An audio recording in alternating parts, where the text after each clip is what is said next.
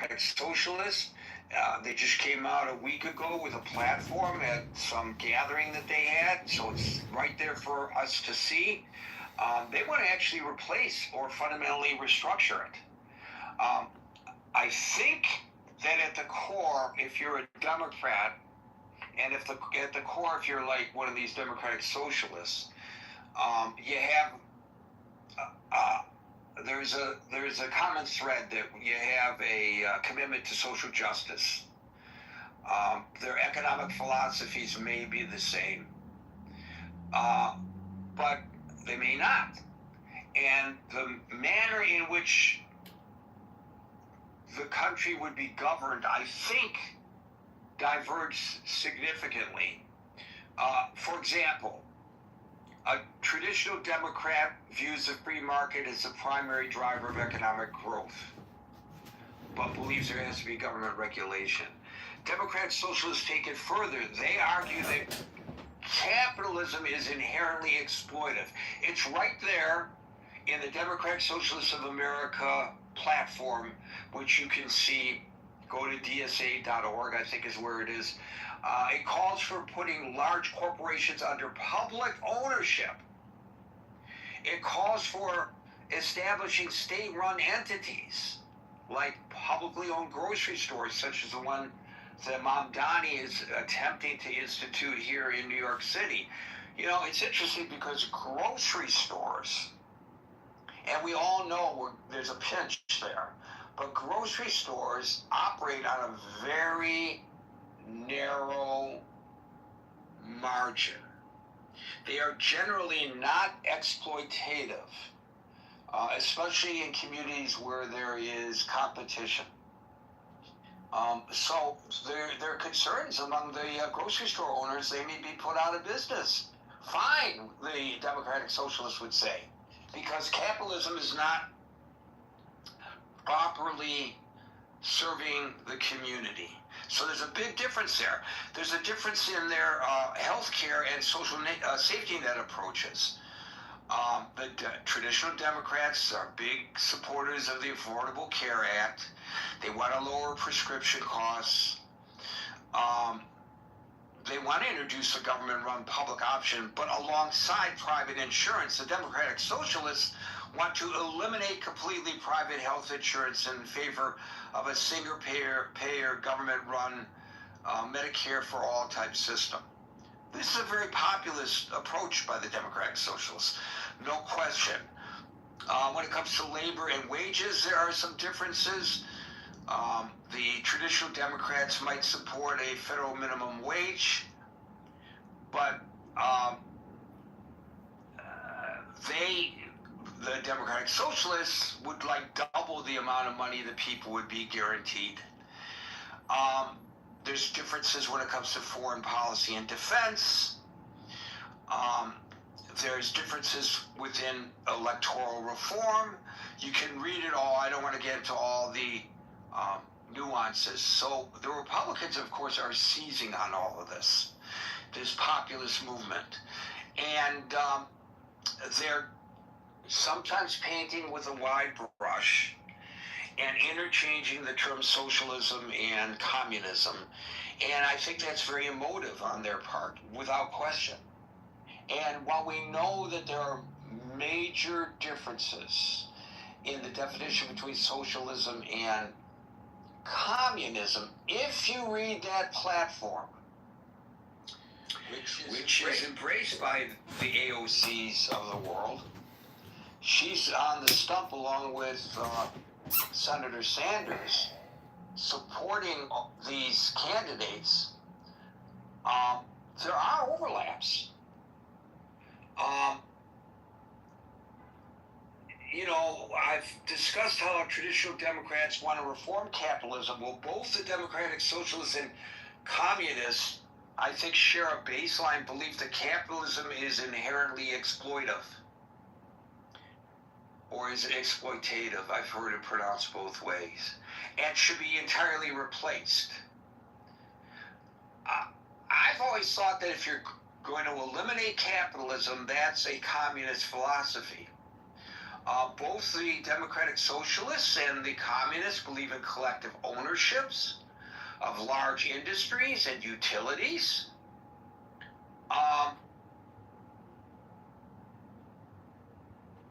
Things like that. So there are overlaps.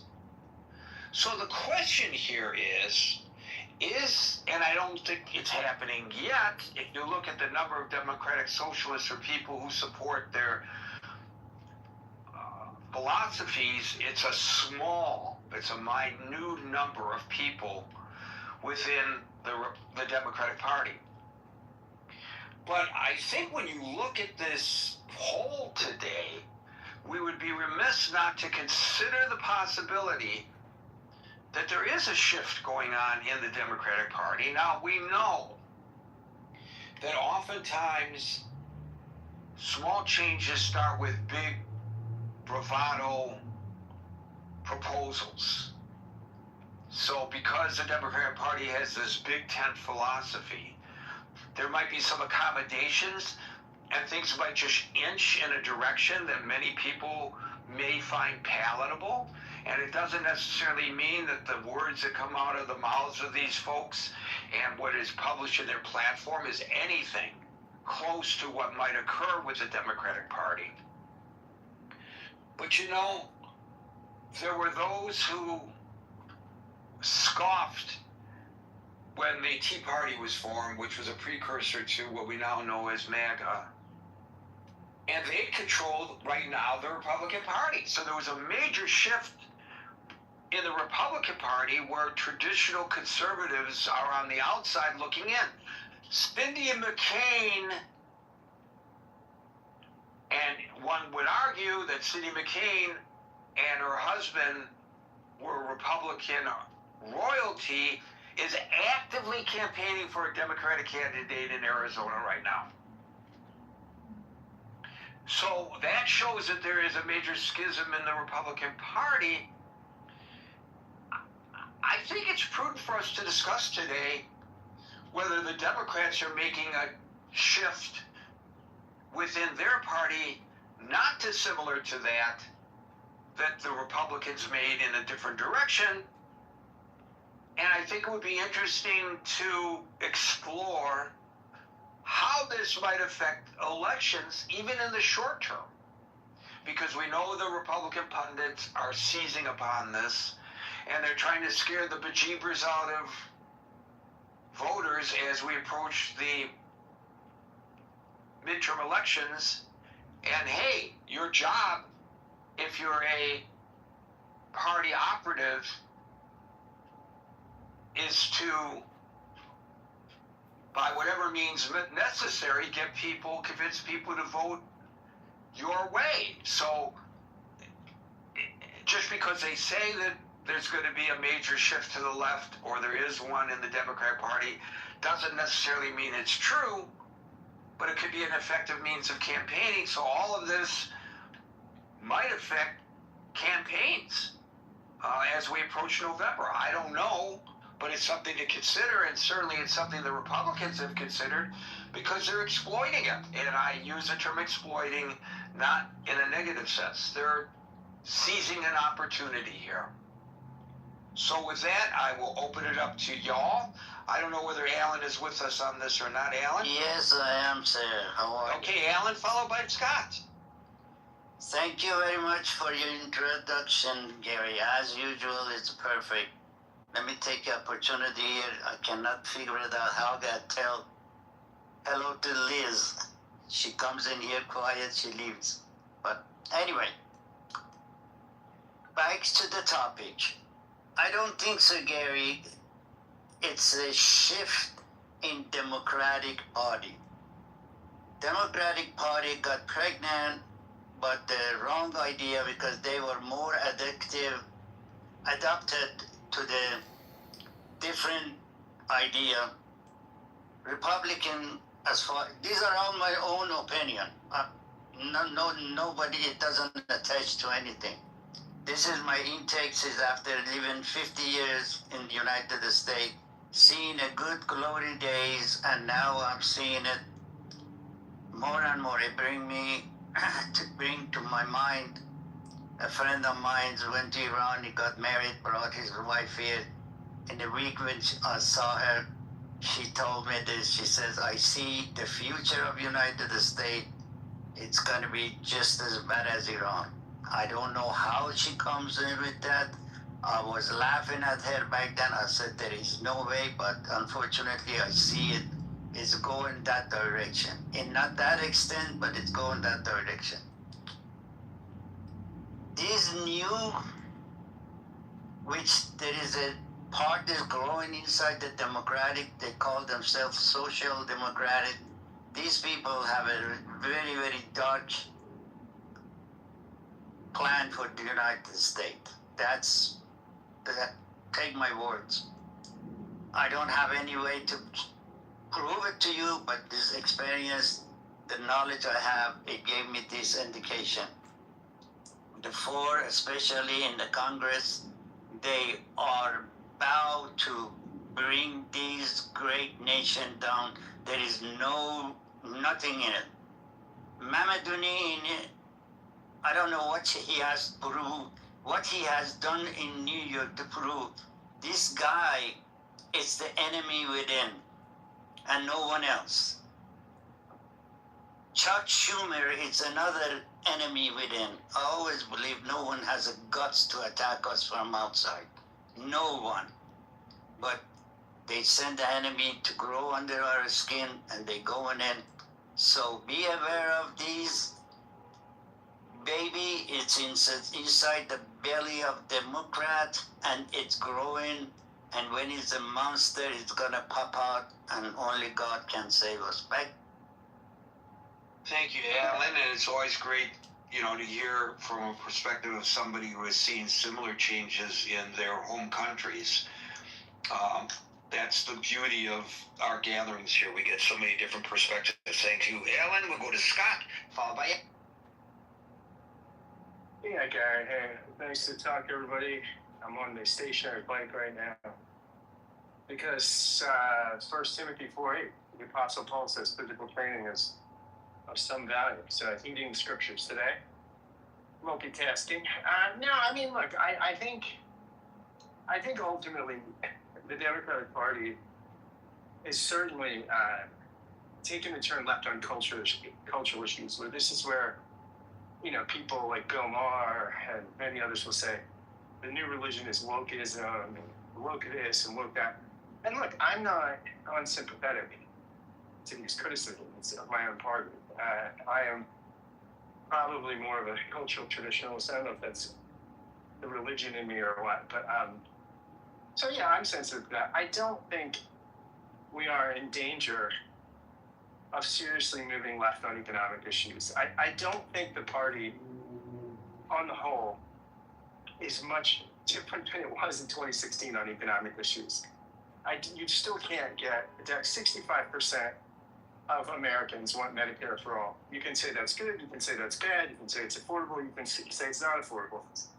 This is a winning issue. I don't know why every Democrat doesn't say, how often do you get a 65% issue?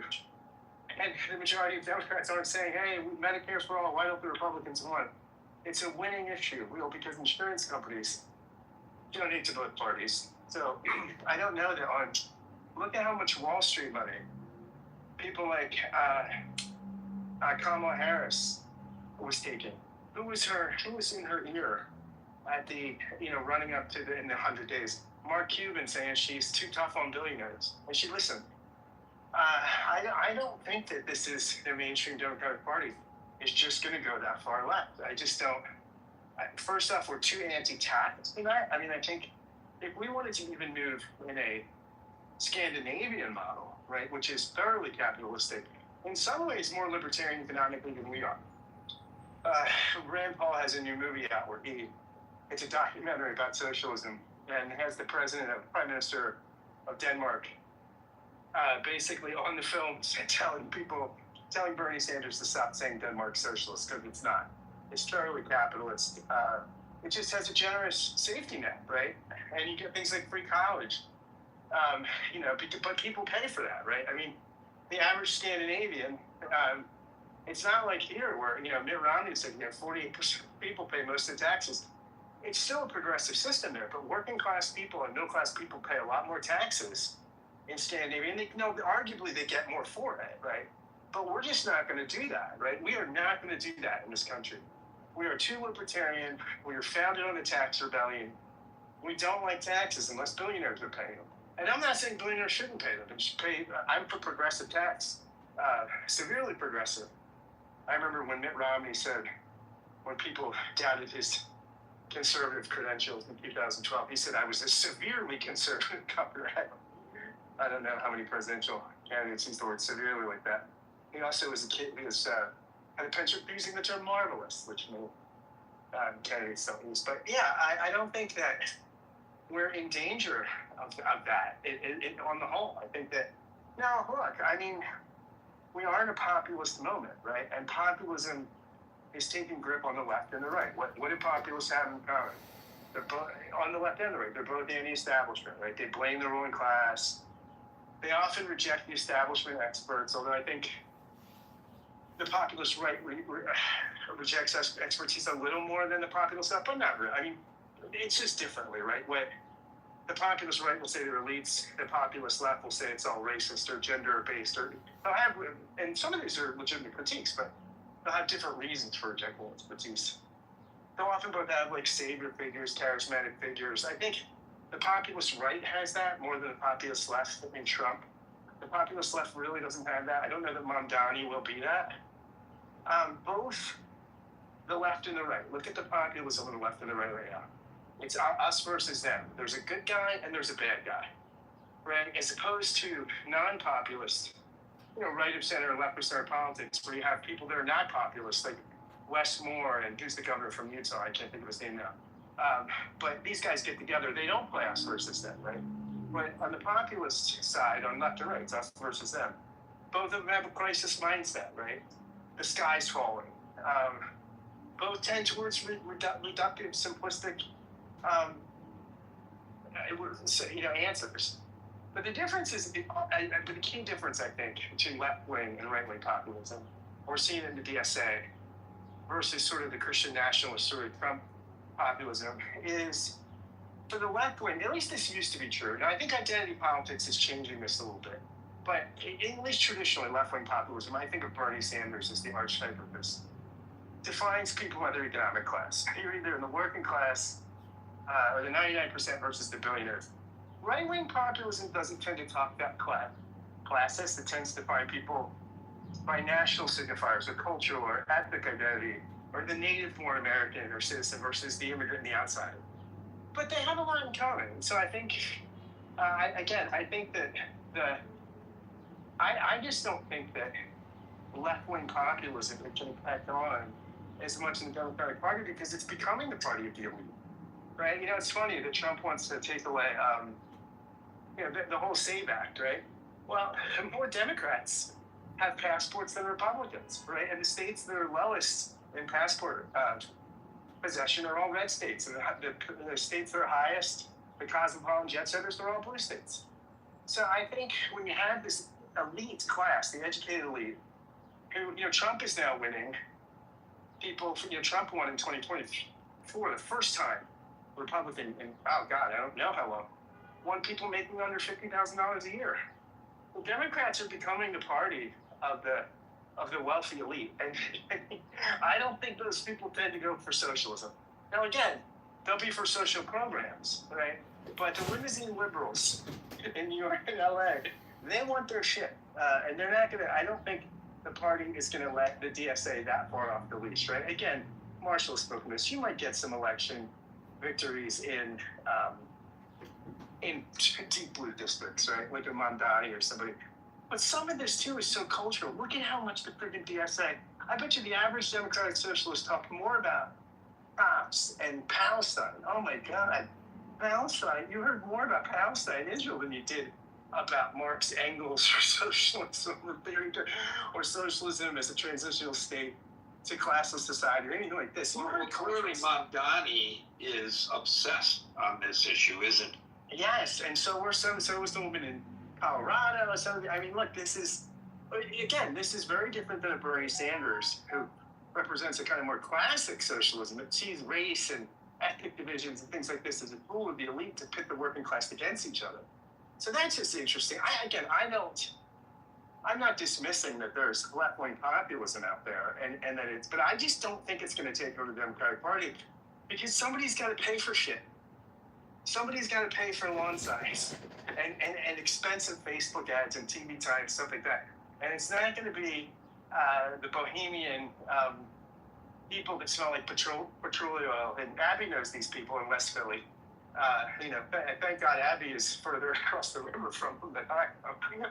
But it's not going to, these people are not going to pay for campaigns that you need to wage at any significant level. So I don't think it's taking a hard turn, but the squeaky wheel gets the grease, right? So I think that's and then part of the reason I think people respect the DSA is they say, something like some of the right-wing populists. I think part of the reason people like Donald Trump is, whether you like him personally or not, people have this perception that he gets up there, they'll just say things unfiltered, and that he's not bullshitting and playing political games. I think people have this sense of the DSA, right? That these people mean what they say and say what they mean, and they're not going to mute it, and they're not going to sort of modulate, and they're going to try to get elected and do the shit. And I think people respect that. So, but again, I don't think your average Democrat is for socialism. And again, there's huge differences in socialism and communism, largely because in socialism you still have private property, and you still have space for a doctor to make more than a teacher. You don't have that in communism, right? Each according to his ability, and each according to his needs. So you work according to your ability, and then that's redistributed according to needs. So it's not. There's pretty big differences, I think, between communism and socialism. But there you go, Gary. I've rambled on, and Abby can testify to these petroleum oil people in West Philly. So thanks. So I think it's interesting you point out correctly that thus far the Democratic Socialist philosophy is taking hold in areas where there's already a progressive base. But we are going to see people who run on similar platforms in areas that are atypical with regard to folks getting elected who have progressive philosophies. And I think that will be a better barometer. Don't you, Scott? If they don't resonate and don't get elected in those, heartland districts, then perhaps your assessment is spot on. But if some of them do get elected, would that not be an indication of a significant shift in the public perception of government? Yeah, I think so. And Abby could speak to this, my buddy. But here in Pennsylvania, John Fetterman, if he doesn't get primary, because he's not popular with the Democrats, but he's above water with Republicans, right? I think if he doesn't get primary, and out of spite, John Fetterman could easily get reelected. They don't get beat through a lot of Republican votes. I don't think you put a DSA person, or even somebody DSA adjacent, if they manage to beat Fetterman, they would lose by about I'll let Abby Barsh bank it out by about 2,000% in Pennsylvania. It doesn't play in Pittsburgh or even suburban Philadelphia. Again, maybe in West Philadelphia with the petroleum oil, but I don't think the appeal is beyond it. So is West Philly like the Upper West Side of Manhattan? It's sort of the hippy people that are not as into grooming as the rest of us. And you find some Marxists. There's a Marxist anarchist. Well, maybe they're more like sections of Brooklyn than they are on the Upper West Side. Gotcha. Not familiar. Maybe I should take a trip out there to check it out. Thank you, Scott. We'll go to Abby, followed by Chip. Okay, so a quick understanding of West Philly. It's where University of Pennsylvania is, and also somewhat Drexel. And so it's attracted a lot of intellectuals over the years, but I wouldn't liken it to the west side of New York. And actually, in the Jewish community, we're dealing with a very bad renegade temple that's there, with a rabbi that is an anti-Israel, very, very strongly so. Are these the Reconstructionists, Abby? And I can't even, I'll start to get upset if I start talking about it. I mean, it's got the whole community whacked. But not to talk about West Philly, but I agree with Scott. Fetterman probably will get primary. The question is whether he'll run as an independent or stay, as a Democrat. And I agree with Scott in that state. I don't see a DSA person taking control. I did want to, you're going to be shocked that I'm going to talk about this, but I actually wanted to point out, as a Republican, I wanted to point out the good Democrats. And the Democrats, and I wish there were more, and that's the point I want to make, of the 15 members of Congress that signed a pledge, and it was called the Promise to America. It was put together by Tom Suozzi and Adam Gray. There were several issues. I mean, there's the signatories. You can Google and read them. Josh Gottheimer was a signatory. My Congresswoman was a signatory. And it was a statement from moderate Democrats.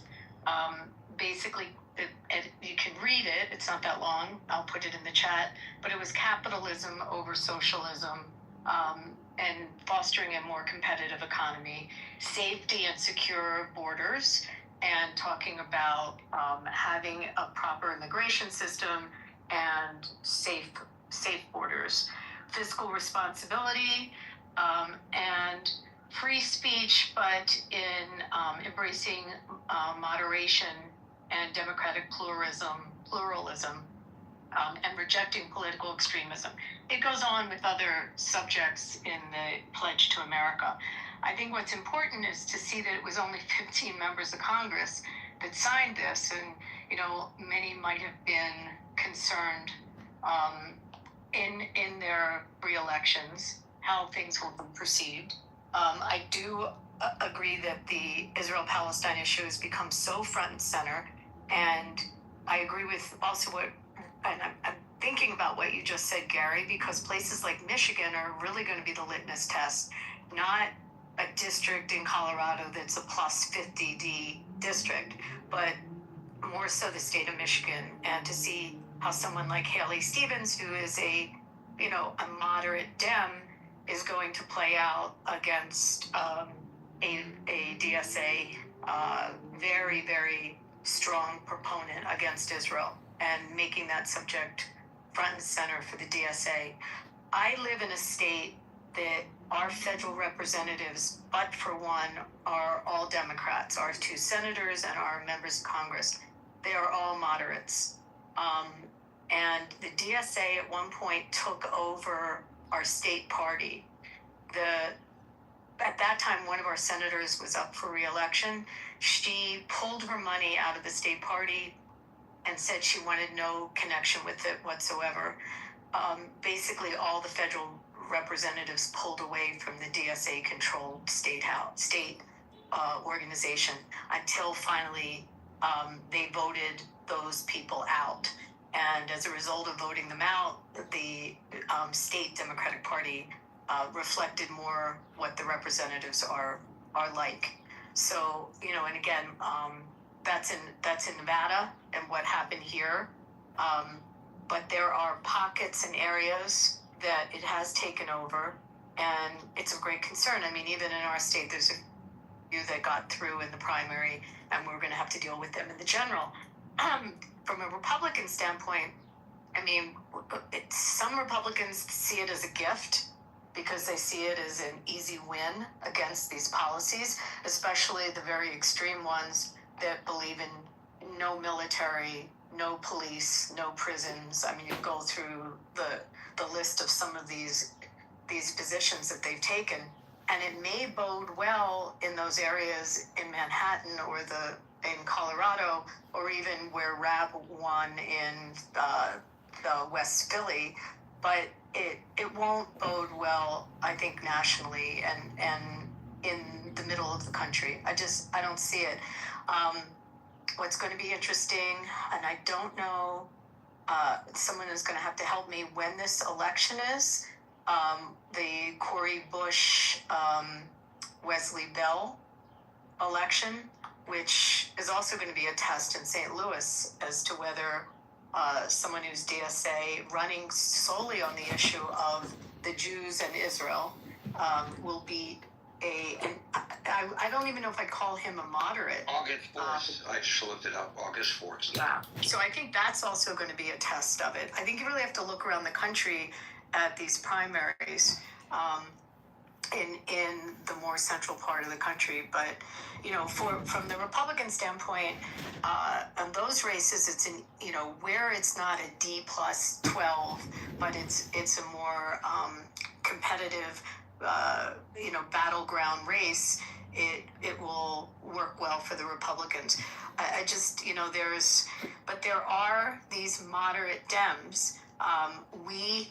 Many Republicans will support them and will support their elections. Someone like Richie Torres, we write checks to and we support. And, you know, we hope for more of them. We hope that those voices are loud in the Democratic caucus. And for the senators also. I mean, I'm very proud of my two Democrat senators that stood out on that Bernie Sanders vote and, you know, are moderates. So that's sort of a perspective from a Republican / I like a good Democrat voter on this. Thank you. Now, you mentioned the El Sayed Stevens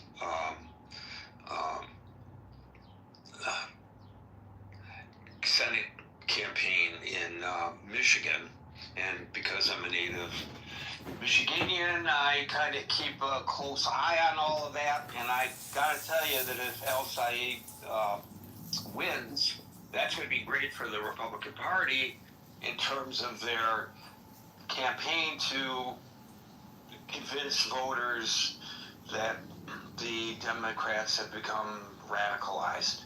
I don't know what the polling shows there. I was just starting to look that up. But it's a closely watched race, and it's got traditional Jewish Democratic voters in Michigan extremely concerned. No question about that. And it would be interesting to see that if El Sayed becomes the nominee, whether some of those traditional Democratic voters flip and become Republican voters. Well, that's actually the last thing I wanted to say to you, Gary, is we are flooded at the Republican Jewish Coalition. I've never seen this much interest with people that felt homeless from their party and have now shifted over. I mean, our membership is up, our conferences are selling out, and we're seeing it from all around the country. So there's definitely a shift, and we obviously saw it in the last cycle with the percentage of vote in the swing states. But for sure, that is happening. You know, I have a friend who is a volunteer lobbyist for AIPAC, has been for many years.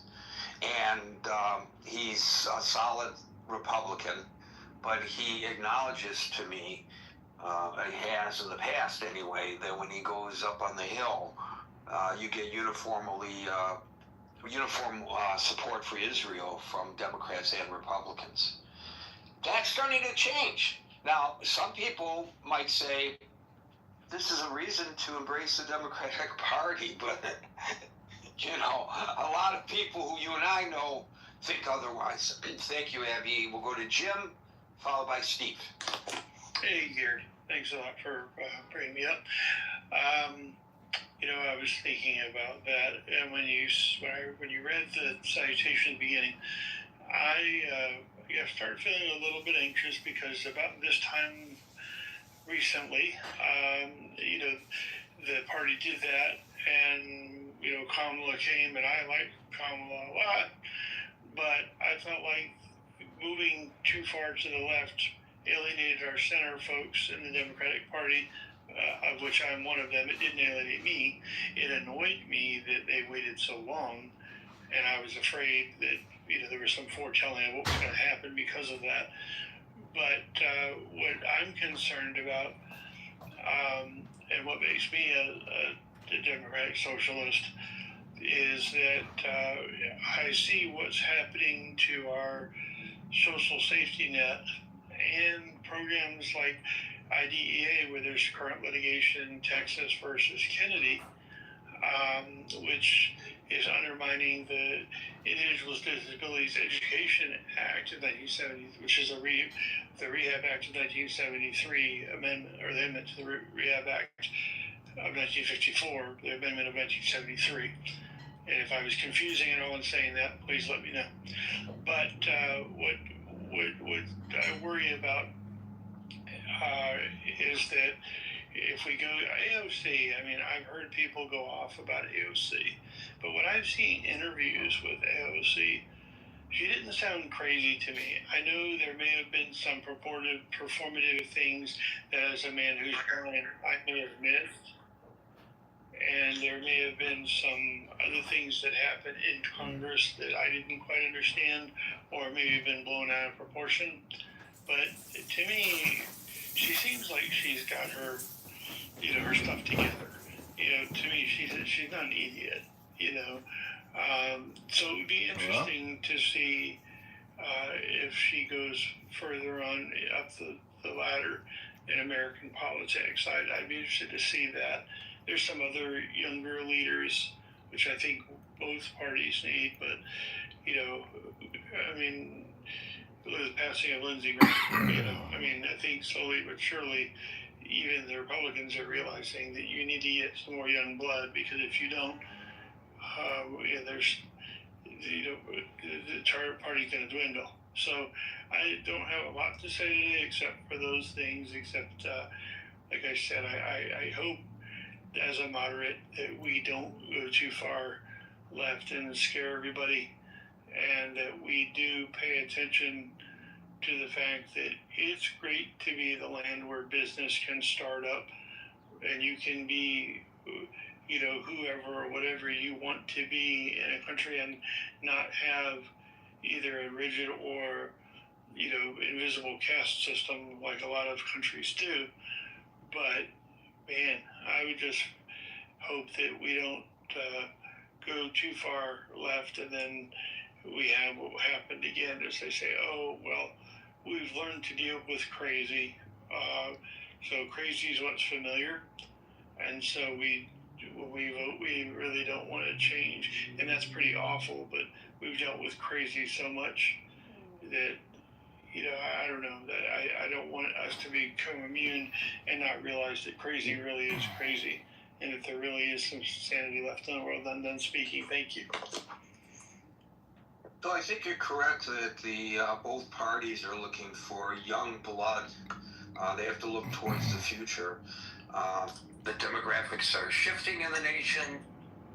The baby boomers are dying off. There are new ideas.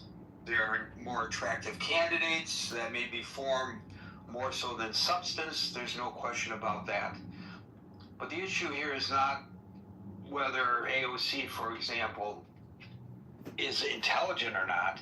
The issue is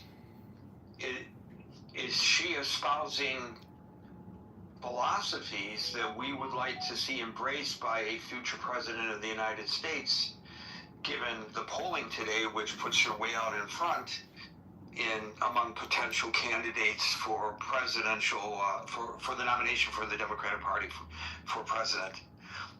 Thank you for that, Jim. We'll go to Steve, and then we'll give Marshall a chance to get acclimated and come back to him. Steve. Okay, thank you, Marshall. Run to get Gary, there. I slightly disagree with the analysis so far, and not really disagree, but I think there's a slight edge to this, and I think the edge is this. I think the Democratic Party, as a party, they started to shift to build coalitions of a lot of different groups that have a lot of different objectives.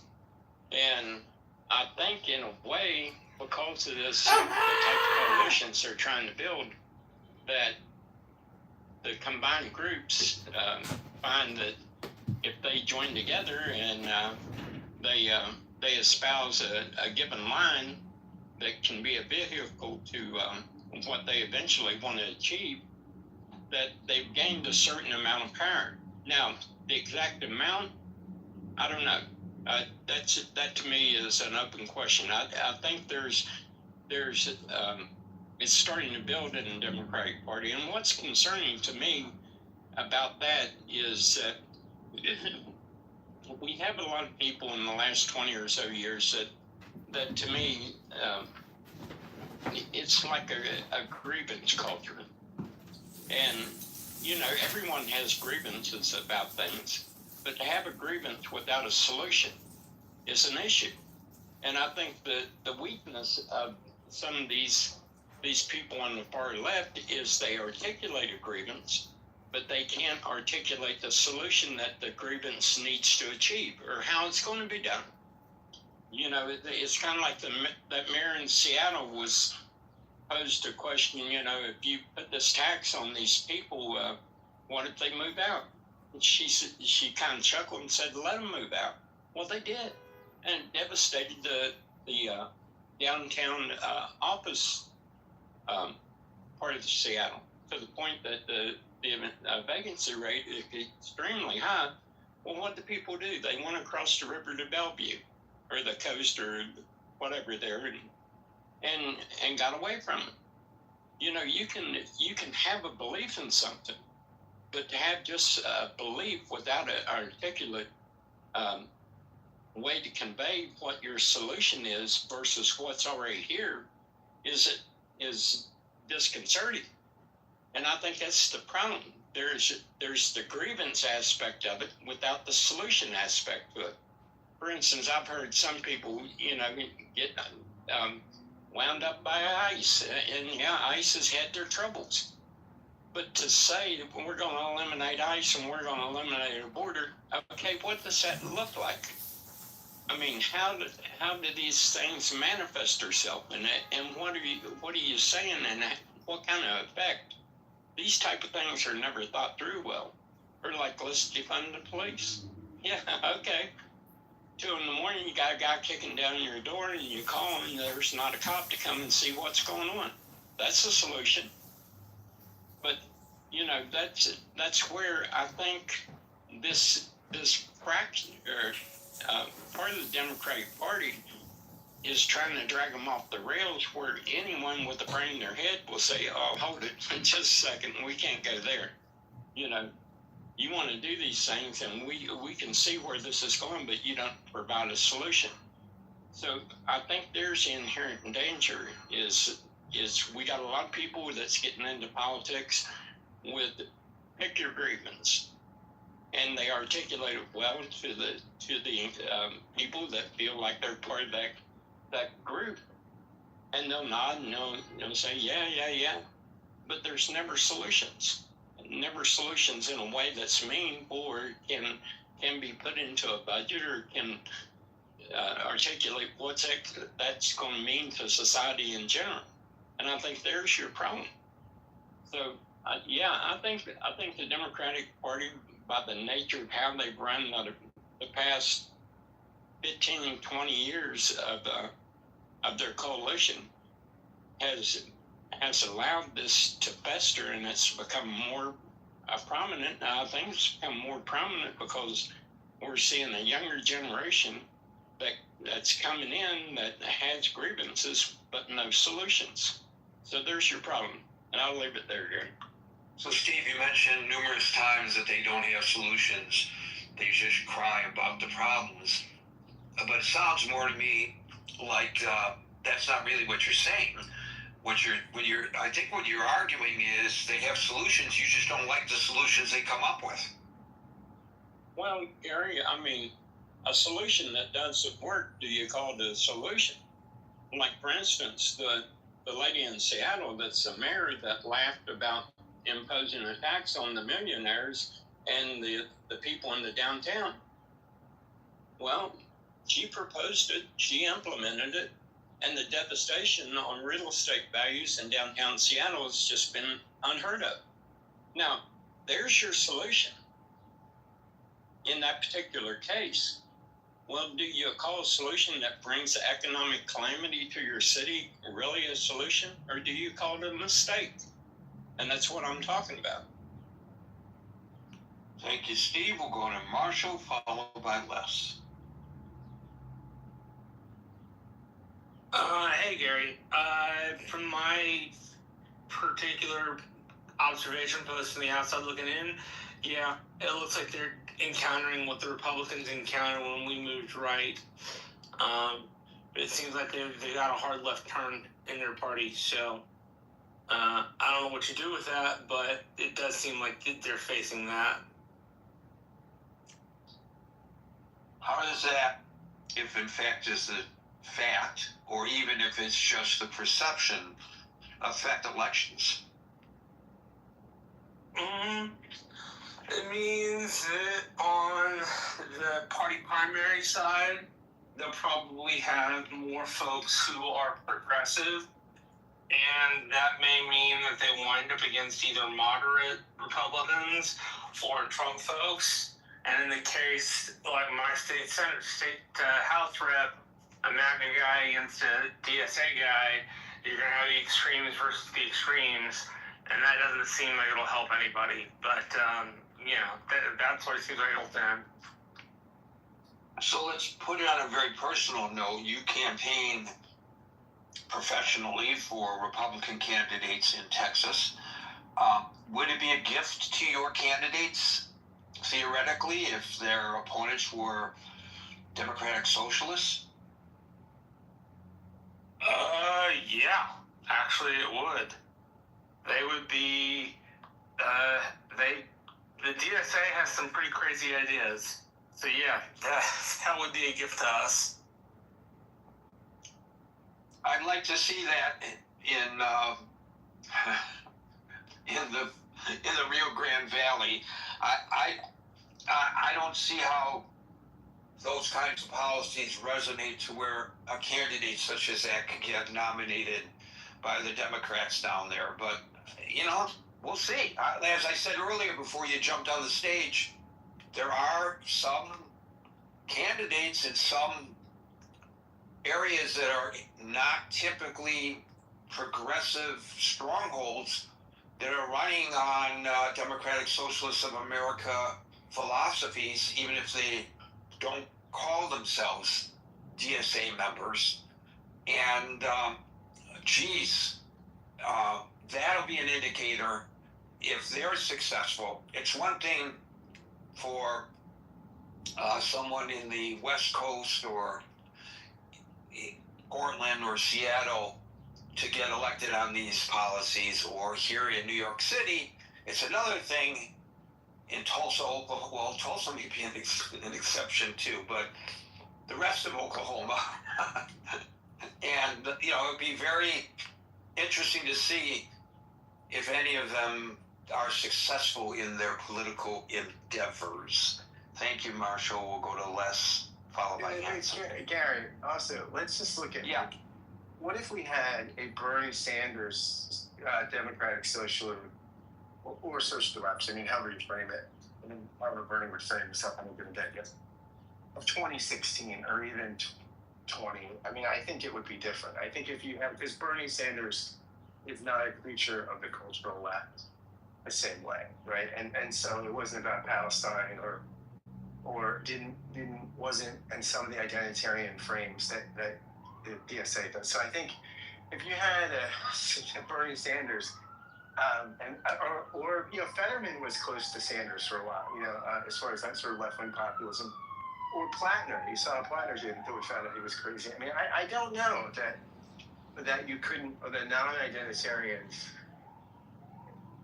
left-wing sort of populism could. I think the problem is more the identity politics, the radical sort of anti-Israel. I think that stuff, the cultural politics, which are traditionally a part of a socialist agenda, right? So I think the non-identitarian, non-sort of cultural leftist socialism might do better than you think in the hard one. I don't know whether Plattner's a good example because Bernie Sanders is because how he resonated nationally. I think progressive politics is fairly prevalent in Maine, right? We also have an expert census. Well, I don't know Maine that well. Maine's as Abby was told, Maine's a unique creature, right? So I don't know. But Plattner was a left-wing populist for sure. Isn't the bigger question, Scott, who called him out within his own party? I mean, one of the other issues is when there's the bad egg, do the Dems call it out? The ones that endorse him, like stupidly, like Elizabeth Warren, etc. But when they have a bad one, I've seen Republicans call it out. I cannot remember the election. It was a Senate election. It might have been Louisiana or Alabama. Maybe it was Alabama, where someone was running and there was issues with him. I don't know if it was with molestation or something like that. It was, and I'm blanking on his name. It'll come to me. And you had the Republicans removing themselves from that. The general RNC separated themselves from him, and Republicans called him out. Just one of the questions is, when there's the Plattners and the extremists, look at who's endorsing and who is saying this is just wrong. They did call out the woman in Texas that wanted to put us all in concentration camps. I mean, I think that was a good thing. The majority of them called that out. But have they all called out Plattner? Right, no, Abby, that's a problem. And Plattner maybe is a bad example, but I will say Plattner, before we knew how problematic he was closer to sort of Bernie Sanders economic populism than he was to say, I think, Hillary Clinton's, economic friend, right? I mean, I think that's, and again, it would be interesting. Steve Bannon has said this. Steve Bannon said, he was disappointed that Hillary, that basically the Democrats sort of put the finger on the scale for Hillary, because he wanted to see a left-wing versus right-wing populist, right? And had Bernie gotten the nomination, you would have seen that, right? You would have seen two populists against each other, a right-wing brand and a left-wing brand, right? Whereas what we got was a right-wing populist, at least rhetorically. We could talk about how populist Trump has governed, and that could be issue by issue, but at least rhetorically in the campaign versus, what is less populist than Hillary Clinton? I mean, if you looked up anti-populist on Wikipedia, it would be a big picture of Hillary Clinton, right? And I think Kamala Harris wasn't far behind, right? But again, the problem is we have this left-wing populism that's so culturally alienating. And I think if you had Bernie's left-wing populism in 2016, it would speak to the heartland. I mean, again, Fetterman wasn't far from that when he got elected. Bernie was campaigning with him. But Fetterman wasn't crazy culturally, right? So, these are the issues I think. And that is the thing I fear, is I fear that the party, I don't fear the Democratic Party gets dragged to where the DSA is economically. It's not going to happen. Just because, again, the donor class, these people, look at how much, when people used to say to me, Obama's a socialist. I would say, look, Wall Street people don't give money to socialists, okay? The issue is not the economic stuff, it's the cultural stuff. It's that the DSA would infect the party culturally. And then you see it now. We talk about Israel a lot, but look at the J Street position now. The J Street position, which used to be sort of like, I hate Netanyahu, but I love Israel. And it's kind of, and I always defend. That's become like a hardcore right-wing position now. That's the most extreme right. That's even untenable now. What can't even have... No. First of all, they never embraced Israel. But this is not what the room's about. But no, I have a lot to say about J Street. So okay. Well, let's next. And by the way, it was Roy Moore that I was thinking of. That Mitch McConnell removed himself from, and the head of the RNC, and the president. Everyone separated themselves from him. Well, that's why Franken got torpedoed. because it was in response to more and more. So Democrats thought we have to police ourselves. And Franklin was the guy of the hour. But no, I just think that, like, look at Israel, right? And now that, like, with the dance Rahm Emanuel has to do, that is what scares me, is that you'll get this rhetorical stuff becoming mainstream. The abolish the police, it's stuff that I think is never going to happen, but it's stuff that rhetorically infects a party, right? And I think if that sort of rhetoric, those sort of cultural politics become mainstream, that's going to hurt the Democratic Party. Again, I don't think any mainstream Democrat's ever going to be a socialist, just because you're not going to get enough money to get elected. People with money don't want socialism. You got to get elected. But the cultural politics, the limousine liberals buy into that shit sometimes, and that will be the death of the party. I think one aspect of this that we've not discussed that's very important part of the equation that's now been raised has to do with Donald Trump.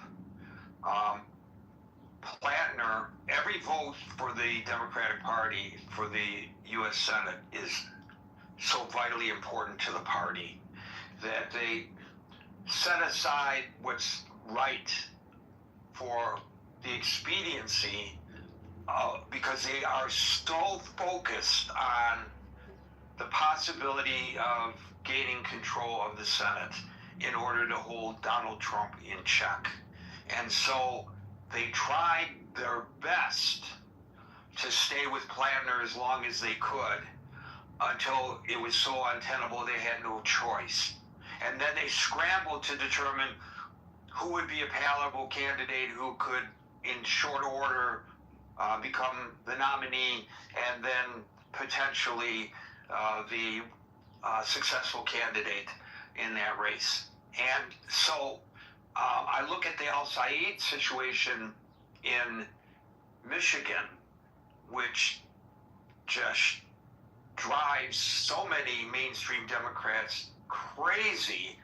And I saw an interview with Joe Crowley, the former congressman who got upset by AOC because he didn't have his eye on the ball in his district. Very powerful member of Congress, should not have lost his reelection, but he got primaried out because he wasn't paying attention.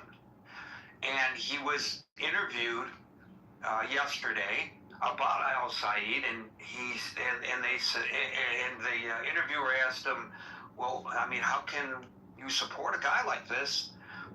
And he said, look, Democrats have to keep their eye on the ball. Well, you know, Republicans learned this lesson, right, Gary, about power. You know, somebody like Lindsey Graham said said about Trump in 2016 when he was running that Trump was a race-baiting, xenophobic, religious bigot. And Lindsey Graham changed his tune when it became clear that the xenophobic, race-baiting, religious bigot was going to win the nomination, right? I mean, but parties do this, right? And Lindsey Graham. You know what that's called? You know what that's called? Selling out. Well, when I saw Joe Crowley on television yesterday, that live interview, I turned the TV off. I said, this guy's a sellout. And I had a lot of respect for him when he was a congressman here in New York. What a sellout. You mean you can't stay true to your values because the overriding issue is making sure that you regain control of the Senate to put this horrific President Donald Trump in check? So that's more important than standing up for what you truly believe in? So you support somebody who's opposed to your point of view? This is just ridiculous, and this is the problem with party politics right now, Scott. It's come out quite, in a lot of interviews and stuff post Lindsey Graham that this was calculated by Graham, right? That he didn't really change his views. He just wanted to be relevant and powerful. I thought that he was probably better off closer to the president than far away. So he didn't really change his views on Trump. He just changed the way he dealt with Trump. And so, yeah, parties do this. And you're right. I think it's sad, but it's people are. What does Steve Appel, my friend here, said? The number one the goal of a politician is to get elected. The number 2 goal is to get reelected. And so often you see this kind of hypocrisy, or at least a lack of conviction. But this is the nature of the game. Indeed. Les, followed by Hans. So I think Mandami is probably the most famous of the democratic socialists. And first of all, what got him elected too was that he was media savvy, and his mother is the famous director Mira Neer. So he knows how to present himself and tell a story. But that only takes you so far. You got to do the job. And, these are old ideas. The idea of having government-run grocery stores.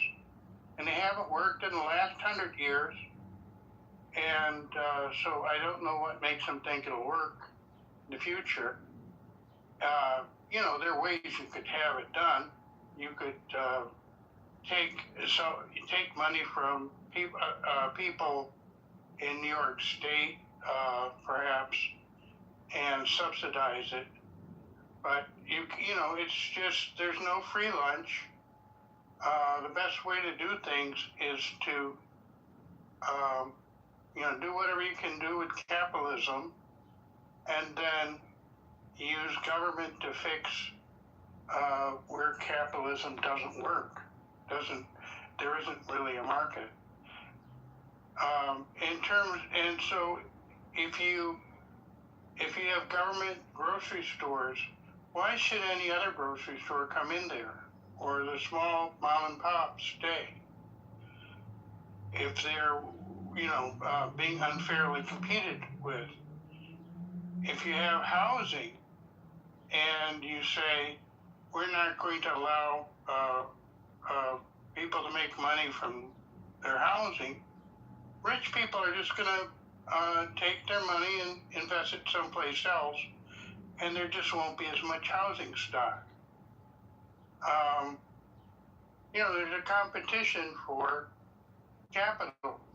And if the local government says you can't make money with housing, then people will invest in something that is more lucrative. So I'm just hoping that with Mr. Mandami, they hold his feet to the fire. Just like I said last week, they should do it. Mr. Trump and some of the statements he's made in the past. Check on him.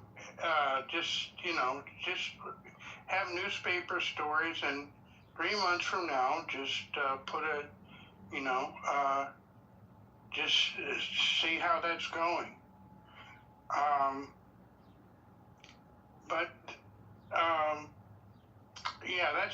That's my only point, that can tell a good story.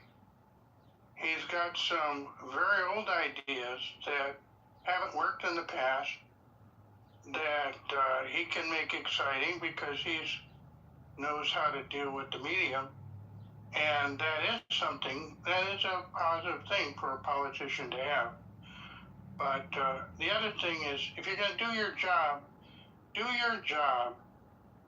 I don't see how, displacing half the Jews in the world and driving them into the sea is part of the mandate for the mayor of New York. But it seems to be a bee in his bonnet. Thank you. So the thing about Mamdani, and I don't want to just focus on him, but of course we're talking about democratic socialist policies here and how they're influencing the mainstream Democratic Party.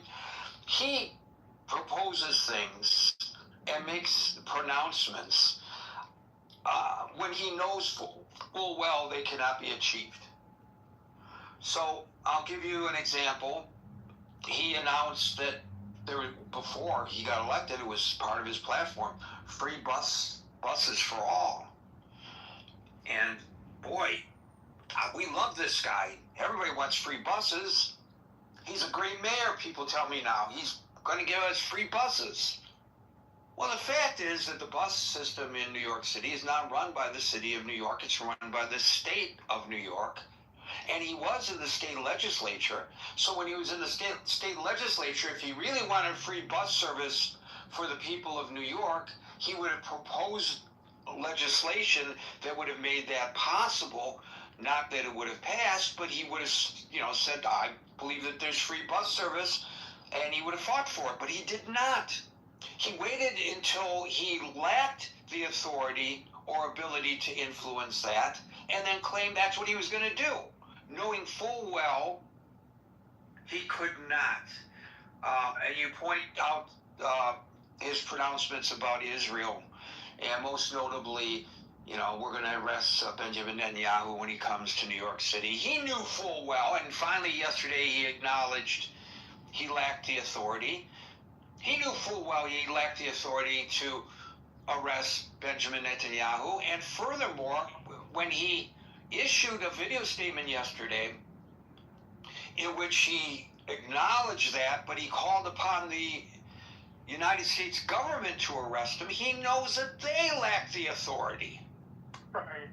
They lack the authority because he's going to be here for the UN General Assembly, and the agreement between the United Nations and the host country is that anybody credentialed arrives and leaves along with their family members unimpeded. That's the agreement that dates back decades.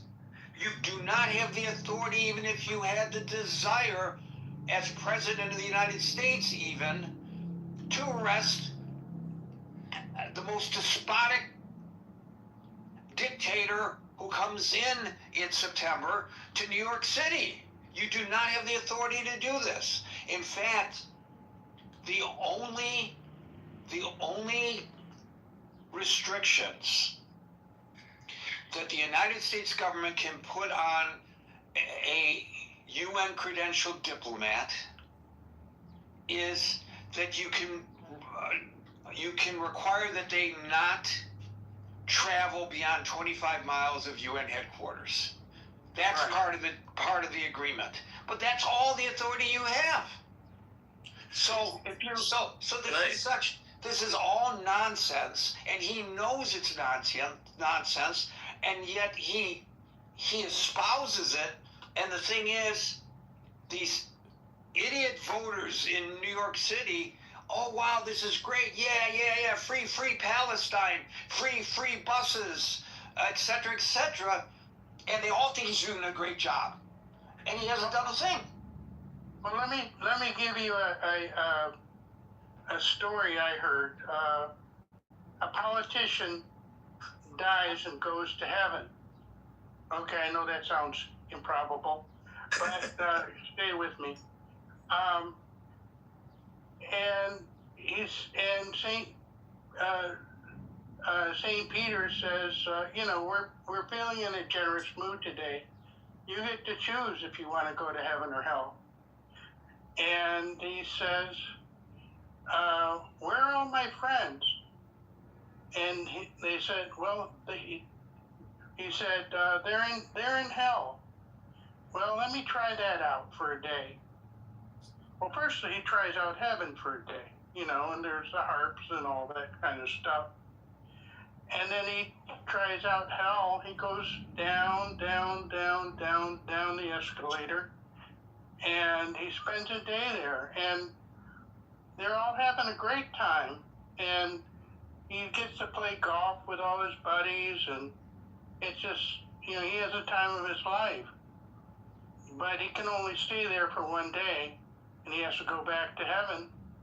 And so he goes up the escalator to heaven, and St. Peter says,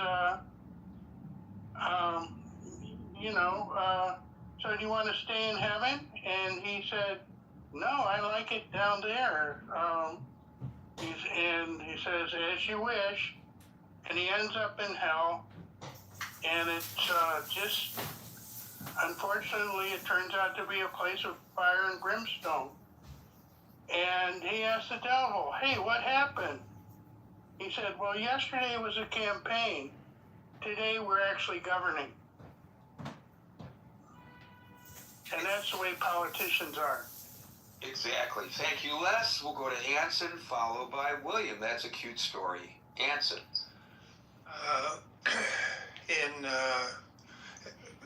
Ever since 9/11, we started with Bush too, and we had a 8-year administration that was to the left, to the right, but not radically so.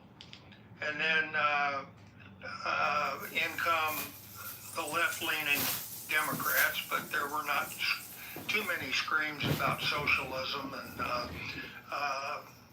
all that stuff. And then in 2016, we all know what happened, and that was a sharp lurch to the right. And then we lurched for 4 years, and then we lurched back to the left, which was further left than Obama had been. And then here we go, another 4 years, and we've lurched back to MAGA on the right, which sometimes borders fascist. And we're going to lurch back to the left. The question is, how far are we going to lurch back in 2028? Where they at least have some fringe elements that talk like and act like communists. Communists versus fascists. I wonder who would win a Stalin and a Hitler election. But my point is, we've been lurching. We have not been smoothly governed, peaceful and progressive, and always on the upward slope of improving the lives and conditions of America. We have tried to put dotted lines and lurch to nirvana, make America great again. And then we're going to lurch in the absolute opposite direction, and government is going to take over. Government's going to run society. They're going to nationalize companies. They're going to have government-run healthcare, government-run blah, blah, blah. All that is lurching. And those swings from one election cycle to the other have gotten, in my view, bigger and worse since 9/11. I have always considered myself right of center. And I have not been able to vote for a presidential candidate for the last 3 elections. I had to write them in because I couldn't stand either one of them. Who do you vote for if you've got a Democratic Socialist and you've got a Trump or something even worse than Trump as in opposition? Who do you vote for? I don't know. I just won't vote, I guess. So the choices, and Scott said something that I thought was profound. This whole house of cards is going to collapse when we figure out who's going to pay for it. I don't know what the national debt is going to have to be, but at some point, the debt payments, we're concerned about $1 trillion a year for the Defense Department right now. It's not going to be long before we're going to be paying $1 trillion or $2 trillion or $3 trillion a year to service the debt, because of all the wild plans and the wild ideas and the promise to the American people in an effort to buy the election. I remember when Obama was elected, there was a online video of a woman that said, "Oh my goodness, I am so glad that he's been elected because I don't have to pay for my cell phone now." I mean, that pretty much expresses, I'm so glad all these people are going to be elected or I'm going to vote for them is because I don't have to pay for whatever you want to say because the government's going to provide it to me. Well, who's going to pay for it is going to be the ultimate test, Scott, Gary, and everybody else in the room. And I'll be long gone when it happens. But if you go back to history, you'll find out what happens to the empires when they can't pay for it any longer. And we're headed in that direction. I don't see any improvement. Thank you, Hanson. We'll go to William, followed by Dave. Hi. So I think there's one fact that people are missing, and that is that the Democrats really are a big party, and there are people who have joined us from the Republican Party. There are people like David Jolly down in Florida, Joe Walsh, Jeff Duncan from Georgia. There are people that have joined, people like George Conway, and they're welcome. Now, George Conway didn't win the congressional race up in New York. It's his first time running, and he's got to get his sea legs as a Democrat if he's serious about running. But he did run, and he was welcome, and nobody gave him a hard time. But he just didn't win that congressional race. So that there's a moderating factor of a lot of people who were Republicans who are now joining the Democratic Party. It's not, I don't know what the percentages is, I don't have statistics, but I think that is more frequent than what you're going to see in the terms of Democratic Socialists. Democratic Socialists may win in a congressional district. They may be popular in certain neighborhoods for real local offices, but I don't see that sweeping the Democratic Party and going nationwide. And you look sort of at the individual districts and see where that flew and why.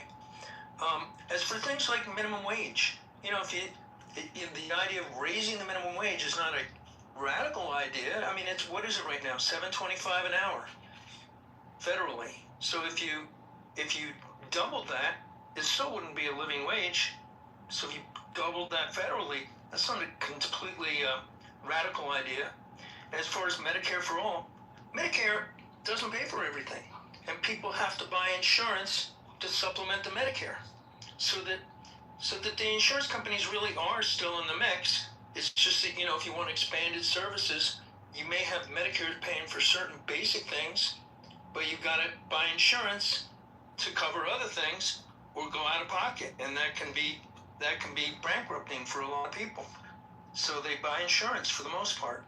So you can expand Medicare or make basic Medicare benefits available up and down the food chain or at an earlier age, and that would be a gradual expansion. Where's a lot of the tax deficit coming from? The tax breaks for the ultra rich really does cause a shortfall in the budget, and so you might see some moderate Democrats suggesting, well, maybe we shouldn't give the ultra rich, the top 1% or the top 3%, these super big tax breaks. Maybe there should be a graduated tax that takes into account that some people have more than they can spend in 100 lifetimes. But that's not like putting a tax on everyone. It's just making people pay more of their fair share. The ideas of a moderate Democrat to raise the Medicare contribution levels from $500,000 now, where it cuts off. I don't know the exact number, but it raised that up to $750,000, and that would make Medicare solvent for decades. If the chip-in was higher for the wage earners earning up, on the first $750,000, you contribute to Medicare as opposed to just the first $500,000. So those are moderate changes that are not going to turn the country into a socialist country. And in fact, we have a mixed economy. We have mixed elements of socialism and capitalism. It's primarily a capitalist country. I'm a moderate Democrat. And, Scott is right about the grooming in West Philadelphia. You might have some people with bad grooming, that don't represent the party as a whole, and they certainly wouldn't fit in on the Upper West Side or Harlem or anywhere else in Manhattan. And I'm not as familiar with Brooklyn, but maybe there's a place for them there. But it's not. It's there are people that are on the fringes, but there are more centrists also joining the Democratic Party from the Republican Party because they didn't have a place in the Republican Party because they're alienated by MAGA. So I think there is going to be an expansion of the Democratic Party, and I think the Republicans coming in may offset the Democratic Socialists. I have no statistics to back it up, but that's just an observation. So you suggest that this is like there are outliers and they're not going to take control of the party. And I'm wondering, William, whether your assessment of what has become MAGA, I think I'm correct in saying that it actually began back in the Tea Party days when that was first brought to our attention in the public realm. Whether your assessment about them not taking over the Republican Party was the same as your assessment that the Democratic Socialists are not going to take over the Democratic Party. I don't see them as being broadly popular. They may take over some congressional seats. They may take over some individual cities. Right, but that wasn't the question I asked you. I asked you whether your assessment of the Tea Party / MAGA at its inception was the same. Did you reckon that they would never take over the Republican Party? I didn't actually have an opinion on it back then, one way or the other. I just saw that they morphed into MAGA, and then they included QAnon and some other. All right. Yeah. So, how is this different from that? It's different because if you look at the individual proposals that are being made, and some things, like if somebody's profiling, if somebody's blowing hot air and making promises like Mondami that he can't keep, then that's gonna detract from his appeal in the long run if he promises stuff that he doesn't have the power. Did it happen in the inception of the Tea Party / MAGA movement? Well, it's the exact same thing that's happening on the liberal wing happened to the Republicans, literally almost verbatim. I don't see being the wings of each party are becoming more popular. I don't see the wings of the Democratic Party taking over the center. I don't think that they have. Right, I know you've made that point, but that wasn't the question. But thank you for it anyway. Why do you say? I answered the question several ways, and you didn't actually answer it directly, and that's fine. You're not on the witness stand, and you're not going to help. My answer is no, but I don't see it happening. But no, I know you don't see it happening. I'm asking you what are the marked differences between what happened to the Republican Party and what may be happening to the Democratic Party. I'm asking you to back up your point. I'm not arguing that your point is wrong. I'm asking you to back it up, and you're not answering what I'm asking. So I'm going to move on. Do a statistical analysis. I'm going to move on to Dave, followed by Leaping. When I look at who are the people joining DSA after 2024, I would say many come from the campus-wide protester, right? And that constitute about 80 to 85% surge in the membership. So who are these people, and how do the world look at this DSA? basically they constitute the continuation of useful idiot joining DSA, repurpose DSA into useful idiot, and therefore makes sense why Mandani say he want to arrest Netanyahu, not for the American people. These are for the 2 billion Muslim out there and say, look, we managed to turn a reputable Democratic Party, repurpose it to be a useful idiot fraction of Democratic Party for the purpose of increasing, dividing the American population. And then who are the useful idiots? Some of them are May 21st, 2025, who chanted Free Palestine after murder 2 Jewish diplomats. And now in this new platform, they increase the hate among the American population.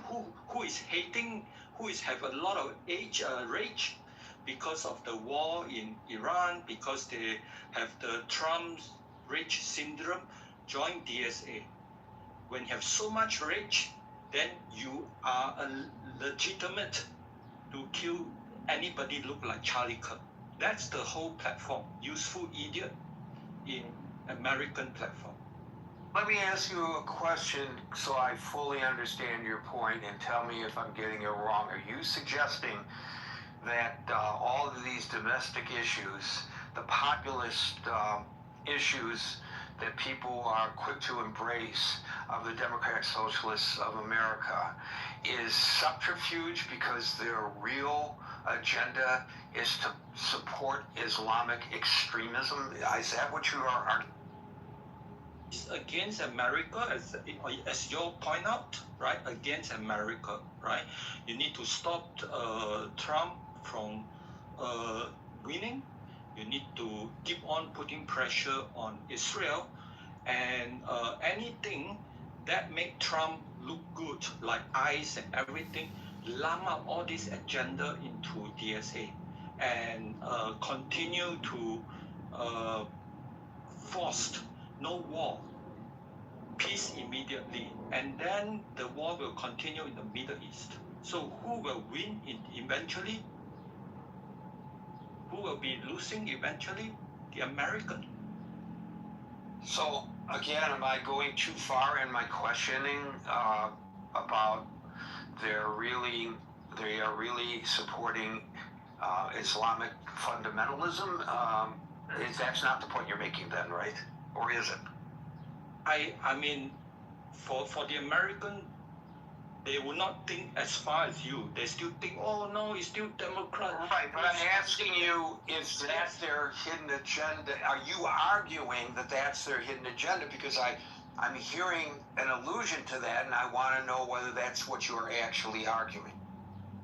Okay, I say yes, because who are crazy enough to say arrest Netanyahu and make it a political showcase? Who is crazy enough to do this? And you already point out it's totally make no sense. You spend so much of your cognitive ability to say no makes sense. For them, it's total sense. For who? For the 2 billion Muslim out there. Thank you for that, Dave. I just want to make sure I understood you. Leaping, followed by Edward. Hey, what's up, Gary? What's up? Leaping real quick is my Native American indigenous name is Sleeping Bear Yona Ozadega. Just call me Greg, though. That's my legal name, Greg. First of all, I'm a centrist. Left, right, a little bit of both. The fact that the people, most people are worried about the Democratic Socialists, they have no reason to be. I mean, even in its infancy when Obama was first elected, because Bernie Sanders was way out to the left, and he drew some of them in to spark this so-called movement. And, just like, I can't remember his name, the person that said it was just going to be certain boroughs, certain districts, that's all it's going to be. People are making a big to-do out of it. I think what we ought to be worried about is going either to the extreme right or to the extreme left. That's why I try to keep to the center if possible. Sometimes you have to choose the devil over the next devil. But what I think is 2028, everything will change, but it won't go to the point of democratic socialism.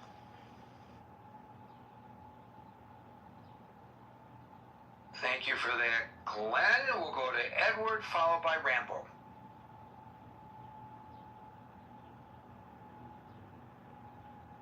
Mr. Edward, you there?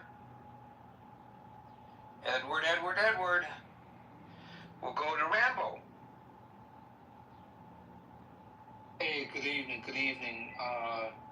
Gary, everyone. I've been listening to the conversation. Is there a question that you want me to onboard on, Gary? Well, the question is the Democratic Party taking a hard turn to the left? What do you think? I think it's fractional. I think they don't have motion. The Mandamis of the world don't have enough volume at a national level. I think the Mandamis will exist in regions like New York and other places and other cities. But by and large, I don't think that politic is going to take a hold in middle America. And we knew, at least I pondered this question 2 years ago. What is the new? Because the outrage or the way people feel about the Trump administration and it being an authoritarian regime, right? The MAGA party piggybacking off of Republicans and then eventually taking hold of the party now, right? So and then the Democrats finally getting the backbone, right? So the question I posed was, what's going to come of this? Like, will there be a new party that will emerge and be a centrist, more of a centrist party? Because the only difference in a lot of this was certain issues that I'm not going to get into, certain divisive issues and on policies were the divide that made a lot of Democrats vote Republican in 2024, right? Certain key issues that meant so much to a group of Democratic and independent voters that they went ahead and voted for the Republicans. So to answer the question above, I don't think it's taking a hard turn to the left. I think it's going to continue to morph. I think this hard left that we look at as they branch out and seek votes from middle America, I think their platform will soften a little. I think it'll be a little bit more malleable, and they will try to find a sweet spot somewhere along the way in order to get votes at a national level. And I'll land with this. I saw an image of Mandami, and I looked at this image and I said, wow, this was a couple of weeks ago. I forgot he was making an announcement. He was sitting behind a desk and he had people from all different hues in his background. And I said, that is the play. He's going national, because that was, basically the White House desk, right? And the way the imagery of it, and some of you may have seen it, it just made me think that this guy's he's going national. So that's my contribution. I land. So assuming, Rambo, for the moment that your assessment is accurate, that these are just little outlying anomalies in communities that are more receptive to the message. Clearly, the Republicans are already trying to convince the voters that this is the direction of the Democratic Party as a whole. How do the Democrats counter that argumentation? I'm glad you asked that. I know when I reacted and I said that, because I remember the next day after his victory, the sudden rush by Republicans on the news circuit, they saw a threat. Republicans and MAGA Republicans saw a threat, and they're so good at seeing a potential threat and responding to it with new talking points for its members. And so the word communism is a trigger word. And so they're using that trigger word, and you know, you guys have heard the rhetoric. They're launching investigative parties, and they're monitoring them, and they're calling them violent. They're doing all of these things. They're not even giving it a chance to take hold. So yeah, I'm glad you did mention that. I think the Republican Party sees it as a threat, and they are acting as if it is a serious threat. They are not letting that seed get any roots. I hope that answers your question a little bit. But Yeah, I think the fact is that the Democrats don't like being labeled communists, and the Republicans don't like being labeled fascists, right? Thanks, Rambo. Let's go to Sue, and we'll try Edward again. Sue.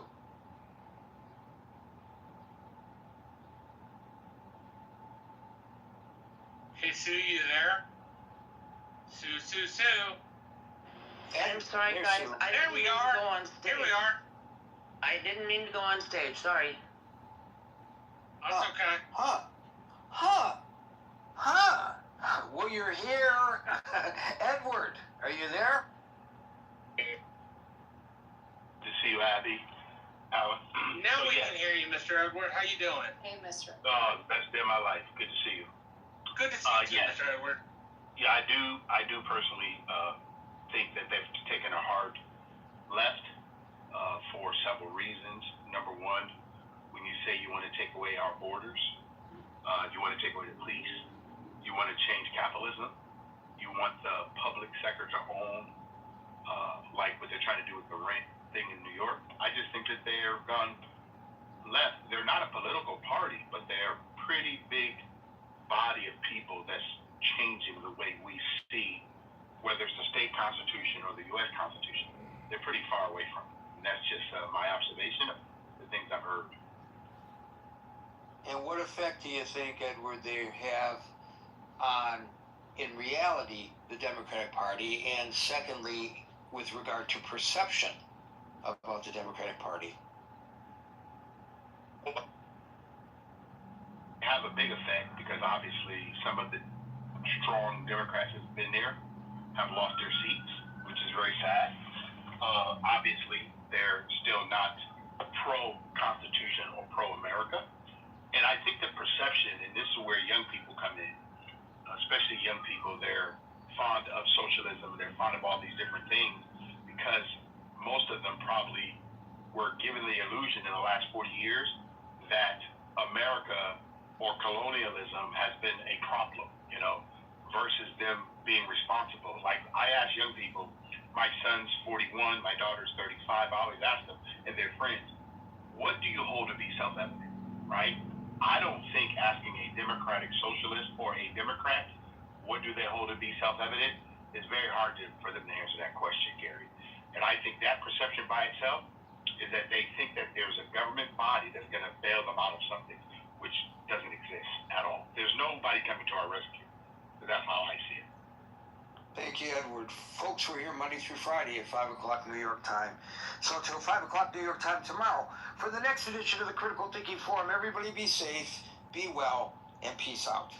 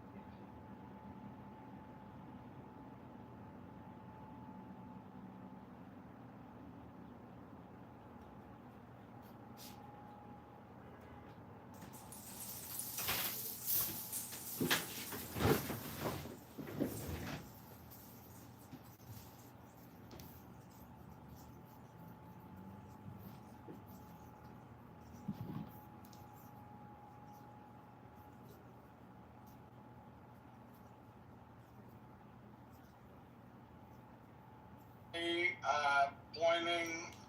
I'm still debating of whether or not to have a woman like leaning over a tiny casket.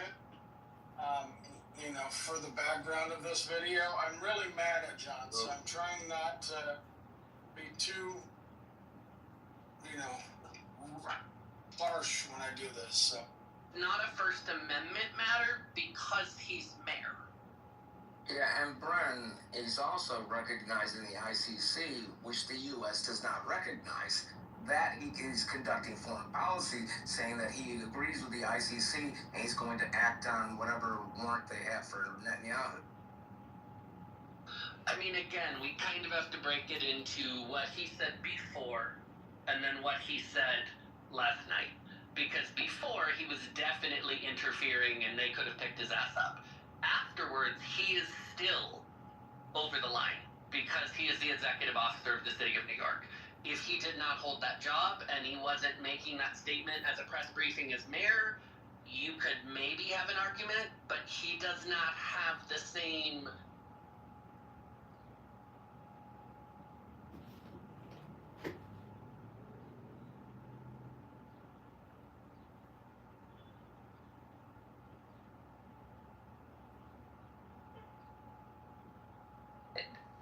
That's the crazy thing about it. Yeah. Yeah, but Florida. fuck it, I want to see a small puppy. So if you're gonna go to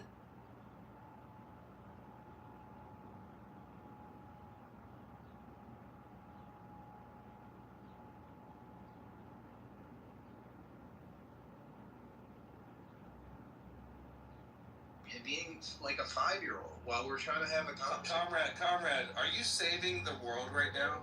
No. You're not though. But should we take you seriously, Comrade? You're such a serious person. Comrade, what do you think abstractions are? Can we just go there? Because I feel like that might be more helpful for you. I don't think the way that you are utilizing the term extraction is appropriate. Okay, what's the right way? You're trying to say that the concepts that describe natural phenomenon, the concepts themselves are abstractions, and that is not what the fuck I'm talking about. I'm talking about the physical processes themselves, and the physical processes themselves are not abstractions, right? I know, which is why I kept distinguishing between the abstraction, biological, or electronic correlates. The words that we use have meaning. I know.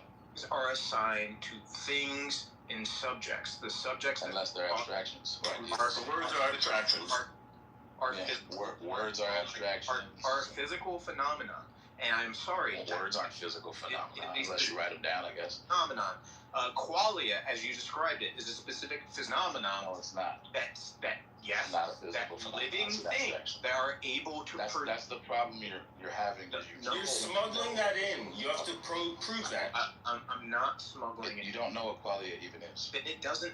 It's not even. You want to know? You want to know what's crazy? One of the main features of qualia is that it's non-physical. So how can it be a physical phenomenon, comrade? Riddle me this. Oh, that's false.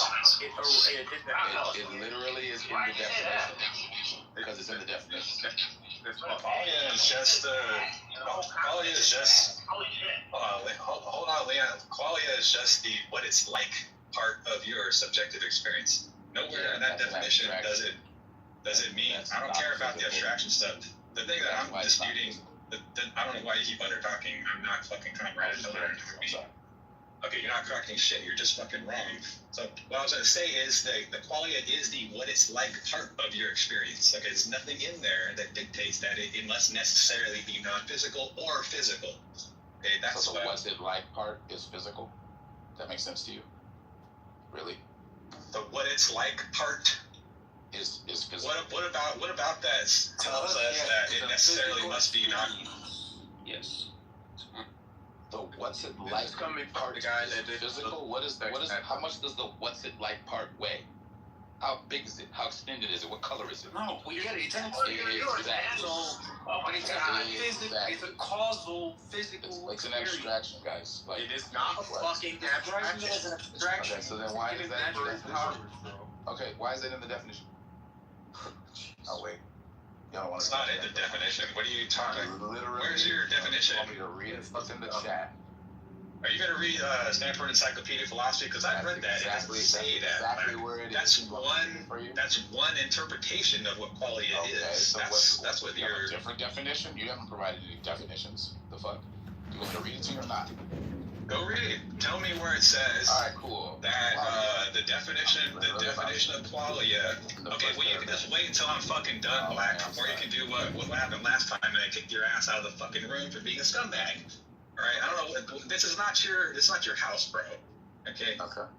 Go ahead and read your definition, and if it doesn't say that qualia is necessarily non-physical, then you're.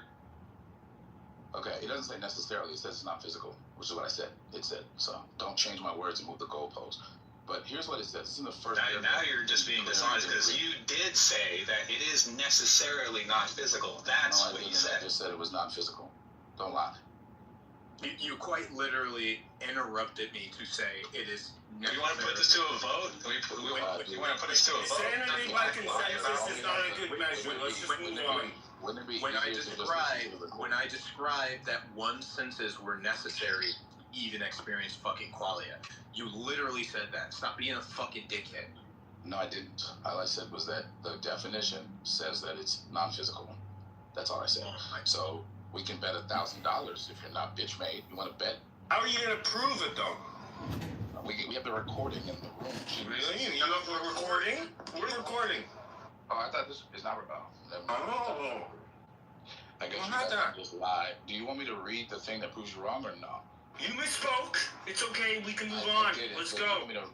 That's fine. Want me to read the thing that What's up, T? How's it going? So I'm not allowed to read it now? You've already conceded defeat. What's up, man? How are you? No, I didn't. I told you what I said, and I was about to prove it. You misspoke. It's okay. We're moving on. So wait, I just want to interject one second. Just to be clear, I'm not allowed. Just move on from this shitty point. Jesus Christ. I guess. I wasn't here before, Elliot, but Black, are you a dualist, or I'm assuming you think that consciousness? Hey, look, it's Abe, the little bitch Abe. Look at this. He's here with us. This is so we're not gonna do that here. I'm not a dualist now. I think we need more gasoline, Elliot. So, go for it, Abe. What are you disagreeing with Elliot about when he talks about the consciousness is physical? Consciousness is physical. He was talking about qualia as being physical, not consciousness. And I was saying that qualia is definitionally not physical. It's like one of its defining features in the literature. Oh, so you just again stated what you said you did not state. What did I state? You said that it is definitionally non-physical, which means it's. I didn't deny that I said that. Non-physical. What I denied that I said was that it was necessarily, because you guys lied. Oh, fucking God. If it is definitionally non-physical, that means it's necessarily non-physical. No, it doesn't mean that. Those are not anonymous terms. The fuck? Are we just going to say words don't mean what they mean? That's right. We're going to fight with dictionaries. Let's move on. No, bro. Definitionally does not mean the same thing as necessarily. That's something you fuck it Anyway, the point is this. The point is this, Black. Like, you already lost this debate. I don't know why you're going back into it, but go ahead. Sorry. The point is this. When you say qualia, right, you're just taking a word from the philosophical literature, right? I am. There are plenty of neuroscientists who don't even accept this word qualia. That's true. Thank you. You seem like mighty attached to it, but instead of arguing about the word qualia, why don't we talk about whether qualia are even real? I mean, we could, but Jeffrey I was interested in the concept, and I was just trying to make sure we knew what it meant, so that people like Comrade and Elliot who were saying dumb shit about it would stop saying dumb shit. You think that insects don't have brains? Stop. No, I don't. I simply asked if bees had brains. You said yes, and I said you asked them. And never said they didn't. Brains. You should not I didn't know other people's intelligence. And I don't know if praying mantises have brains. That's insane. That is insane. They have fucking. Oh my God. Okay. But there's a lot of things I don't know. Unlike you, I'm willing to admit it. Like, I'm not gonna sit here and pretend like I know something. What do you mean, unlike you, dude? Like, you've been pretending like you know what qualia was the entire discussion. Pull something stupid out of your ass to claim that I don't have understanding of it. We're literally having a conversation about what results from the perception of living things? And you didn't even know fucking insects have brains. Okay. I mean, it's not the win you think it is, but okay, you win knowing It's embarrassing. Are you fucking serious? Not The people really. who are muted are probably laughing at you. How the fuck are you an adult and you don't know that fucking praying mantises and bees have brains? I'm pretty sure a lot of adults don't know that, but okay. Where's Lisan? You didn't know the jellyfish did. Yeah, Wisdom needs to come up on stage. I do know that please, jellyfish Wisdom. don't Please have save brains. us, Wisdom. Fucking idiots. You do now. You fucking no, I've been here. What the fuck? All right, bro. Can you guys just give it a rest? Can we hear from Abe? Abe is actually a very level-headed person. Abe, what else did you want to say? Yeah, let's let somebody else talk to us. Yeah, because what you're saying is fucking dumb. You want to talk about the meta and shit, okay? But Abe doesn't want to. You don't even know what I'm saying because you don't know what I'm talking about. But that's fine. You're just wasting time at this point. You're wasting everybody's time by continuing the stupid discussion. Let's hear from Abe. I said let's hear from Abe. I'm in agreement with you guys. You just fucking cried. Doesn't sound like Abe wants to talk. Yeah, I mean, and you're still talking. But wow. I guess I'll wait for Abe then. Yeah, sure. The point is that there are two basic ways you can approach this phenomenon. One, you can approach it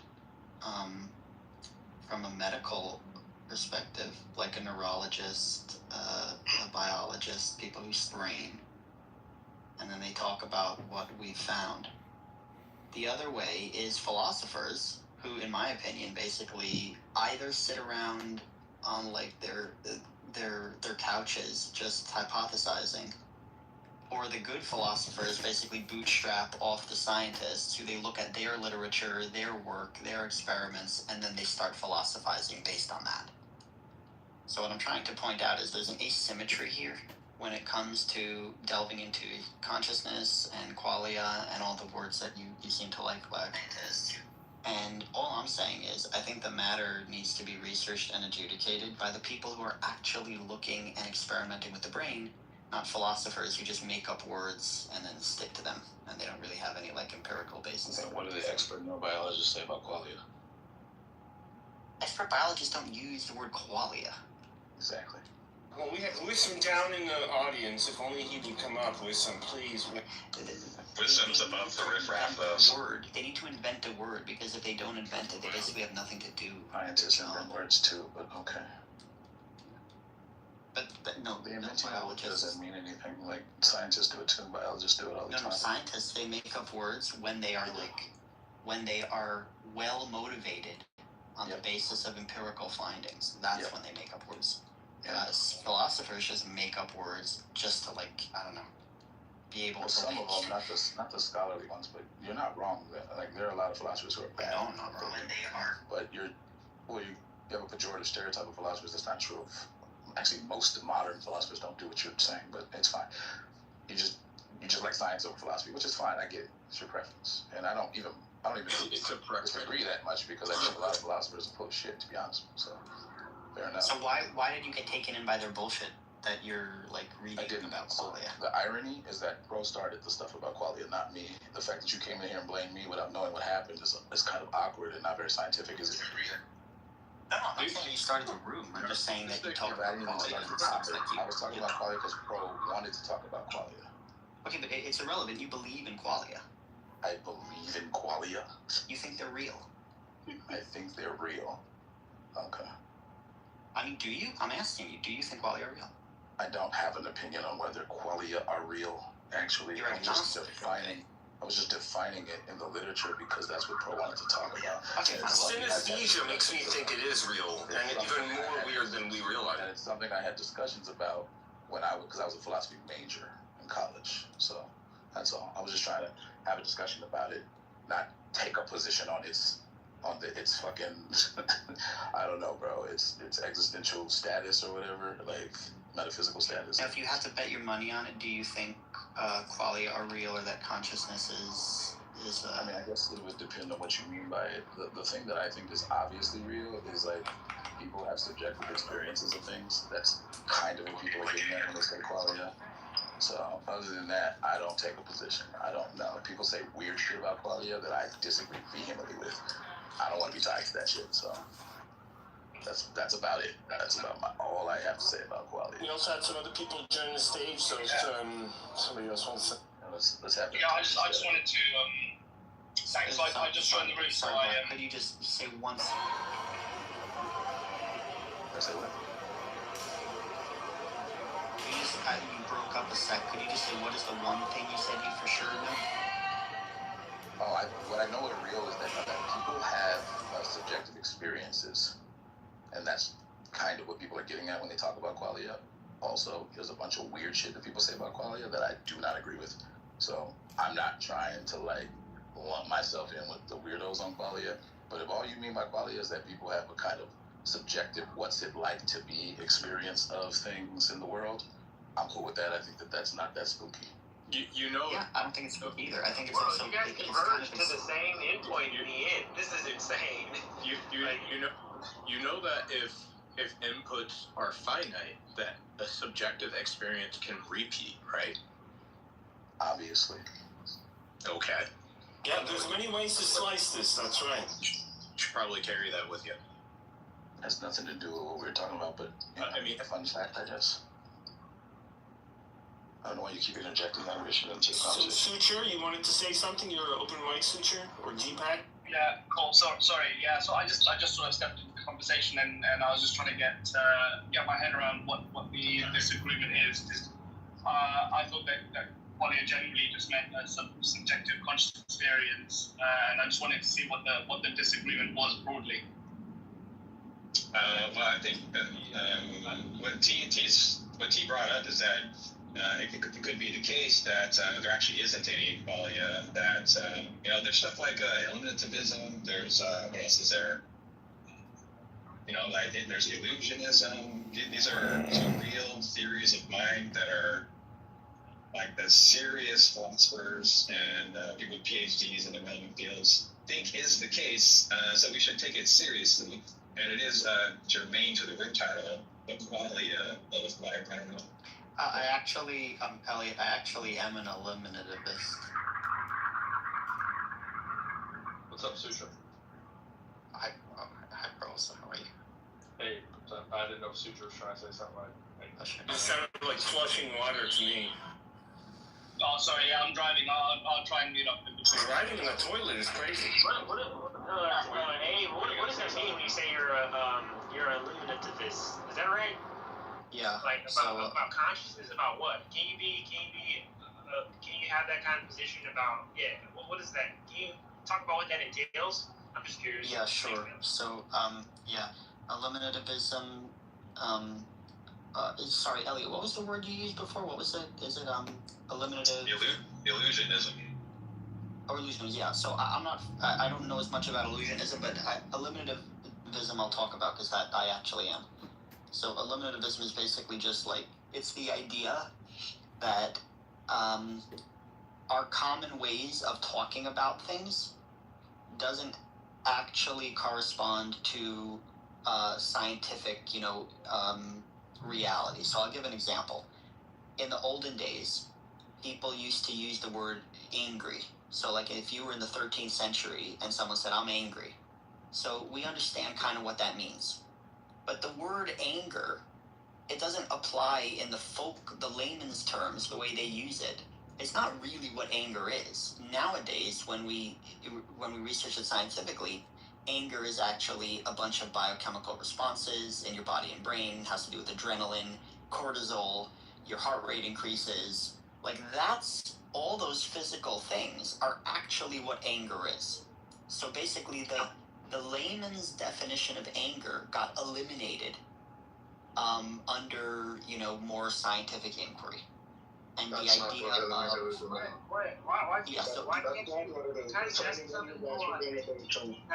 we can't hear you, Deepak. Your mic sucks.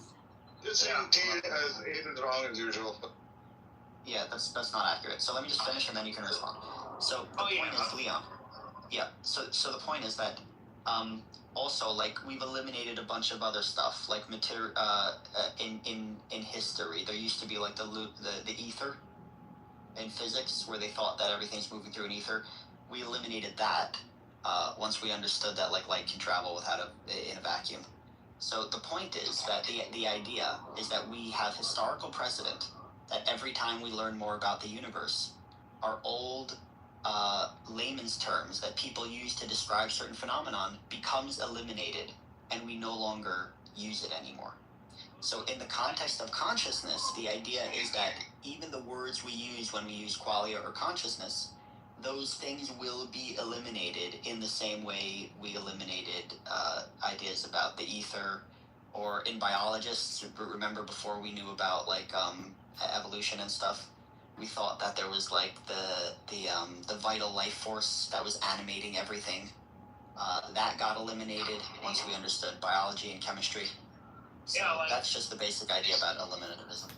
Oh, okay. So, but you, like, it wasn't clear when you described it. You do think that like anger is like an okay shorthand for all of that stuff. Like, it's still a usable. It still fits like, or like, look, when we use it and we're describing what's happening with someone, even though we're not describing like the set of like physical processes precisely, we're still like indicating something that has some like value for helping us understand what's going on. Right? For different level. For layman, I think you're probably right. Which remains, you know, in the, I don't know, for peasant form, when peasant said, I'm angry, it works. But the point is that if someone starts claiming, if like the 13th century peasant would start claiming, anger is like something special or it's non-physical, you know, how could you get angry if it was physical? It has to be non-physical. That would be a claim that we could easily eliminate by understanding the biological substrates that are, you know, making up anger. So the idea is that, So the idea is just that when we understand the brain more deeply, even the word consciousness is kind of going to be eliminated, and we're not going to need it. Like when people say consciousness, they're using it as a shorthand for brain processes that are currently too complex for us to fully grasp. But why would we stop using it? I don't know why we would stop. Because like we talked about the ether. That's like a very. I don't even think that relates, because even though we may understand, like we have a complete understanding of consciousness, we may still use like these terms because they still have like some type of pragmatic like fit for how we interrelate as humans, like on like the whole social realm. Like, wouldn't that be the case? Like, okay, we can like change the underlying or like the exact like definition for the thing, and maybe like eliminate it in the sense that we now like understand whatever like the referent is, but we can still like use it at the social level, and we can still like indicate things with it, and it can still have some use value that's like important for like how we like need to understand each other or like interact or like carry on social processes, right? Like that's the thing when you say eliminate, I'm like, oh, what does that mean? With the ether, that makes sense. You can eliminate that because we have a use. It doesn't really have any use value anymore. Like, what's its use value? Right? It didn't have a use value. You replaced it with some, with when I say to be Michael Orley or whatever. Is that correct? To be fair, Leon, when I say eliminate, I'm not saying eliminate from everyday usage in language, even though it might be. But what I'm arguing for is when people are making unwarranted philosophical claims on the basis of these words. That's going to be eliminated. Okay, I get it.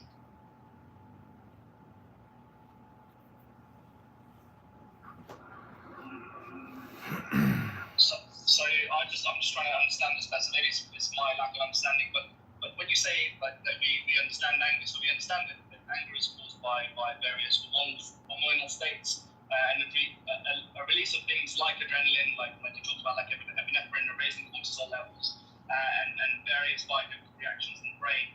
But even if we were to recreate those sorts of things, and those sorts of things are similar in other emotional states, baby. Same Love sorts you, of baby. reactions are very similar in states like anxiety.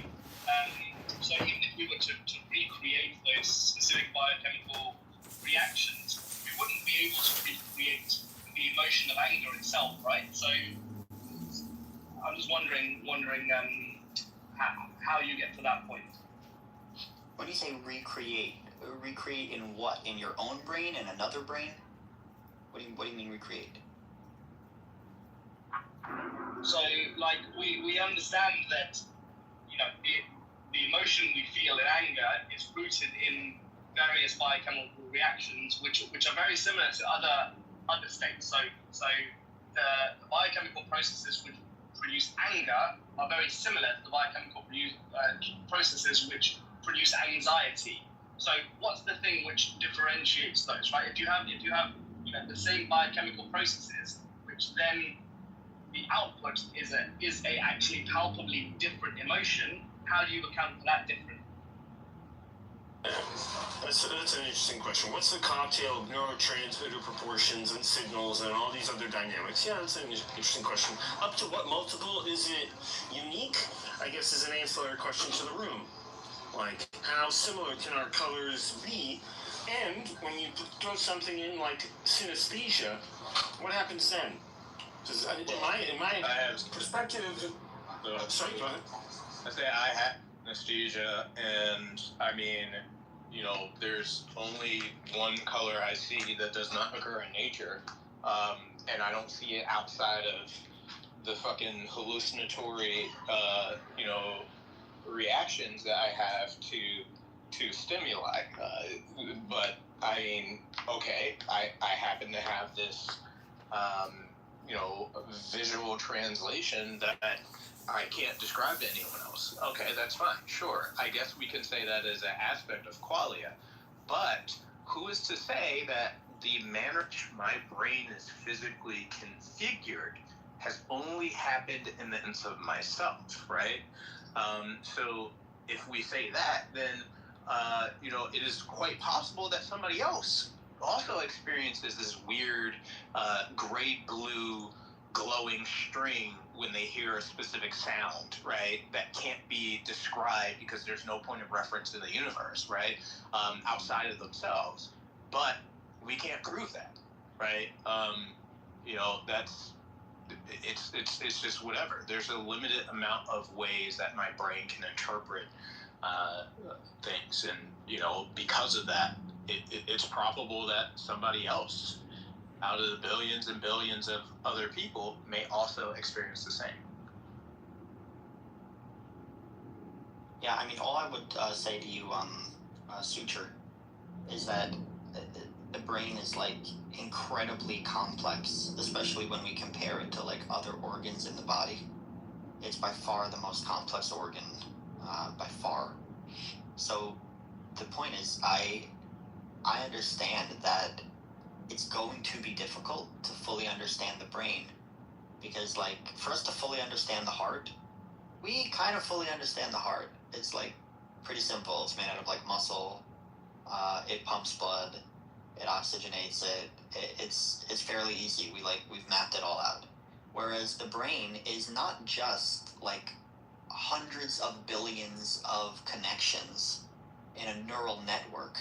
They're, like, constantly changing, and they're, like, rewiring and reshaping, and, like, it's not even a static organ in the same way as the heart in many ways.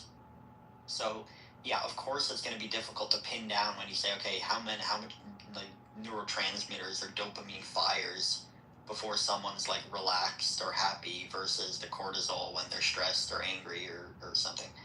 I don't know, these are good questions, but all I'm saying is we do have the basic architecture to understand your brain and what makes people angry, to some degree. The fact that we can't yet, like, quantify that in a predictable way, I think that has to do more with the complexity of the brain rather than, like, some idea of philosophy that either consciousness is qualia or non-physical or something like that. Yeah, in the room chat posted a study from 2025 that actually addresses this, and they found something like, hey, if you don't have this rod length for your vision, you literally don't have that pattern, and that pattern is unique up to a detectability in an fMRI study. So I think it still comes down to why. So if we go a little away from color, talk about sweetness. So why is the, like, molecule of sugar sweet? Shouldn't it just be nourishing or energizing rather than have this particular thing that you're chasing. The sweetness, is that the same sweetness that I taste as you do when you eat it? It's probably similar. I don't know if it's exactly the same. It's probably similar. Yeah, and how similar or how unique that is, it might be an artifact of language. At this point, it could be an illusion, but I think there's something accessible about it being a universal experience. So that kind of speaks to the mystery of the nature of reality to consciousness and matter. So it's a good room topic. Yes. So it's the other fascinating thing with it, I was just gonna say, is how many levers can you pull? Like I was speaking to that same thing earlier, I know too. Like why color is even color? Like you can imagine that somebody's color might not be color at all, the way we think of it, and we still agree that we're seeing red when we see red. Even that thing is hard to figure out. You know, like it sneaks up on you. Yeah. Obviously, my sweet could be your sour, but it doesn't even have to be what we consider taste at all. You would never know that thing either. I mean, I think you'd have a better way to figure it out. Well, I'll give you an example from my surgery. They removed part of my tongue, so everything now is just overall sweeter. I've lost the spice the landscape has become simpler. Everything is more sweet. Even things that I didn't think were sweet before now are sweet. Yeah. So that brings up the interesting question of, and I said this earlier to Black, is like when you lose color, we're color blind and we're basically in shades of gray. What is the shades of gray for every sort of qualia thing we're talking about is very interesting. And what does that tell you? You know, like what is the base condition? What's the 0 and 1?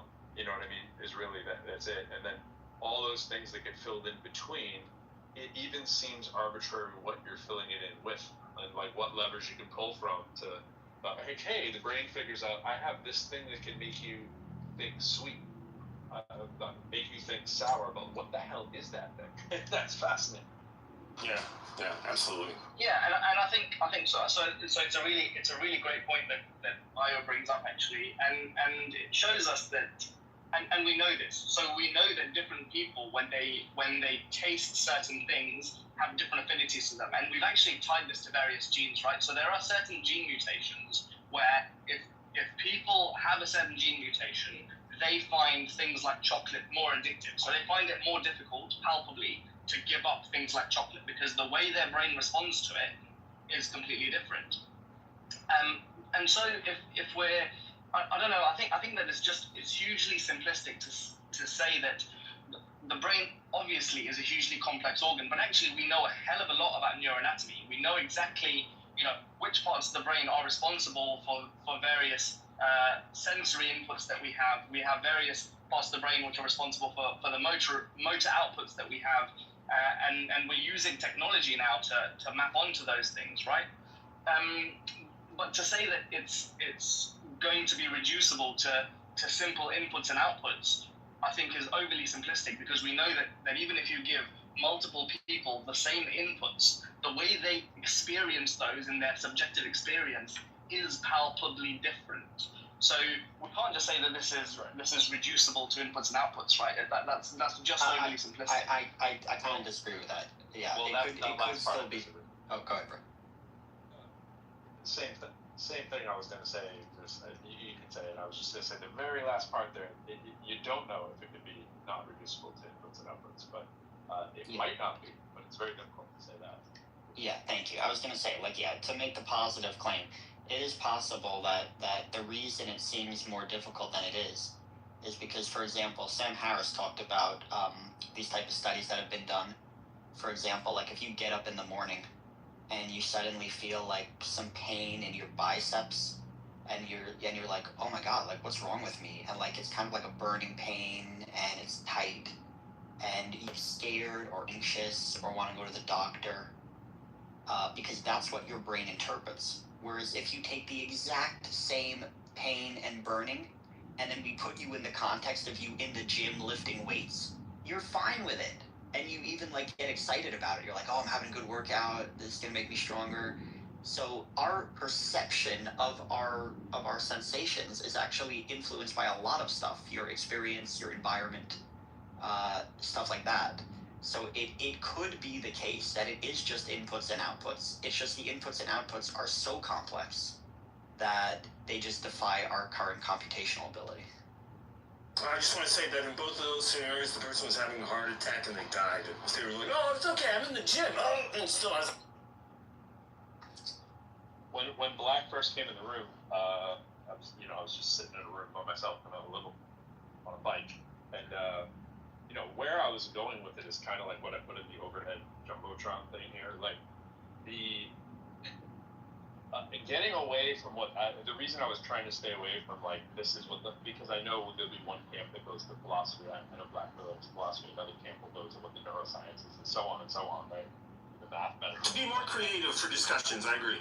Yeah. Just kind of be like, what are you generally thinking without citing the references at this point? Like just dumb it down, right?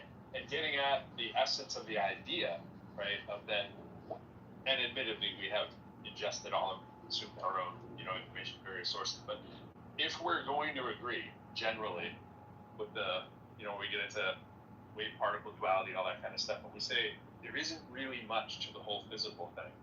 Right, like I'm going to skip past the lesson, assume everybody knows what we're talking about here. If there isn't really much to the physical thing, what is it when we say physical?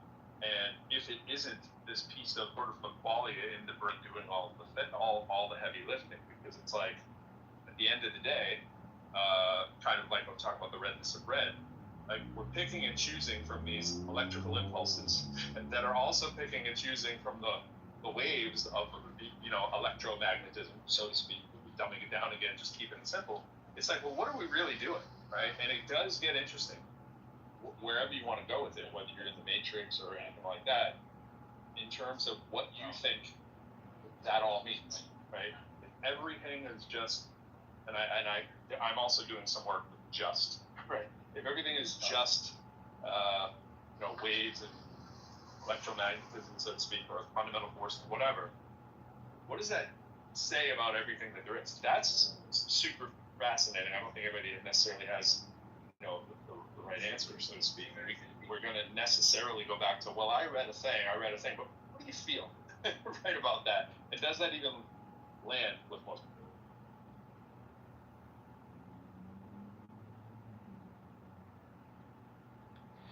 Sorry, my reception is bad, but thank you, Pro. I guess the point you broke up for me, but just about the point about the different camps. Obviously, I'm firmly in the camp of like the scientists, and to me, I don't like seeing like. Do you know Alex O'Connor, Cosmic Skeptic? Wonderful citation. Yes. Oh, sure. Yeah. Like I said, most of this stuff, I like him. He's good enough. But recently, I don't like the fact that he's kind of like against emergence. He's like, you can't explain how consciousness comes out of the brain. And I don't appreciate this stuff because I really think he just doesn't understand like scientific inquiry. He talked to Sean Carroll, who's obviously like a physicalist or whatever, and I think he schooled him pretty badly in that discussion, but I don't think he understood it. The point is that from a scientific perspective, if you ask us a question like, I don't know, what's an onion made out of? And we say, oh, well, here it is. Here's the first layer. And then we peel back the first layer and the second layer. And eventually we get to the center. And you keep saying, yeah, but what is it? Like, what is the onion made out of? At a certain point, when we've explained all the relevant physical variables, there is nothing more to say. And I feel like philosophers who are intent on, like, there being a mystery somewhere, they're just never going to be happy because they're always just going to say, but what is it? And to me, I feel like if you've peeled away, yeah. I agree. I do want to give credit, and I know a couple of people came in, but I do want to give credit to the idea, sort of, that horseshoe philosophy, where it's like, well, at some point you do come back around to it. That's very, very close to, well, everything really is pretty damn mysterious, right? And it's like, in other words, if the substrate of everything that we're talking about is that, it's one thing. Like, in other words, if everything is fields and electromagnetism, that's all there is. That is pretty damn fantastical. right? At the end, no matter how physicalist we want to be with it, I'm being very physicalist in my representation. Black pointed this out correctly, where I'm just saying that physical thing is very, very, very small, right? Whatever that physical thing is very, very small. I don't have a claim that it's very big, but that itself isn't necessarily magic or woo or wild. It just might be what it is, and what it is we can define as weird because that's what we almost never see. We don't really, we don't see the tiny building blocks. We don't see the quantum realm. We just experience what we experience, and that by itself is fascinating enough. Yeah, and it might be the case that, for example, the phenomena of qualia only exists at, let's say, this scale of phenomena, in the same way that chemical laws, the laws of chemistry, only exist at the scale of chemistry. We have other laws that are more dominant in a different scale of analysis. So, to me, it's always fascinating because humans find themselves at around the 100 kilogram mark, which is approximately halfway across the scale of the universe. I don't know if you know this, but halfway between an electron and a star is a human, about 100 kilograms. So it's an interesting place to be because it allows the maximization of complexity. Yes, I do. Yeah, wonderful. And Pro, I appreciate that. I've had like conversations with some other friends who are like kind of religious. And I've really tried to, like, understand their perspective, because one of them said to me, like, oh, Abe, like, I can't imagine how, like, life formed on Earth. Like, it just seems so improbable. I just can't understand, like, there has to be some explanation. It can't just be chemicals. Improbable is impossible. Yeah. Right, exactly. So the point is, for their point of view, they're trying to make sense of how we came to this moment and we're having this conversation talking on computers and phones. And they think that obviously the explanation is like God or something. Whereas I can acknowledge, and they think that takes away the improbability. Whereas it might be the case that the universe is just so large and vast that improbable events happen all the time. It makes it seem crazy for us. But that's only because we don't grasp the sheer magnitude of our reality. Yeah, it's like a 1 in a 64 trillion chance, and you're like, yeah, but the universe is quadrillion, quintillion, whatever.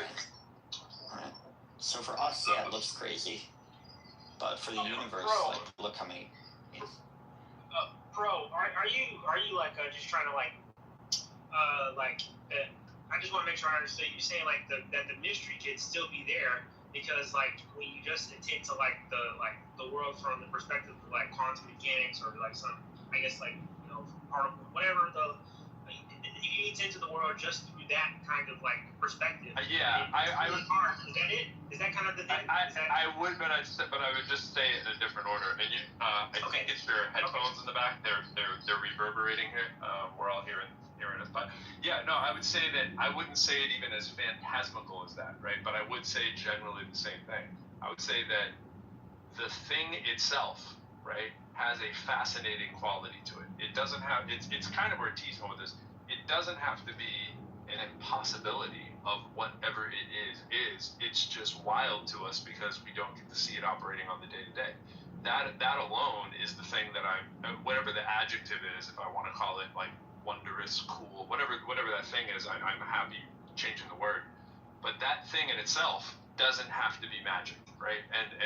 But it can feel magical. And if someone wants to call it magical, cool. If a spiritual person wants to call it spiritual, cool. I don't happen to be very spiritual. At least I don't think I am. I'm not religious. I'm not spiritual. I'm just kind of observing and trying to make sense of things and figuring things out. I can feel a sense of awe because I'm like, that is awesome. Like, that's totally awesome. I think we were able to do that, but I don't ascribe anything to it by default. After that, I'm just not sure. And I think being not sure is just as awesome as people who want to proclaim their certainty.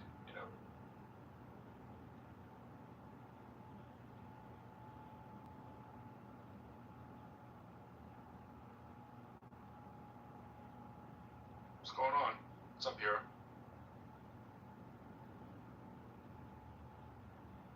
What up? I just, it's funny timing. I just watched that, the Alex O'Connor talk with Sean Carroll. And it was kind of I've watched quite a bit of Sean. A lot of Sean Carroll. I've watched quite a bit of Alex O'Connor stuff over the years. Not a ton, but I like him. But I found his take on this to be kind of infuriating. There's always this like, yeah, but what does it mean? You know, like what like he brought up the whole Mary's room thought experiment, which I kind of hate. Like well, you know, if she learns everything about red, but then she's going to learn something when she first sees red. It's like, well, what does that even mean? You can't learn everything about a thing. That's impossible. No one learns everything about a thing by reading about that thing, and then experiencing it. Of course, it's going to be. I don't know. I find that really irritating, and it seems like he's been reading Philip Goff or something like that. And those guys are just loony. Bugs me. But I guess the contrast was I normally like that guy, and I don't know what's going on. I saw that. It was kind of interesting. I think he. Sorry. I was just gonna say. No, my original take on him is I did not like him early on, and I've gravitated more to him. But there's a lot of takes that he has that I just. But at first, I think it was just I was offset by the personality. But over time, I was like, oh, okay, this is coming. Wissam is mentioning Frank Jackson. Changed his mind. I don't know who that is. He's the guy that came up with Mary's thought experiment, and initially he used it as an argument against physicalism, but he later reversed his position, and now he's a physicalist now. All right, Sean Carroll mentions that in that talk, right? But that's the guy. Okay, good. I think Sean Carroll's answer there was, all the questions that Alex O'Connor had was like, even if you could write down every physical fact about about our subjective experience, like in totality, or even if you could express it in mathematical terms in totality, or something like one of those or both of those. Sean Carroll said still, even if you could do that, it still would not produce the experience itself. So it kind of doesn't matter. The thing that would produce it is the physical brain doing its thing. That was his take. And I guess he's right about that. I don't know if he's actually answering O'Connor's question.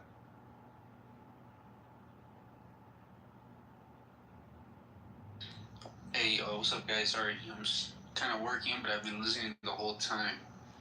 And damn, Abe just left because I was talking to Abe about this yesterday.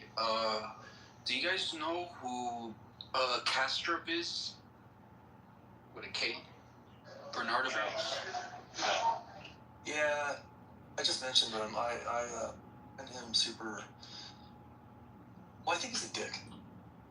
He comes across as a dick, and I think his ideas seem just like baloney to me.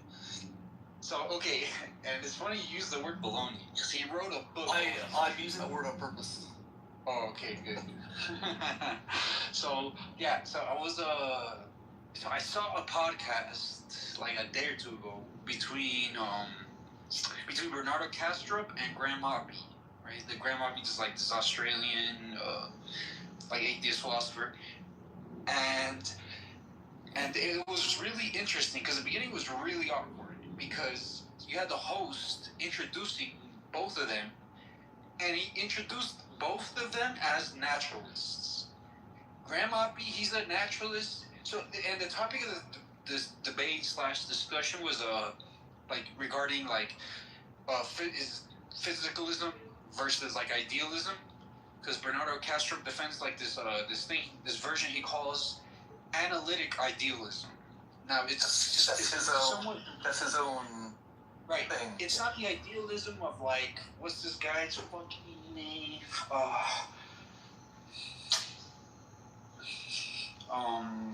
One of these German guys or French guys, but it's like this new. It's like this more modern idealism.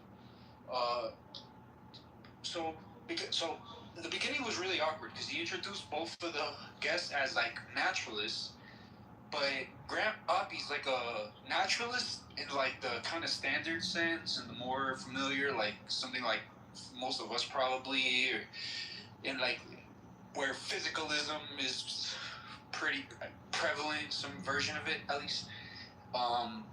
Whereas Kastrup is described himself as a naturalist also, but he rejects physicalism. Like he was just saying, he wrote a book called "Physicalism is Baloney" or something like that, and he thinks like these mental states, but he's still describing himself. Why I can still kind of take him like semi-seriously, as at least I'll hear him out. He described himself as a naturalist, so by that he meant like, yeah, there's no supernatural stuff, so no God, no like just magical substance shit, nothing magical going.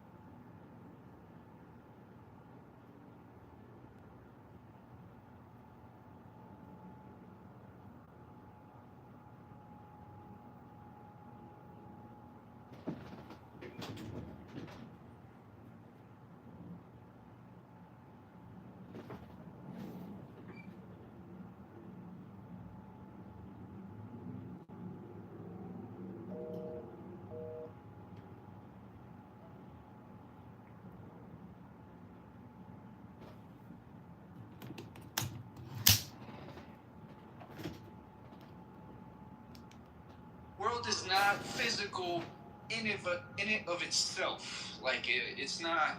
If you can see the world in it of itself, it wouldn't be this physical shit as we see it. How we see it is through obviously our senses and like what this guy Donald Hoffman called like or like his interface. Exactly, it's his analytic idealism. So both those guys, natural shit. Both those guys have been on Clubhouse, and I've talked to them. Yeah. Well, I know ID's rooms. Which was kind of fun. Donald Hoffman's at least kind of a nice guy, but Kastrup is. Kastrup really strikes me as somebody who struggles with mental health issues and is just doing this whole thing as like a hobby project to try to figure out his own weird shit. So his like analytic idealism is basically saying that like. Really, so he's doing the Donald Hoffman shit that the world just appears to us physical. It's not really actually physical like it's how we think it is. That's just how it appears to us. Don't you kind of think like, well, duh, like yeah, the nature of reality isn't just the way we see it. Like obviously, like bees see the world. And the reason I'm saying see the world different. Like everything sees like fine, but like Hoffman goes a step further and says like no, what you see is wrong. Like well no, what you see is like extremely limited, but the idea that it's wrong is to me is silly. Well yeah, so they're very related.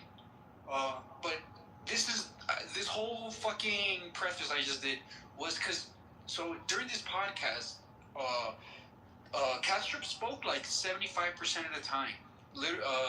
Api maybe spoke 25% of the time, because I was just like Api. I was just dumbstruck by some of the shit he was saying. Like he was basically posing this. So like as an argument for his analytic idealism, he was posing like this like dichotomy, which I'm trying to think about. Thank God Benjamin left. Where he says. Because of all this quantum theory shit and multiverse and many world stuff, like how some interpretations of quantum mechanics have this many world shit, he basically said like it's either like that his version of quote physicalism, or he actually rejects physicalism because it's either. So the physicalism we think of, the standard one, is true, or the real reality is this analytic idealism, and there's a dichotomy because of the fucking, these many world shit. So like, because the world, this physical world that we describe at the most fundamental levels in this quantum superposition. And see, I think most of us are at least a little bit familiar with Castrop. No, but do you guys? Are you explaining anything to anybody here that we don't understand? No, yeah. So it's. Are you sure? Right. Well, do you guys agree that? Because I'll look for the video right now and I'll play a little clip. Do you guys agree there's some kind of like a dichotomy between it's either the world is physical, but there's like an infinite number of realities, many worlds shit, or he's correct and there's only like the real version of reality is this idealist version. Is how he understands it. He made this dichotomy. I don't know if many worlds necessarily has to come into it, but it certainly could. And he even called out Sean Carroll and said some physicalists have bit the bullet, and like Sean Carroll, he starts laughing at Sean Carroll, and he's like, Sean Carroll just freely admits, yes, there's like infinitely many universes and things like that. Hold on, I think it's a different conversation about whether there's many worlds or not. But if you want to see something fun, look up Castrop and Tim Modlin. I don't know if you saw that. He was on Kurt John Uncle, and it lasted like 5 minutes. It was like 30 minutes. No, it's 30 minutes because Tim Modlin stuck around and kept talking to Kurt. But Castrop kind of left in a huff. Yeah, it was really. I really enjoyed it. Are you a Modlin fan? Am I? I'm gonna look for like a clip of when he tries to make this dichotomy. See if you guys understand, because it left me just like it left Grandma be like dumbstruck. Do you guys like Modlin? You guys like Modlin or no? I do, or I did, but then at some point I don't feel like, where are you going? Like he doesn't quite seem to. I mean, but I often get frustrated because I feel like he starts off somewhere interesting and then never gets there. But what's your objection? I'm curious. Similar. I feel like there's not a lot of substance whenever he's actually speaking that isn't like sort of common knowledge. That's just kind of the only thing. I feel like it's a lot of fluffery, and I hate to agree with Benjamin because the ire of Benjamin is Tim Modlin. I feel like he's always reserved and he's never gonna say the thing that matters. And it's like, come on, bro. Like it's sort of the reason I said it's sort of like with you is like it starts out like he's gonna go somewhere and he never gets there. Just like, all right, you told me nothing new and I didn't need to watch you or listen to you or read. Yeah, Donald Huffman's interesting for that reason because he's actually like trying to use new vocabulary and all these other things and making predictions. So his most recent stuff with the at least reality as being like a headset and everybody has a different headset. I was like, oh, that's interesting. Kind of more colloquial language. Maybe the next generation will think of it more instead of just qualia. So it's an interesting problem because he's also operationalizing it and then trying to cross-pollinate, I guess, with Michael Levin's work. So that was an interesting, if you want to watch a lecture on Hoffman stuff recently, that's the one to check out. I like Levin a lot. I make sure you vote in the next mayoral election. I will, but right now I just want to enjoy the sun. Reality isn't real, or whatever. Like it's a good book title. So look at it this way: what's in our recipe? What does that even mean? Like reality is real. It's in the word, right? Like these statements are vacuous. Like so reality. What I'm saying is, if you read like a philosophy book, what you're really doing is cooking up a recipe for yourself. This could be a recipe that you're going to ingest and then defecate the next morning. One of them stays with you, the other one doesn't. I mean, of course, I don't know. Well, there's a difference between what you call red and what somebody might sense as red, or somebody, if they're colorblind, they'll have a different brain scan, for example. There's a lot to say about it, but red is red. Yeah, that's what Hoffman does. The bigger question is, does real imply sameness? I don't think it does. Exactly. We're smuggling in a lot of stuff. That's why it's Would you say sameness? Does real imply sameness? Like, in other words, it can be real for you, real for me, and they're not the exact same thing, right? Like, there doesn't have to be, obviously it's the same thing we're saying, my red doesn't have to be your red. Like, how much does Apple exist compared to freedom? So when pushed on Clubhouse, does the moon exist when you're not looking at it? Often it's like, well, I would say no. I would say yes. Oh yeah, so it's like fuck you. You're just goofing around. You like if you say shit like that, you're just goofing around. But it's when you say I would say no, and sorry, my food is not wearing a seatbelt. When you say no, it feels like ironically saying no is making a positive claim. That's what it feels like to me, right? It's like, wait a minute, you're actually doing the thing that is like sort of the claim that you need evidence for. Like, I don't feel like I need evidence for a thing that I already have evidence of just because my eyeballs left. Like, that's all I'm saying, right? I feel like that a third party could look at the moon, and that is a way around the answer. When I'm gone, well, as long as I pass the baton to somebody else who's watching, well, I think it's still there, right? Because that person could call me and go, hey, it's still there, bro, right? And I go back and I look at the tape and go, oh, it's still there. I would need something extra to say that it's not there when I For billions in debt to end this crime, puppet masters are selling their city. Why the moon is fake? Use secret organizations and shell companies to keep us all in the dark. No, we're gaslighting you on It's this insane episode. cases and black budgets while we're treated like at slaves least to the machine. there. Not real, but why it's there. Wait, they think leadership is just a strong beat? It's really Is this a interesting. joke? I played not even a minute of it. But come on, like you guys joking? Like we all agree, if every human being were to drop dead, he was saying he's got people that don't think so. yeah, exactly. Like the moon would still exist even if every human dropped dead. Right. However, it's at least epistemically honest to at least say we could never actually, right? In the same way that we could never afterward that. Well, do just unconscious beings have triangles, for example? Is another kind of question.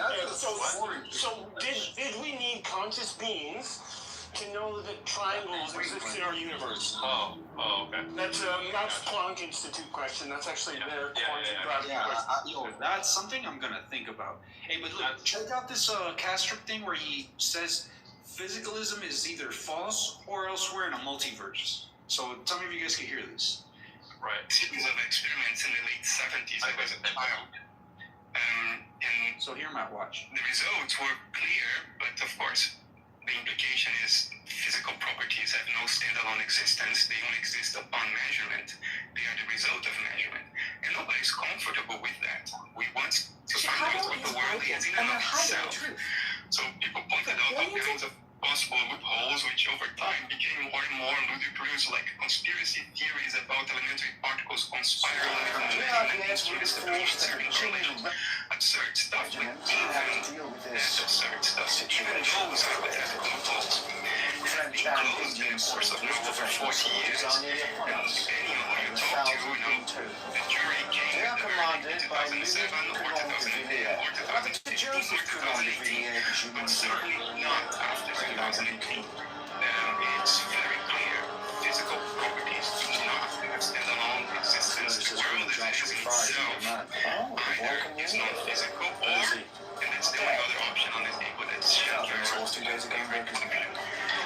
There are countless gazillions of physically real universes popping out of nothing and achieving a fraction of a second for no reason for which we have absolutely zero intuition. Now, you believe in that, what do you not believe?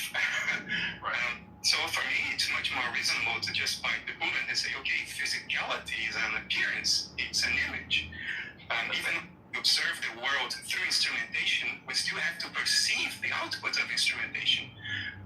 So satisfying. Okay. Like I agree with everything said. You cannot escape the implication. Yeah, I don't. No, I do. So. Wait, I'm just saying I do, and here's why. You cannot escape. Let me finish this point. Let me just finish this point. You can't escape the implications of that reality. The reality. I'm not saying that the reality. We could never. It's like saying escaping death. We can never escape the fact that those implications are 100% real for us in our everyday lives. The only way that you can do the disclaimer, if that is not the case, because again, it's where I started the room. Like, when we say physical, we are literally talking about fields and electromagnetism, basically, right? We're talking about fundamental forces, and when we can't put our fingers on those things, pun intended, right? Because we can't touch them, what are we talking about? Right? And I agree with that as a sentence, and if you want to make the next leap, If you want to say there is a physicality, well, then you have to start considering holographic principles and shit like that. You have to start going into the worlds of, well, I know that's different than the worlds of hologram, but similar, somewhere in that vein between we're looking at a holographic Chicago projection is and a holographic breaking, and they're hiding somewhere the truth. between there is where you land. Yeah, la atacar la testación. I don't think the holographic principles play yet. My question is more whether you accept his dichotomy. It's either physical or false. I do.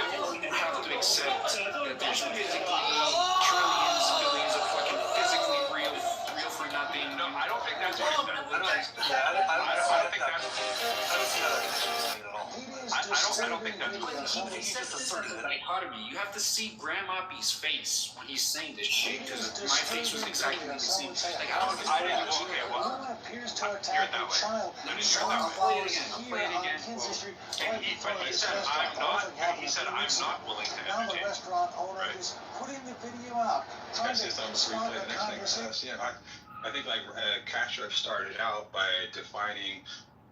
Well, I don't know if he defined as a word. Chicago is breaking, and they're hiding the truth. Like the meaning of the word property.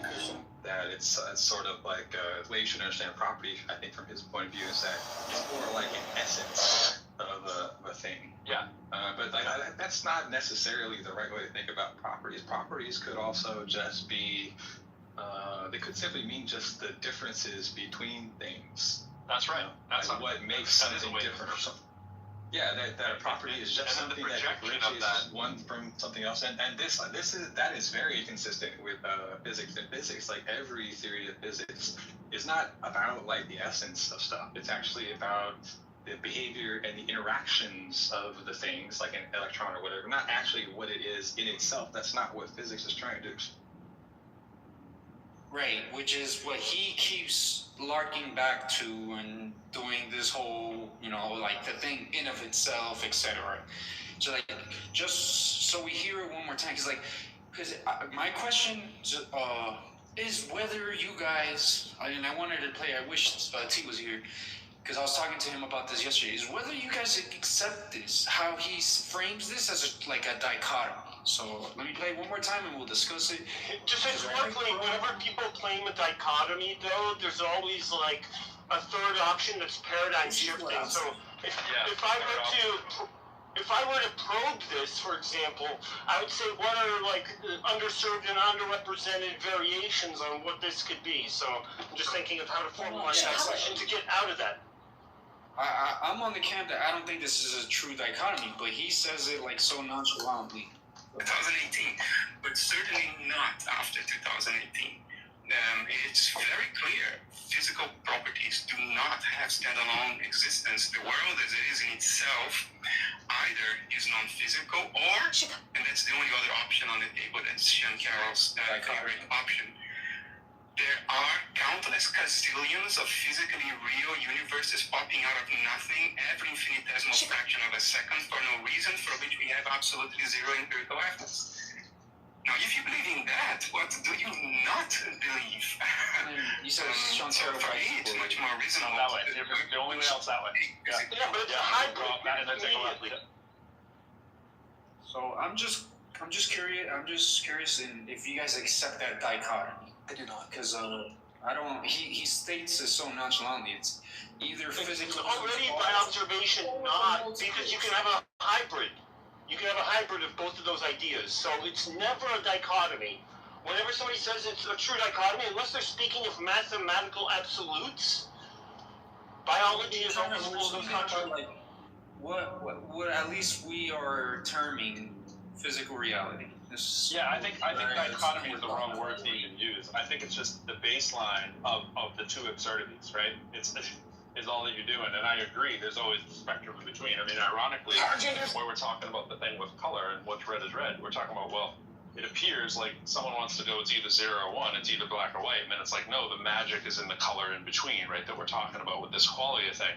But you can get to the point where you say, well, is that qualia just a mapping? Is it just 0, 1, and for everything? So I'm in favor of the idea that it could possibly be that there only is a binary for these kind of options, but then we apply that qualia in the middle. That's kind of what I'm saying. You can go to the weirdest thing possible and the most normal thing possible. Well, not even normal.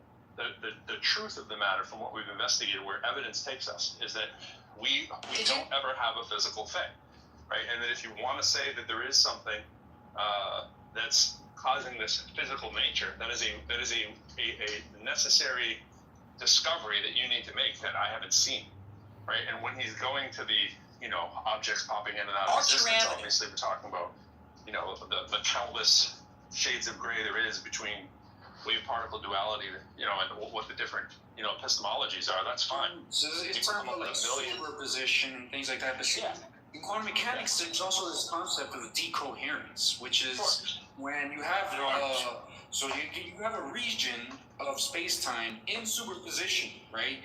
And this is back to me and Benjamin's discussion about whether these quantum properties or effects are epistemological or ontological. Because you can have in quantum mechanics, you have this thing called decoherence, which is when a region that's in superposition, however many particles in this whatever cloud of superposition, once they kind of interact with another region of space-time, that for which the wave function, now there's other objects here about the wave function collapse, but it interacts or becomes entangled with a region that the wave function has already collapsed. It causes decoherence and causes and this decoherence is basically causes that region that was in superposition to collapse into something real, and I guess independent decoherence. It continues the collapse. So it's just since there is decoherence at the so-called classical limit, or at basically our macro scale, we say at our scale, the wave function has already been collapsed. This is why we never see chairs, in two places at the same time, we don't see anything in superposition, or we don't see no quantum weirdness in our world, because these quantum properties that emerge from the subatomic level or Planck scale level, at that level they're described as being in superposition and all entangled and all this shit.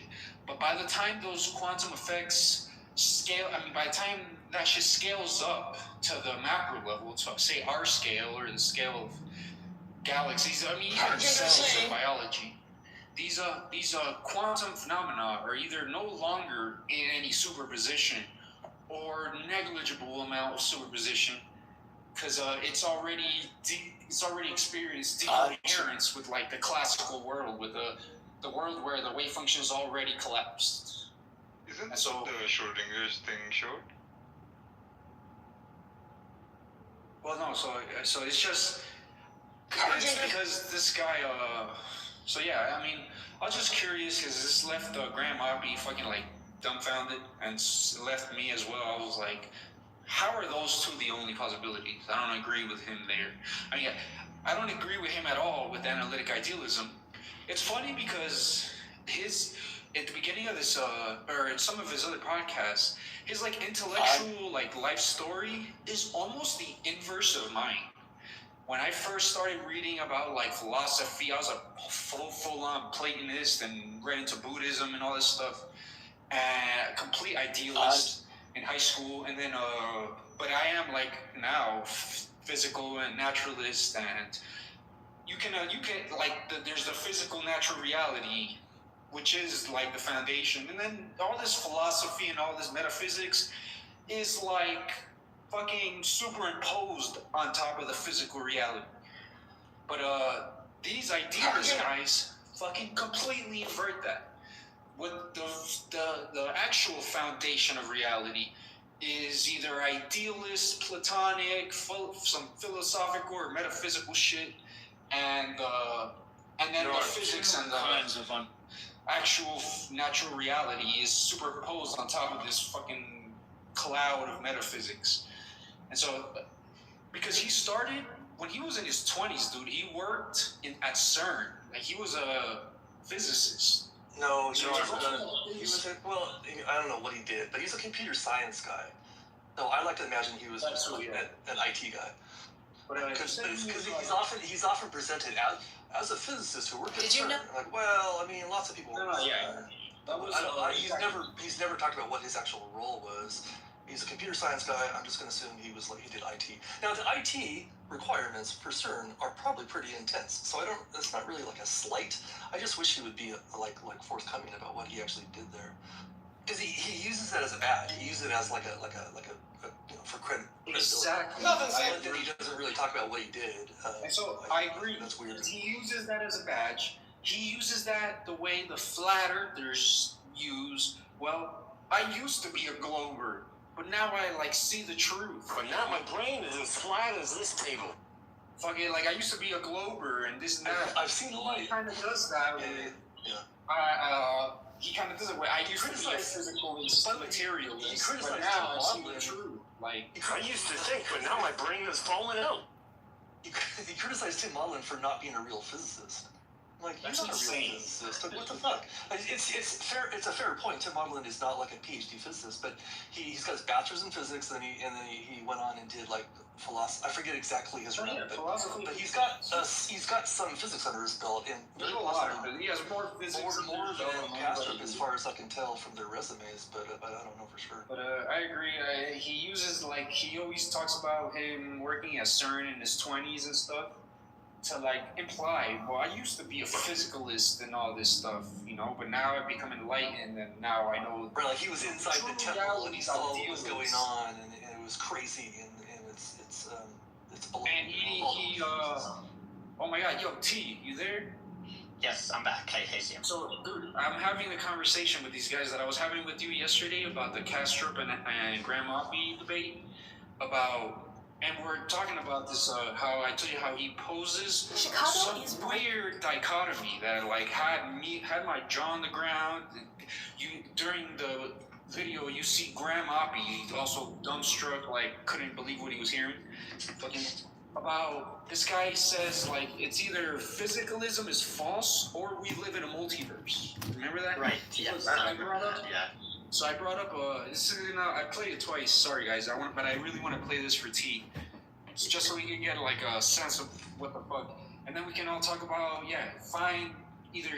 let's find right now. I was just using the concept of decoherence as a possible way out of this so-called supposed dichotomy, but.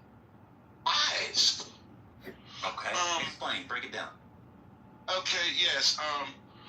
Here's the trick. When voting became a right, it is no longer, at that point, it is no longer a privilege. Does that make sense to you? When you invite people to vote and say, oh, simply because they have a right, that only means there's a good chance they don't have a reason. In fact, they're voting simply because that right. And this is how you drag people that are unknowledgeable about what they're actually voting for into the voting booth when you do that. I think that was a psychological game played on the people. Voting rights, not privilege. Okay, okay, you're repeating yourself. So you are fine with literacy tests? Absolutely, because there's too many people going down there voting to their own demise. I got you. And are you okay with the way literacy tests have been used in the past? I'm not versed on how they were used in the past. Thank you very much. What about grandfather clauses? Are you okay with grandfather clauses? I'm unaware of that also. Fantastic. Can you explain?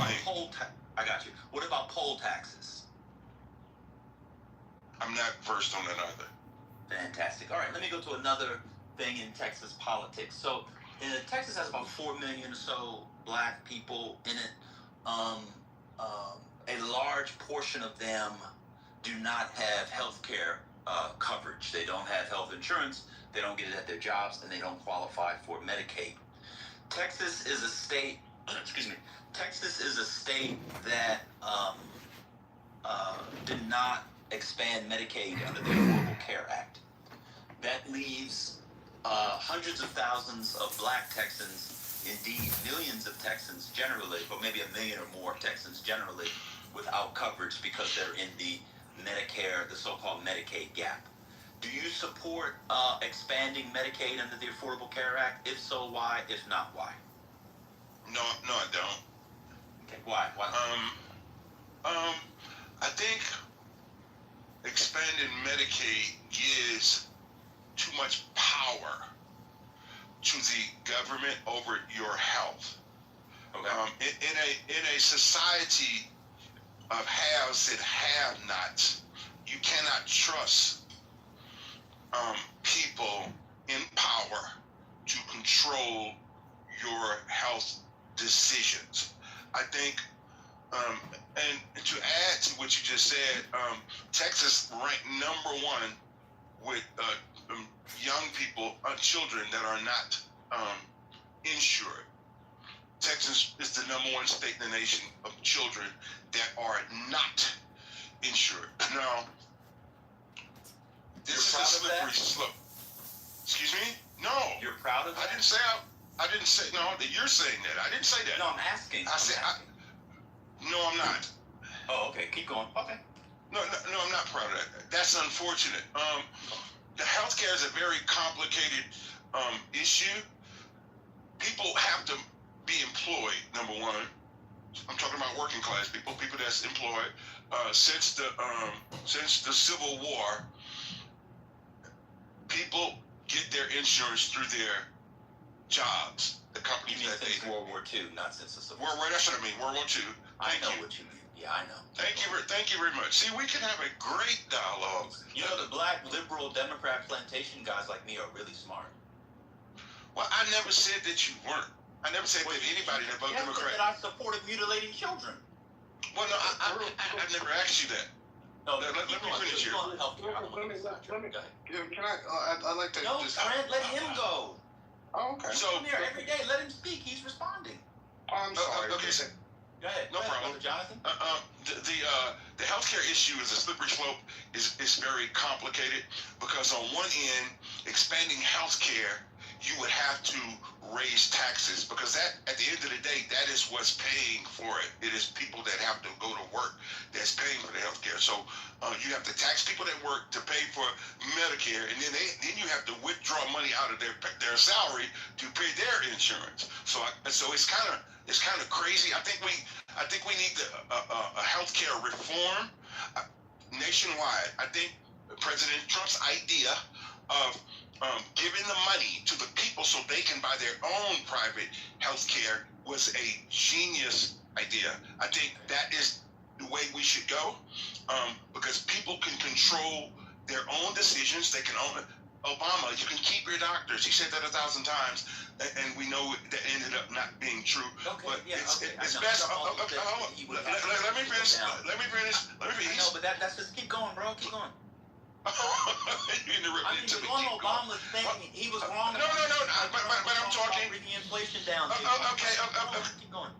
Okay. President Trump said, rather than giving these subsidies to the fat cat insurance companies, why not give it to the people? And then what will the people do with the subsidy? That's their life. That's their health. And if they want to buy insurance, if they're wise and buy their health insurance, good. And if they're foolish and take it and use it for something else, that's their business. At the end of the day, that's their decision. It wasn't the plan. So the plan is not. I don't know it in detail. I just gave you a summary. No, but that summary, the problem with the summary is it wouldn't just give you $800 a month, and if you wanted insurance, you could. If you wanted insurance, you couldn't. What it actually was going to give you money that you then had to use for insurance, and they would have probably done it for the tax code. So they would have done it through the tax code. So what would have happened was it would have gone to the fat cats anyway, but by not giving it directly to the fat cats, they would have been able to raise the price. It would have actually led to more expensive healthcare. But that's only the people on Obamacare. That wasn't like me or you who gets it from our jobs. So if the American healthcare system is so Trump, who you supported, said he had concepts of a plan. He was president from 2017 to 2021, then president now from 2025, and still to the present, ongoing through 2029 January. When are we going to get Donald Trump's health care plan to bring down costs and accessibility for Americans and to get better outcomes. And I say this in light of, we spend more on healthcare per person than any one other country in the developed world. That was messed up. In the developed world, and yet our outcomes are among the lowest in the. When do you think we'll get Donald Trump's healthcare plan? Well, you would have to ask that question to the House and the Senate, because they don't want Donald Trump to succeed. Can't you see the play? Nothing that he brings up, these people, they don't even want to pass the Save America Act, which means only only American citizens can vote. They don't even want to pass that. So we need to get the insurance. He wants to get this done, but you have to see that he's fighting against both houses, right? These people do not want, and that's my point. Who controls the Senate, Brother Jonathan? I think it's split. What party controls the Senate? I think maybe the Republicans are in favor of one seat. I don't know. Who controls the Senate, Brother Jonathan? What do you mean who controls the Senate? You mean what party? Democrat or Republican? Republicans. Who controls the House, Brother Jonathan? Republicans. Okay, so does the White House have an Office of Legislative Affairs? I'm sure. Okay, so when they wanted to do the big beautiful bill, did the White House write that bill? Yeah, he did. Okay, so then where's the bill? Forget the House and Senate. Where's the bill from the White House on Donald Trump's health care bill, which he said in 2017 he would have? Well, listen, just a couple of months ago, he tweeted out on Truth Social that he wanted a health care plan for Americans. And he suggested... Where is his health care plan? It's been 10 years. Okay, listen, one step at a time. The Save America Act is still stalling. They're still stalling that right now. No, but before the Save America Act, in the election against Kamala Harris, we weren't talking about the Save America Act. He said he had concepts of a plan. This is yes or no. Have you seen the concepts of a plan? Yes. Okay, I just laid it out. Plan? I just laid it out. In summary, he wants to give the money to the people rather than the insurance company. That was Obamacare subsidies. That wasn't for me or you. Okay. Oh my God. It's called Trump Care. What about Trump Care? What is that? I just told you what it was. Okay. He does not want to give the money to. It doesn't matter. Oh my God. He does not want to give the money to the insurance companies. I got that. So what's he doing? So what would it do for me? I don't have Obamacare, so I don't get any money. Of course you would. If the bill came into play, of course you would. So that's what I'm saying. Who gets money? Right now, it's negotiation period, right? They're in negotiation period, right? Another question. First things first, Save America Act. We have to get past that so we can move on to other pertinent issues. Okay, I got you. Right. I got you. We'll come to Save America Act, and I'm going to do that after this, but I'm going to do one other thing, going back to the first term. So we all knew Donald Trump as a construction guy. Real estate. Yes, I was looking for real estate. Can you name me what Donald Trump's signature? He's now at 2 terms. What is his signature policy or achievement in rebuilding American infrastructure, either electronic, fiber optic, or material? That is to say, roads, bridges, etc. Does he have a signature bill that he can point to? No, he's brought it up. It was in the Make America Great presentation, to rebuild the infrastructure. But again, he's fighting against both parties. One second. Hold on. Let me say this. Let me say this. He's fighting against. We say Republican and Democrat, yeah, but he is fighting to be very truthful. He's fighting against both parties, and they call it the establishment. Okay, he's fighting against the establishment. That is who's holding the American. Okay. Okay, but these things that you're saying, these things that you're asking me. To my question. So are you saying the establishment is against an infrastructure bill? The establishment is against anything that Donald Trump proposed. So then why did they pass? Okay, cool. So why did they pass the big beautiful bill? Look how hard they fought. They didn't. What do you mean? Look how hard they fought? They had control of. They did it through reconciliation. They passed the House very easily. once again, no, it didn't. It did not. The House very easily. The House. It passed the House very easily. All Republicans voted for it. So you're telling me, I just want to know. So the reason why did Donald Trump propose an infrastructure bill to Congress? Yes, I don't know if he did to Congress or not, but he had it in his campaign initiatives. So this is the last question on this. Then we'll go to the Save America Act. Why was Joe Biden able to do an infrastructure bill? And we know he was dead. He was pooping on himself. Why was he able to get one done? Which, by the way, he did over a filibuster, but Donald Trump could not get one done. Is Joe Biden a better leader of politics in his party than Donald Trump is of his? In other words, why? Well, he's a better puppet. Donald Trump can't be controlled. He's a better puppet. You're not listening. Go ahead. Oh, so you're saying an infrastructure bill for bridges, tunnels, and roads is from being a puppet? Yeah. Okay, got you. So Donald Trump. Let's go to the Save America Act. Which part of the Save America Act do you think is the most important part? The most important part of the Save America Act is American people, number one, getting rid of the paper ballots, and American people producing... Getting rid of the paper ballots? Yes. You want to get rid of paper ballots? Yep. That's in the Save America Act? I think so, but let me finish. No, I want to see that part. You can verify that. You can verify that. Bro. You don't have to go fast. We're just chilling. I don't see anything in here about the Save America Act and paper ballots. Okay. Well, I have more. What else do you think is the? Did you mean mail-in ballots? That's what I'm talking about. Correct. Okay. Go ahead. Keep going. I'm sorry. So I got you. So 1 second. So there are Republican states that Donald Trump won 3 times that use mail-in ballots. You think those states shouldn't be able to have them? So, like in Utah, for example, the vast majority of the population uses mail-in ballots. You don't think Utah should use mail-in ballots? No. Okay, cool. All right, cool. What other part of the Save America Act do you like? Proof of citizenship. Okay. Where? At the ballot box? Wherever you have to present it. In order to vote, produce that you are a legal citizen.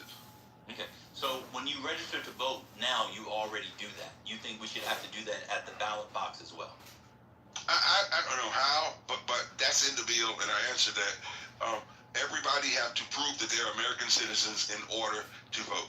There's too much corruption. Do you think it should be during registration or at the ballot box? Wherever they feel that is needed best. Wherever the best place you put it. I'm asking you, brother. You lead the work. I'm not. Well, I don't. My organization. I don't lead people or tell people how to vote. I challenge them to think. Now I know I'm challenging you to think. Where do you think it should be? I have no idea. Oh, so you haven't thought it through. You just go with whatever Donald Trump says. No. I know this. I trust him. I guess it's safe to. Yes, sir. Why do you trust Donald Trump? Because he's real. Oh, okay. And that's rare. You can trust somebody. That's right, and that's rare. Okay. So being real is saying you're going to end the Ukraine-Russia war in the first week, and he didn't do that. Saying you would bring down cost of electricity by half at the end of the first year, you didn't do that. Saying you would have % GDP, you didn't do that. Saying that the labor market, and you bring back manufacturing, and you wouldn't do that. Saying that you would bring down inflation, you wouldn't do that. What do you trust them on? Everything. Okay. Everything. Because I know what he's fighting against. I know. I kind of laid that out earlier. I know exactly what he's fighting. He's fighting against an establishment. He's fighting against people that want him dead. Okay. And so the people in Congress who aren't passing his bills, and they're fighting against him. So, do you believe the Senate should get rid of the filibuster? Yes. Okay. And why do you believe that? Well, I mean, because it's time to move on and get things done. Okay. And so when the Democrats have the Senate, you'd be fine with them not having the filibuster either? Right. Okay. So you don't care if there's a filibuster? No. Okay, cool. I did because this. Okay. And What was your other major issue? You said you have to do the Save America Act first. What happens if they don't pass the Save America Act? Shame on them, and that's death to America, because now you leave the gate open for cheating. Okay. What elections have there been cheating in that you know of? Donald Trump was cheated in 2020. How so? Which states? Georgia, Michigan, of course California. Oh, you think Donald Trump won California? Shit, yeah, absolutely. So you think one of the most liberal states in America was won by Donald Trump? Yep. Okay.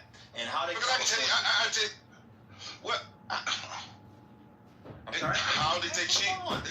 I'm doing fine. How did they cheat? There's many ways to cheat, which is why. Well, I don't know, because I don't cheat, but I know just. You know that cheated, but you don't know how. Of course, you would have to cheat. They still have Gavin Newsom as your governor.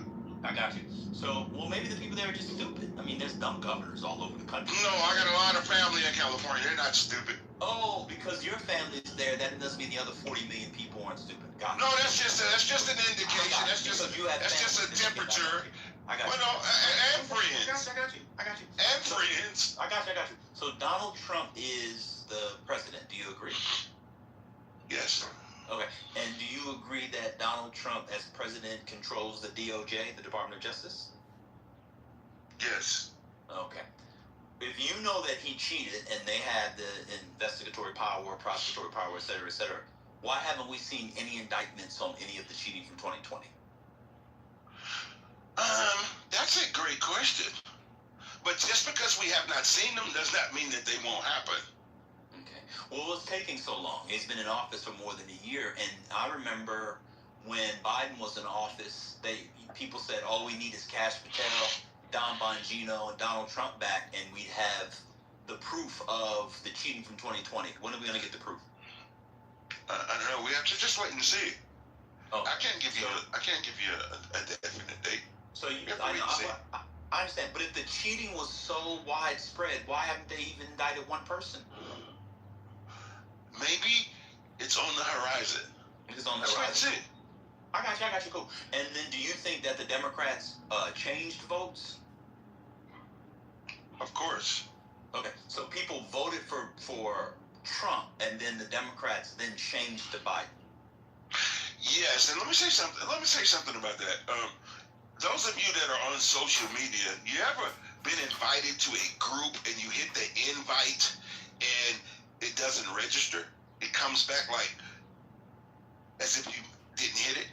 These glitches like that, see, that's a message right there, just on social media. So if that can be compromised, of course, the kiosk at the voting location can be compromised because it's an electronic device, computer generated. So why if that happens on Facebook and these other places, when people invite you to a group and you hit it and you accept the invite and then it erases it, yeah, it's possible, very possible. Okay, so do the machines have paper audit trails?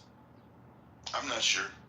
Okay, so when you hit invite on Facebook, is there a paper audit trail? I'm not sure about that either. Okay. So then if there's a paper audit trail, wouldn't the DOJ be able to subpoena, get the paper audit trails and see the votes were changed? Possibly.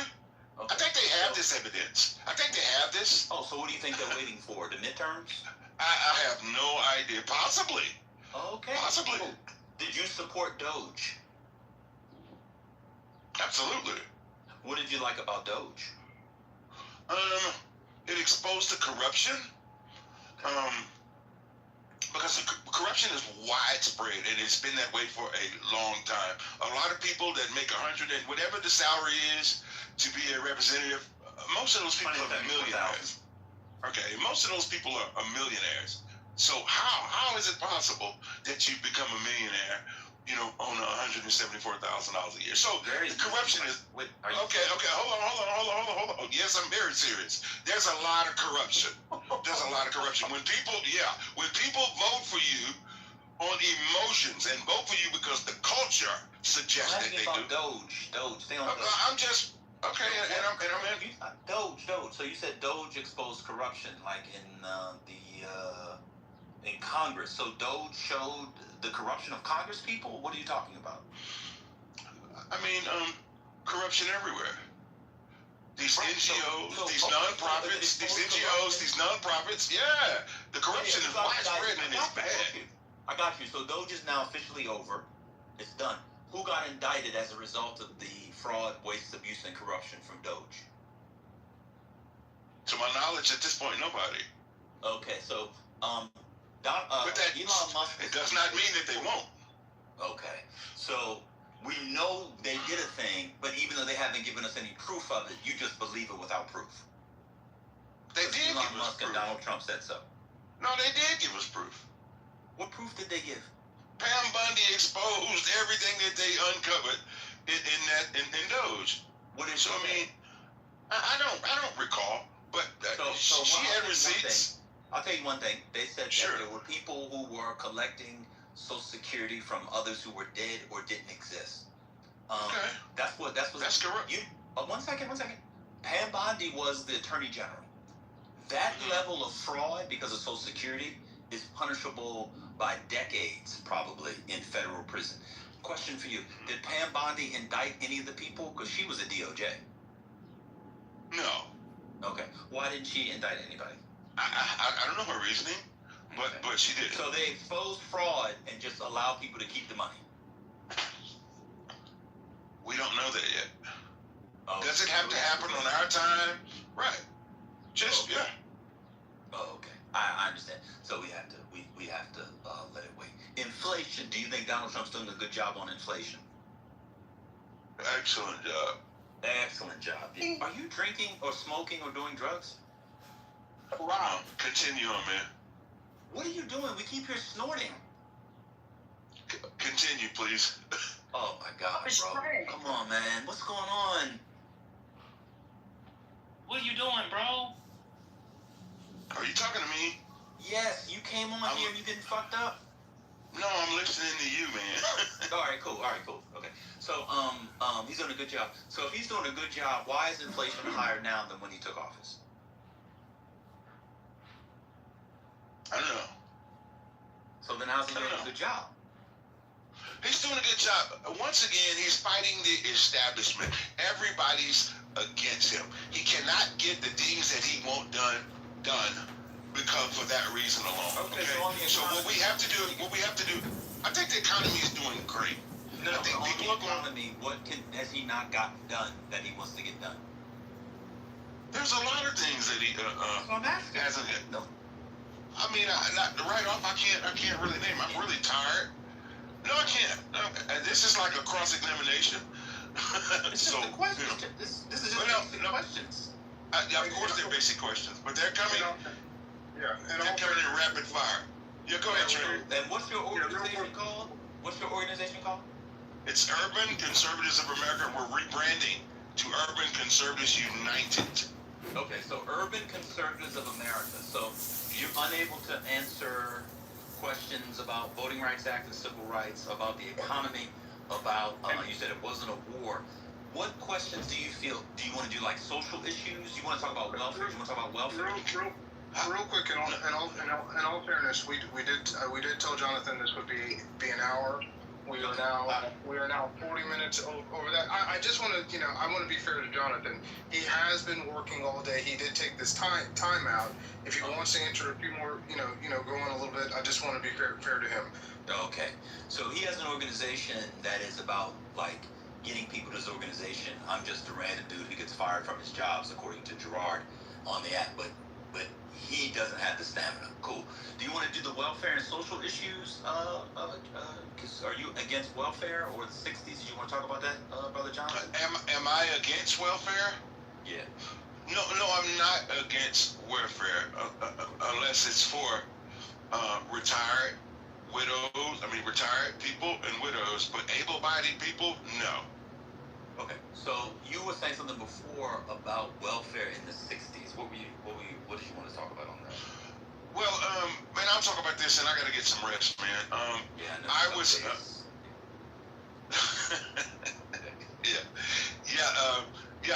The Welfare Act. I think that was it's called the Great Society Act by Lyndon B. Johnson. Thing is called the Great Society Act. Okay.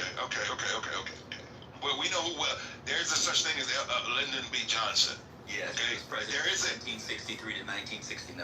Right, and he also said, "I'll have these niggas voting Democrat for 200 years." Yeah, and I'm one of them. Keep going. Yeah. Okay, well that's good. We're on the same page. I don't know why that annoys you. I'm not annoyed. You sound like you're annoyed. You're using foul language now. So I'm not the one annoyed. Stop projecting. Stop projecting. It's you. Yeah, I apologize. Well, thank you. Apology accepted. But anyway, I think dependency. I think government dependency is a form of slavery. I think it's two ways to make a slave. You can work him without pay, or you can pay him without work.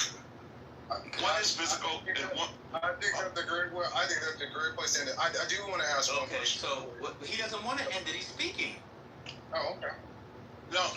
Yes, I do want to end it because I'm tired. 1 second, John. Yes, sure. So agribusiness, Elon Musk, all these massive corporations, banks, airline industries, they're all dependent on the government. Are they slaves? Oh my God! But they're job creators. Okay, and we're job havers. I'm just asking, are they slaves? No, they're not. They're job creators. Everybody's a slave to something. To answer your question. My husband leaves me, and I get food stamps to supplement my working. You know, a lot of people who work at Walmart, they get food stamps to supplement. That person's a slave because they're getting food stamps for supplement. No, I think you missed the point. I think break it down. Yeah, you did. You did. Listen, it's not about people who work. It's about taking people out of the workplace, right? Hold on. Listen, please. Man, let the man finish so he can go to sleep. I think a handout is a difference from a hand up. A handout cripples you and makes you dependent, and that is the game. And that's all I'm talking about. You know, I'm not against welfare for people who need it temporarily, but I'm against welfare for people who want to make a career out of that. The black community, through generations, that's been what when I say it in a general sense, have passed down to our children. Government dependency. And that needs to stop. All right, we are God's creation. Hold on, please. I don't know those. Okay, but per capita, I said what percent of blacks are on cash welfare? I don't know the numbers. Well, what would you guess? What percent? I have no idea. It's high. Why It's would high. you say that? Then why are you going around spreading that, saying that black people are the... Hold on. Hold on. Please let me finish. Can I finish? Let me finish, and I can bring clarity to this. 1 second, bro. Sure. And then you go. You have an organization dedicated to urban conservatives. And one of your main points, because you had these nice lines, that was clever quips, was about hand up, hand out, all these kinds of things. And you're telling me you don't know what percent of blacks are on welfare? I have no idea. What would you guess based off of what you think about the dependency and the generational transmission of black assistance on the government from the Democrat plantation? What would you guess? I think it's in the high teens. It's 3%. Your source? This source is the U.S. government. Okay, it's actually 2.5% from the U.S. Census Bureau. This last one was taken under Donald Trump's administration. Is that a good source, or you don't believe it? Listen, most of those news outlets are liberal, but listen. News outlets? I said from the Census Bureau. Did you graduate high school? Listen, they're liberal too. Wait a minute. They are liberal too. Is liberal? Yes. Okay. Yes. Last question for you, then you can go. Sure. Be done. Did you graduate high school? Yes. Okay, cool. I'm done. Nice to meet you. Nice to talk to you. I hope to see you again. Okay. What does graduating high school have to do with anything? Are you calling me dumb? Yeah. Are you calling me stupid? Yeah. You done, girl. You done. Yes, I'm Is that what you're calling me? you a idiot. Okay. Okay. Have a wonderful evening. You too. My God, the stuff that oh my God. Why did we play off? We needed to save that.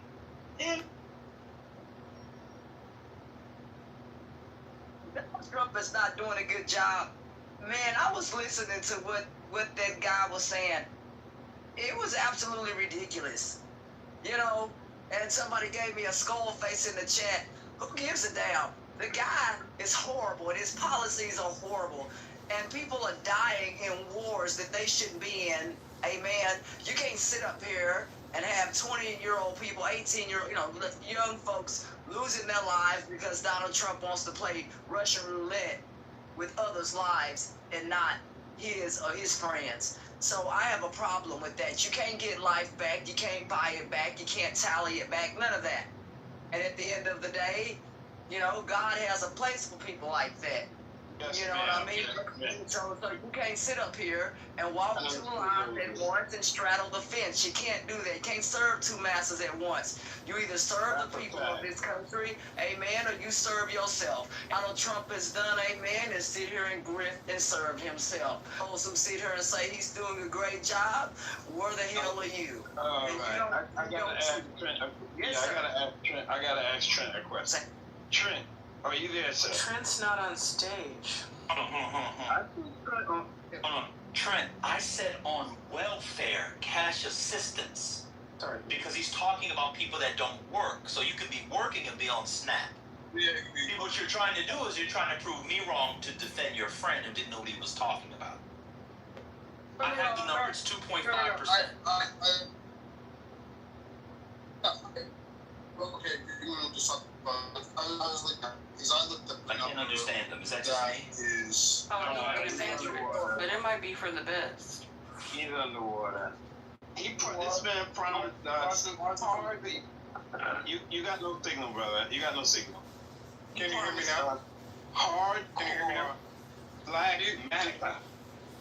Divine, can you hear me? Yeah, go ahead. Yeah, go ahead, brother. Yeah, okay.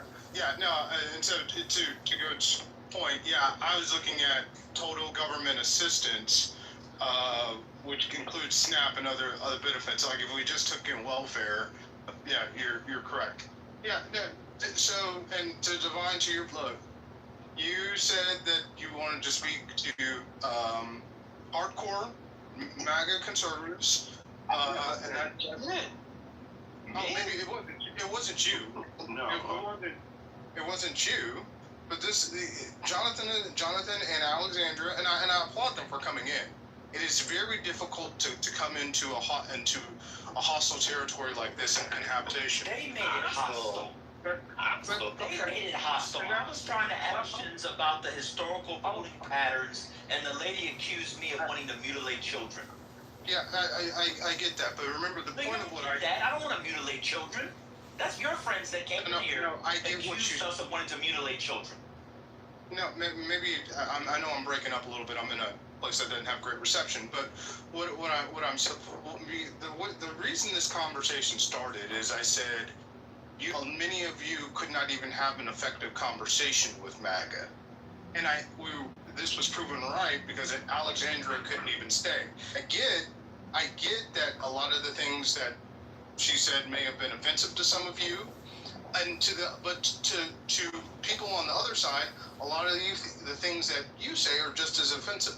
Let's stop there. Hold on a second. One second. Yeah, go ahead. The lady came in and started by talking about how she liked Donald Trump because he was a straight shooter and didn't hide stuff. But with me, she melted down. It was too much. I didn't say anything about that lady. I said I was trying to understand black people have voted in a group from one period and then they switched voting for a group for the other party in the other period. I'm trying to make my way up. They get into their talking points. I don't care. I'm not into bathrooms. We're not voting on bathrooms. That was your friends that did that. I didn't say anything offensive to those people. The lady said she was a teen mom and he was a crackhead. Believe me, I have scores and scores of jokes and much more to go. I held all those in. Hello? Again, the one of the problems that I see with having dialogue on both sides is being respectful from both sides and understanding where they were coming from. I was respectful. Wait, I was respectful. I said, introduce how you got to MAGA. Then, to be fair, Jonathan was about 3 minutes. She spoke for 11 minutes. Nobody interrupted her. And I said, okay, I wanted to take our way to how we got to where we are. A lot of black Republicans talk about the history of black republicanism and going back to that. I thought they might bring that up. When you bring in somebody who's running for Congress and somebody that has an urban, conservative, whatever, it's my bad for me thinking they had read a book with more than 40 pages and chapters in it since middle school. I didn't know that they were just going to be regular clubhouse magats. I had no idea. So to be fair to them, when we postulated this, and Patty and First Lady were on, it was around Tallarico and Texas politics, and so that's why I was trying to interject as you were asking your line of questioning. And I get, Ben, that you were not I know you wrote your own questions, and you may not have been aware of that, but that's they were Texas questions. I was asking it because of the history of the Lily White Party out of Texas. I was trying to get to the history of black Republicans in Texas. Go look up the Lily White movement in the Republican Party. It's from Texas. I know what the assignment was. And I talked to Patty and or First Lady. And you are, again, you are in the 99th, not even the 90th, the 99%. Congress! Hold on, my man. Calm down. You are in the 99th. You're gaslighting, and it's insulting. No, what I'm saying is you are in the 99th percentile of intelligence in the United States. Do that. And so, I know it was going to be about Tallarico. I was trying to establish how. Yeah, I know, but most people do not know. Most people do not know all the questions. Even I had no idea of some of the questions that you were asking what the answer to, and I'm okay. I'm okay. No, but I actually Do you have an institute based in Texas to bring people to the Republican Party? So, but Ben, here's the thing: 99%. All she had to do was say, "I don't know." She didn't have to say, "I wanted to mutilate children." You're correct, but 90% of Texans don't give a fuck about the questions that you're asking. I'm not talking to 90% of Texans. I know. It's a political combo. So Trent, I know. If they don't know, and I know, and there are other people in here, it becomes a learning opportunity to know that one of the reasons that black people moved from the Republican Party was because of the Lily White movement, which was based in Texas. They were trying to make it Lily White and get rid of the black and tans. I wish you would have asked. So I was going to talk black Republicans in Texas. Okay, I wish you would have asked conversation on affordability. And I didn't give a chance to. Your friend crashed out after a minute. Okay. And by the way, Jonathan and I did have conversations about affordability and contemporary issues. And so the she crashed out. Wait a minute, because she crashed out on me, sir. She crashed out on me when I was trying to bring the peace. I was trying to reset the space so that we all could get on one accord and we could move forward. But she began to continuously speak over me and then say, "I'm leaving." So please, just stop. We're not. I don't need to have a conversation with you. If you want to just go, then please just go. Because how you were recapping this story and how you're trying to make a play as if we did something wrong to them, when continuously we let them speak for minutes on end, and then when we. And you're doing it. Maybe it's a Texas thing. Yeah, they're really dumb in Texas. Correct. The blacks in Texas are dumb. I don't get it. I don't get it. It's simple. The conversation we tried. We got off on the wrong start for whatever reason, but we're here now. Jonathan, he did stay. Thank you for staying. Thank you for, Jonathan. Trying to have the conversation. And that's it. That's all. That's it. That's all. That's it.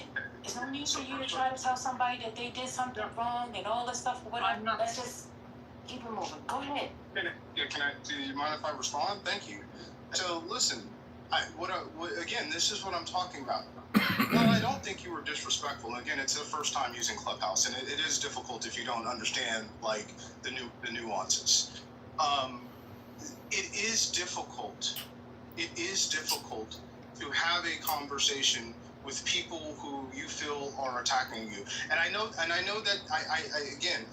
Don't tell me Trent! I don't want to hear it, Trent. I'm telling you, you're going to set me off. And I'm telling you, that was not the case. Nobody was attacking anyone except for them. They came here attacking. Are you insane? Do not piss me off. That's why I said, let's just leave it alone, Trent, because you're going to piss me off. Leave it alone. Leave it alone. They came in attacking. They came in attacking the Democrats, talking all this negative things about the Democrats. So don't tell me somebody was attacking them when nobody got a chance to attack them. Don't do it. Don't do it, Trent. Listen, I'm telling you, why don't you just back away? Back away. Let it go. Trent, leave it alone. Pass away.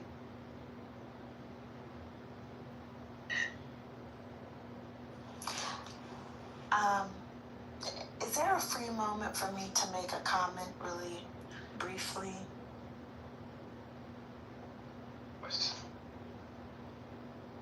I am deeply embarrassed by that display. I think that to be running for any sort of government position in a state, and in particular in Texas, to have some sort of organization here in the state, to be in a room full of people, a little 200 apiece, and you don't know who in that room is from your state and from your area, and you comport yourself the way those two individuals comported themselves, embarrassing. The display that I just saw of people who are, in quotation, supposed to represent Black Texans, at that, the Republican ones, it was pathetic. I can understand this idea about how it's hard to have these conversations and all these things, but everyone was very respectful. They got upset. They crashed out. They didn't know anything. I think this idea that Black Texans or that Texans in general don't care about history, don't care about certain things, wouldn't care about the line of questioning the mods were going down originally to set expectations. I think that idea right there, it is deeply troubling to me, but it's also highly disrespectful to the time that the moderators took to gather the questions, to prepare for this event. Preparation and questions. You come in here and bloviate for an hour. Bloviating. You could have just said that.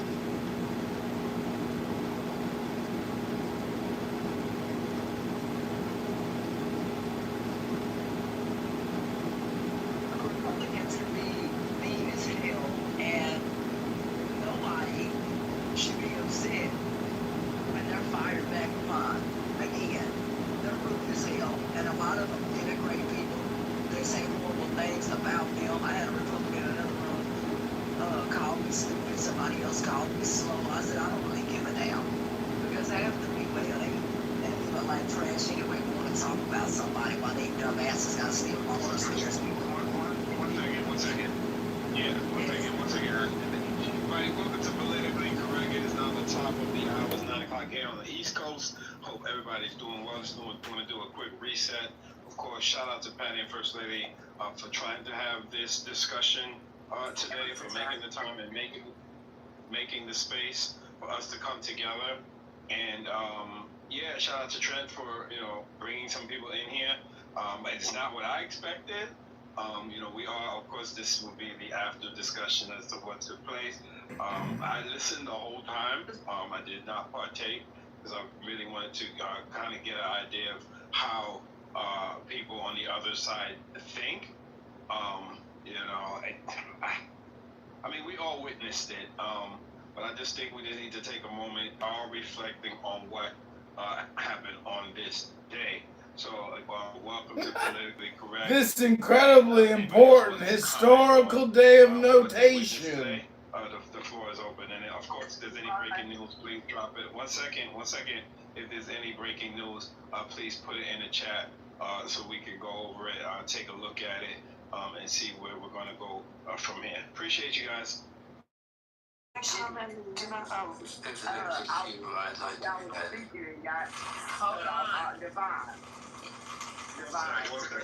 ma'am. Okay, so we're gonna go to Tira. I heard you come off mic first. Go ahead, Tira. Yeah. Can I get on this queue, please? Thank you.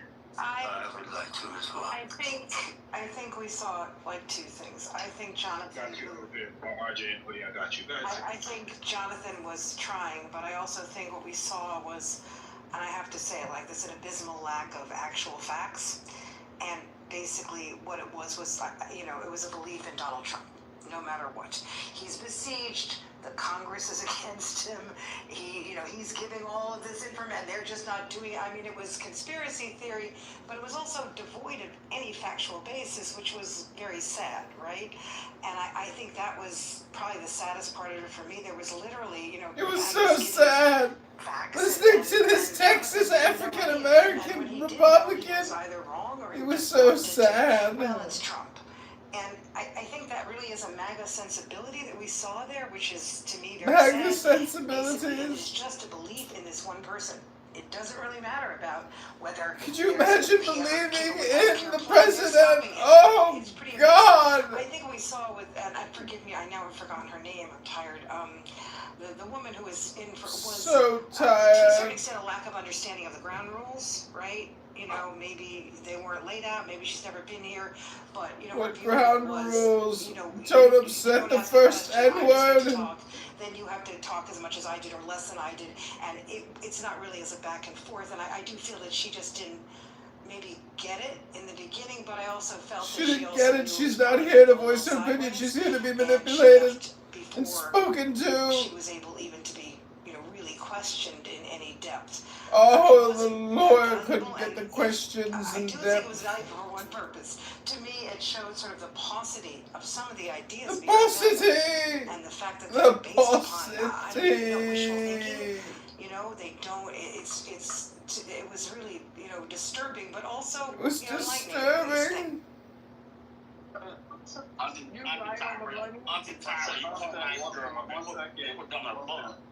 One sec. We're gonna go RJ and Odie. Go ahead, RJ. I just want to say I've learned some valuable things today in Clubhouse. Earlier today, and I'll try to be short, but I got a bit to say. Earlier today, I heard an individual on this app, a male who is of modest intelligence, somewhat learned, speak about how knowledge is not an asset, it's actually disincentivizing today's discussions. And after listening to this, I think they were correct. I see plenty of black men on this stage who have learned some things in their lives, maybe read books, studied, dog-eared some pages, wrote some notes, maybe even did a dissertation. Really? I tell you you're all incorrect. What you need to do is leave that library. And some of you went to libraries that have several floors upstairs as well as downstairs. If you're in the stacks, oh my God, a room full of books. You may or may not be on.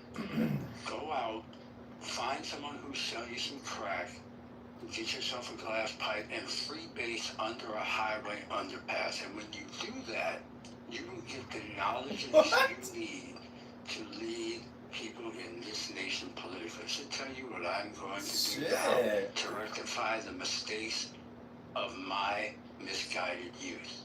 I'm going to go find my good brother Messi, and I'm going to find him because I know that he lives in a van down by the river. Damn, that is a submission, brother. Old jeans, great submission, and a belt. And when I'm there, I'm going to go get me some heroin. I'm going to heat it up in my spoon, use the belt to expose some veins in my arm. Oh, shit. And I am going to shoot dope into my veins, and then I will truly find the knowledge I need to exist in this America. I'm done. Damn! Damn! Like, 1 second, we're gonna go to Odie. Go ahead, Odie. Thank you, RJ. Love when you come on stage. Odie, it's on. Thank you very much. I will be quick. I don't know, Trent is not here, but I would have loved to have asked him because the way Trent spoke about these two people, it spoke as if they were some intellectual coming to tell us what we've never heard before or what the maggots on the app don't see. Then I must give it to Ban. I don't know why.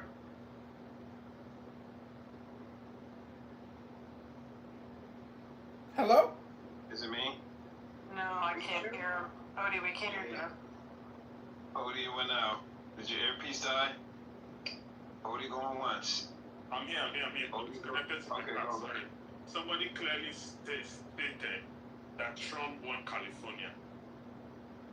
I remember when I was in optometry school, and there was a question my colleague asked one of our lecturers. I'll never forget, I was still a young child. And the question the lecturer asked the colleague is, how the fuck did you get to 400 level? She didn't use the F word, sorry for sure. How the hell did you get to this class? I thought that man would have calmed down, have some introspection, and ask myself, why the hell am I continuing this discussion?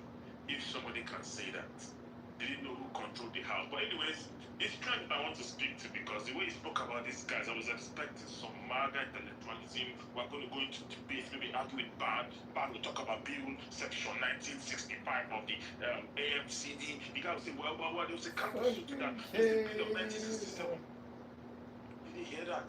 Instead, I heard the regular rhetorics. The Democrats are giving our children exact motivation. Anyway, thank you very much. So,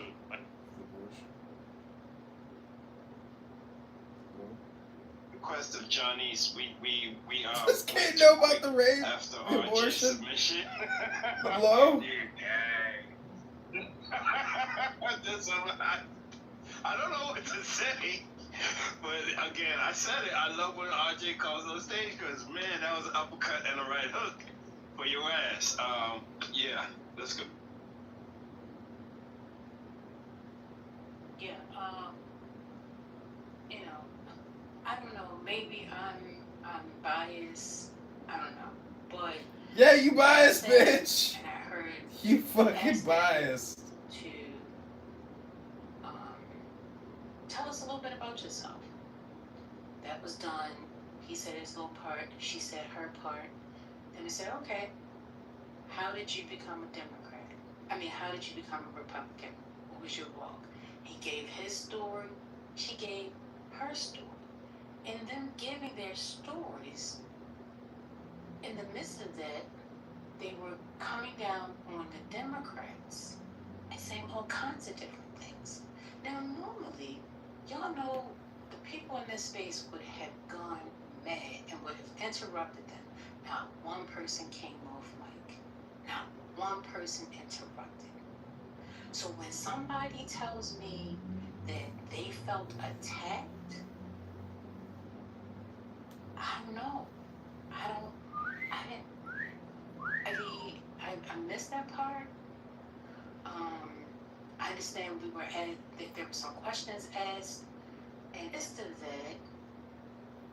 In the midst of that, I don't know what I got else to say. Well, fuck Donald Trump. Got off to a rough start. No, I don't think we got off to a rough start. You want to talk about starts? To a great start. Okay, I'm speaking right now. Hello? And I understand they're new to Clubhouse, and I'm trying to. Oh shit, he knew. But at the same time, we gotta respect. He knew to having a conversation. So respecting each other, right? That means just like how I listen to the stuff that I didn't even want to hear. I wasn't even saying anything about what they said, other than the fact that they attacked the Democrats. Then she just decided she was going to leave. So here we are. But Johnny, he stuck around. And, Here we are. He did the conversation.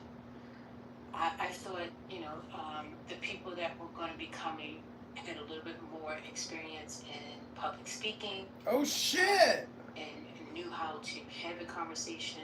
We didn't even get a chance. You mean the public speaking like you did 5 minutes ago, screaming at everybody? Hello, let's move forward. here we are. Here we are. So, Here anybody we else has anything else are. to say, I guess we can listen to it. I thought Bam was good. I'm sitting here at Juicy Crab eating my crabs. It was a good debate. Yeah, Juicy Crab eating his crabs. From the 90s. So I don't know what happened. Shout out to everybody in the room, the moderators. Hey, First Lady, I love you, Grandma. I don't know what that was all about. But it was really educational. I felt really bad for y'all. So I feel like after the whole debacle, you got what beat up on. So yeah, but it was a great debate, great back and forth. But yeah, it was giving too much. But Van did really good. He did really good. Great educator. He's a great entertainer. All I want to say is, look, Republicans, like I said, can be rude as hell. And when you speak out unlike the classy, educated Democrats on their lives, and they do, like I said, they denigrate people. They talk about people without remorse. And again, they don't want that projection alert system has been activated. And some people are disrespectful. You know what I mean? To others, they think Ashton. Any other party, they think they're dumb. Ashton. I sure as hell don't like his policies, what he has done, how he's affected the economy, and how people have died. I guess how people have died. Oh shit! Trump has killed people. I'm saying it's this kind of magic. You're saying it's that kind of magic. At the end of the day, we'll never know. That might be part of the magic. Hello.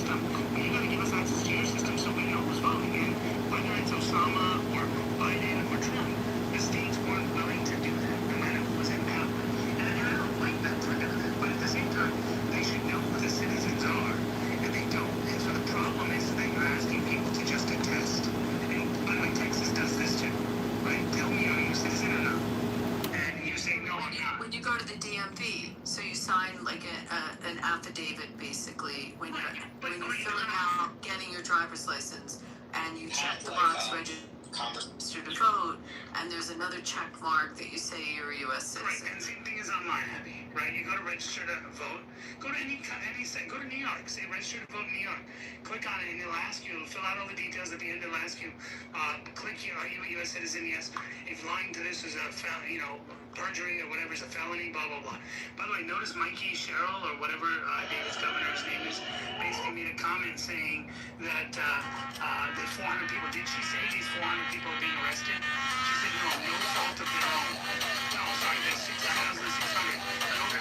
And then she said 400 voted. She didn't say we're investigating them, we're putting charges against those 400.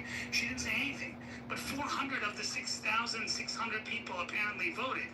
So what is happening to those people? Are they just, you voted, it's no big deal, move on, or are they arresting them? I mean, nobody's talking about it. She didn't mention you'll be prosecuted at the fullest extent of the law, nothing like that. I just renewed my registration, and one of the questions was like, do you want to vote? Do you want to, I mean, I already, I'm already registered to vote. Like, one of the questions are, like, why is, like, car registration renewal, asking the question if you want to register to vote. Well, that makes sense, David. But David, that makes sense. No, because like you don't need to be an American citizen to register a car. But it makes sense. Do you want to vote? Right? Do you want to register to vote? So you should say yes, and then it should say, okay, please upload proof of citizenship, right? Whether it's your passport copy, whether it's your your driver's license, sorry, not your driver's license, your birth certificate or whatever, and you upload it. Now, the system has your data. And now you say, okay, and then they can, and then when you go to vote, you don't need voter ID. You go to vote, they pull up on their iPad when they check you in, there's a copy of your birth certificate right there. And they go, okay, yep, this is him. Okay, is this you? They'll ask, is this you? Yeah. Okay, you go in and vote. No, when I voted, the last time I voted, they just try to match my signature. They don't check my ID or anything like that. Oh, I didn't even have signature match. My signature... Yeah, mine was just signature match. They didn't check mine didn't even match my signature. I put a dash, and then I told her... I went in, I said, do you want to see my ID? She said, no. Asked me my address, gave my name and address. She pulled me up, and then I put a dash in the signature. That's not my signature. And then she said, okay, here you go. I said, do you want to check my signature? She goes, no need. Why? Is it not you? Right now, who you say you are? I said, no, I am. She goes, okay, then you're good. I said, but, like, here's my license. My signature is different. She goes... Well, are you not who you say you are? I said, no, I'm who I say I am. She goes, okay, well, I don't need to see your ID. That's okay. I'm like, who'd you vote for? I said, how will you catch it? How will you catch who it did? Yeah, who did you vote for? Not in case you know. Look directly to people and take a look at the link in the chat. That's regarding Minnesota's oversight committee on it. Yeah, we have ID for all, and yeah, I'm pretty sure if we had an actual audit, you'd see how bad the fraud is in Minnesota. Thank you. If any of you have ever been an election judge, what King Nav just described is the way that the process goes down. If you're using a Dominion voting system, the voter comes in, they give you their name, address, or some other identifier. You pull it up on the screen on the little computer. If it matches, they're good. The error that I detected is that people go to the wrong polling station, and then you tell them, hey, you can't vote here, you got to go to this location. But I never saw individuals wanting to cast ballots in Chicago without identification. And when I lived in California, I voted for Roseanne Barr for the Green Party versus Barack Hussein Obama, and I didn't need an ID or anything. It's just an absentee ballot that doesn't count unless there's like a runoff or something. So that was my experience. Are you saying Illinois has where you have to vote in your county? You can't vote anywhere in the state? You have to specifically vote Correct. in your polling district in Correct. Illinois? Correct. It's it's on your card. Not that way anymore. Yeah, it's on your card that you get after you register that tells you the precincts, the polling number, and where you're supposed to vote. So, we can vote anywhere, but I know in Texas you have to go to your polling station. The other thing that we're trying to push is using the jury role. When you register to get your driver's license, you go into the jury pools, and when you get called on jury duty, whether you go or you don't, you have to sign another affidavit that you're a U.S. citizen. So it's another way to cross-check the lists. So people have affirmed two times that they're U.S. citizens. There's different ways to try to check for citizenship or to get that affirmation. But I was trying to. Who remembers that? Is David still here? No, he left.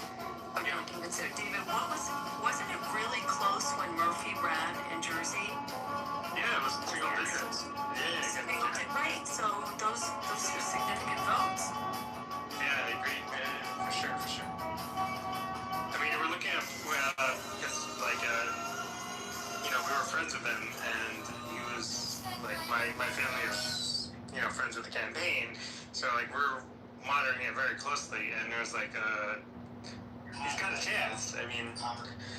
And then of course during election day, it's I guess not, but yeah, leading up to it, we thought there's a chance for sure. Then who knows what happens, and then if there's hijinks, there could have been hijinks, I don't know. I posted an article about a recent ruling in D.C. appeals court about, Trump had said that all these states that are doing mail-in ballots have to hand over their voter list and also barcode the mail-in ballots. It was challenged by the NAACP and they lost. So now I think this has gone under the radar. It's not really getting discussed a lot on mainstream media. I think this is huge news, requiring the states that are going to do mail-in ballots to have to give the list over of who will be getting one, plus the barcodes on the ballots. Have you heard about this? It's the last link I posted up there. Trump admin wins huge court battle with mail ballot.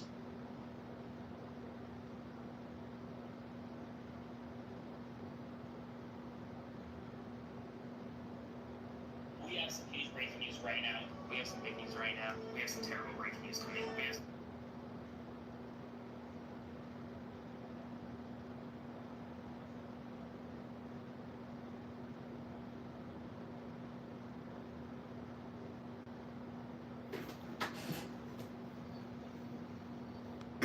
Well, I can see there's a little lull in the President Trump house, so I just want to say that we're living under a structurally white racist society, obviously, and I did my part today to help reverse the structural white racism so I could help Bima in her goal to defeat structural white racism once and for all. And I listened to a politically correct ban. He talked to a African-American Trump supporter in Texas, and he absolutely harassed and harangued, cross-examined, and abused this African-American conservative Republican black man who also probably believes in structural white racism, the establishment, as he put it. And I just want to thank Bima and Beaver. Congratulations on your engagement. I'm looking forward to the wedding this autumn. I am so excited to be there, and Dr. Adams is going to be your ring bearer and flower child. It's so exciting, and Marshall Rankin is going to officiate, and I just hope you can get him to take a bath beforehand, maybe spray him down with some French cologne so you guys can breathe at the altar. Breathe. Because anyways. No, that's enough. Not Marshall is the gentleman of Clubhouse. You don't do that to Marshall. Well, that's why he's officiating. Oh, hey, Marshall, speak of the devil, and the cheetah will arrive. Marshall is the gentleman of Clubhouse. But what, everything else was true? Hey, I'm reading this, guys. She's running for Congress. This is not a state house. The woman that was in there. If that's the person, Beaver, that you put in the chat. Pretty sure that's her. I didn't even... Yeah, Marshall, were you in that room at all? A woman running for Congress in Texas. No, Alexandra Butler, Republican for Congress. Marshall works for Monica De La Cruz. Texas District 9, but is that a different person? Yes, ma'am. I'll have to look it up. I just figured there's no way he'd get somebody running for U.S. to see. I thought he had to be a state person.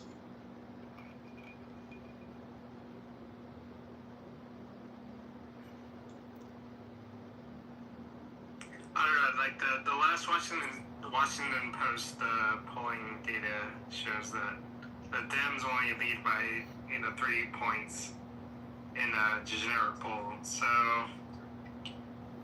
I mean, the Republicans could hold on to the House and obviously the Senate. So I wouldn't be worried at this point, but there's still plenty of time left. It's near Houston, the area, I think. The U.S. House District used to represented by Al Green, Texas 9. So she's running for Al Green's seat? Wow. Yeah, I guess so. Wait, Al Green is that's who was in the room? Al Green is like the crazy guy, right? Yeah, he is insane. Wait, Beaver, that's who was in the room? No, I think it was Alexandria Butler running for Texas House of Representatives District 146. Texas House of Representatives, 136. If you look at this, Marshall, because when I look at the name pops up as someone running for Congress. Maybe I'm reading this wrong.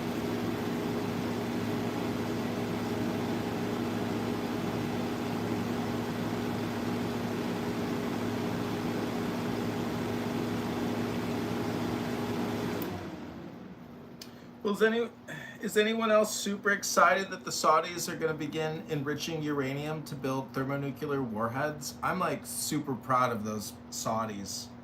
Very excited about the prospects of creating more nuclear weapons in the Middle East. It's such an exciting time that we live in. What do you mean more? There is none. No, that's not true. Actually, the United States of America has a massive weapons of mass destruction stockpile in Oman.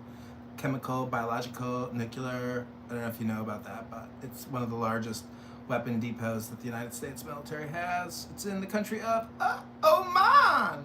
Oh, man.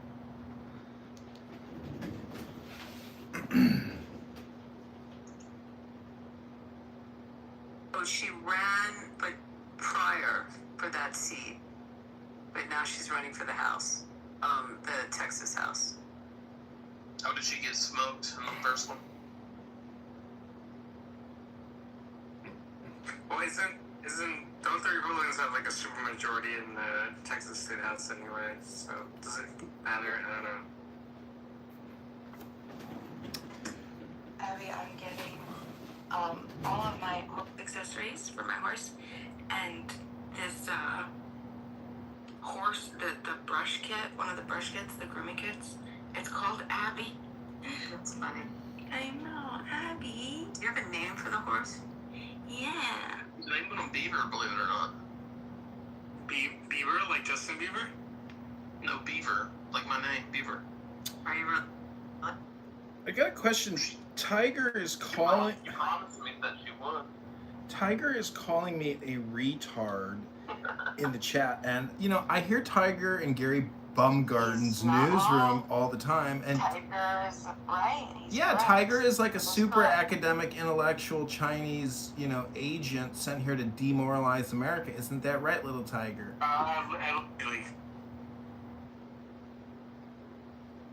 Oh, y'all get it. About my horse. Yeah. Oh my gosh. So, I'm so excited. His grandsire is some beach somewhere. So he has the fastest standardbred mile on record. So there's a whole documentary made about him. His father also made the Hall of Fame, but he made like $3 million in prizes. But he's not so. I guess he's not so fast. He's very laid back, like lackadaisical. But he likes jobs, but he's not fast. And so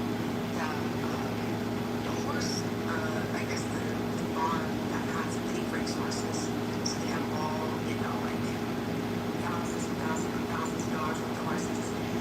And so they said that they wanted to really sweet, and they offered a price that was way out of budget. And I saw him on our local, it's not close to blue chip farms, so there's anyway, there's a lot of racing big names that come through. And so I was just on one of the pages. It's like a local horse, like horse race. And I saw him, he saw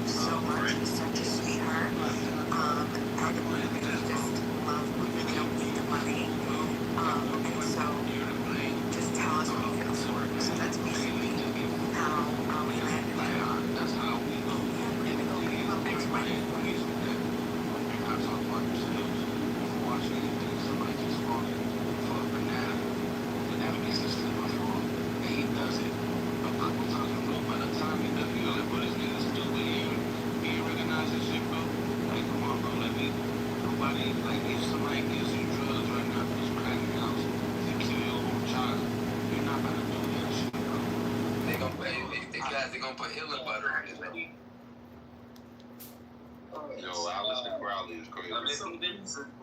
It's a reason why they do Well, wait, Jojo, one second, because I wanted to say, based on what a couple of people are talking about, I think that's why, I don't remember who, maybe, I don't know who exactly it was, asked, what are you? And like I said before, no disrespect, but if you take it as disrespect, that's a personal problem, I'm sorry. But the way that Black Americans speak about certain things, if you are not Black American and like foundational Black American, I don't think that you should be talking about how Black Americans think, because even if you are Caribbean or African American, you are not, like, you, the upbringing is not the same. So please, yes, it is. one second, don't do that. It's not, and if you think it is, then that's your own level of ignorance that you are not addressing, and that's okay in other, in other spaces. What if you're white and you got a doctorate in black criminology? 1 second. Ooh, wait a minute.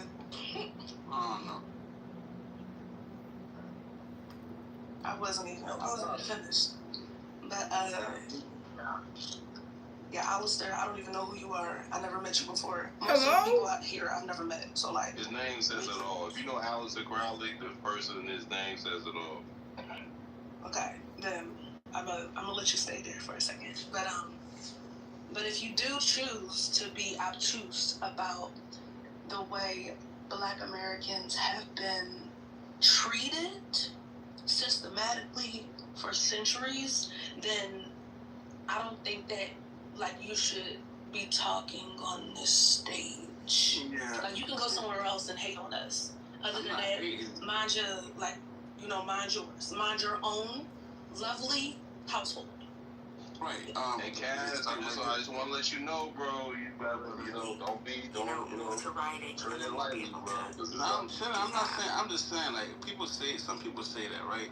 I completely. I dated a girl from Devon, Pennsylvania. You date women?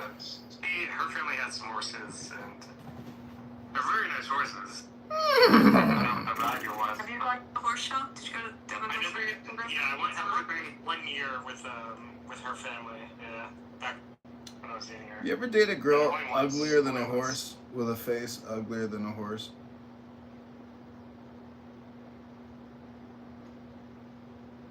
David, have you ever gone to Kennett Square to Penn's, why am I blanking on the name of that center? It's the Equestrian Center. It's where Barbaro went after Barbaro had the accident, and they tried to, they put all the pins in the legs. The equine center.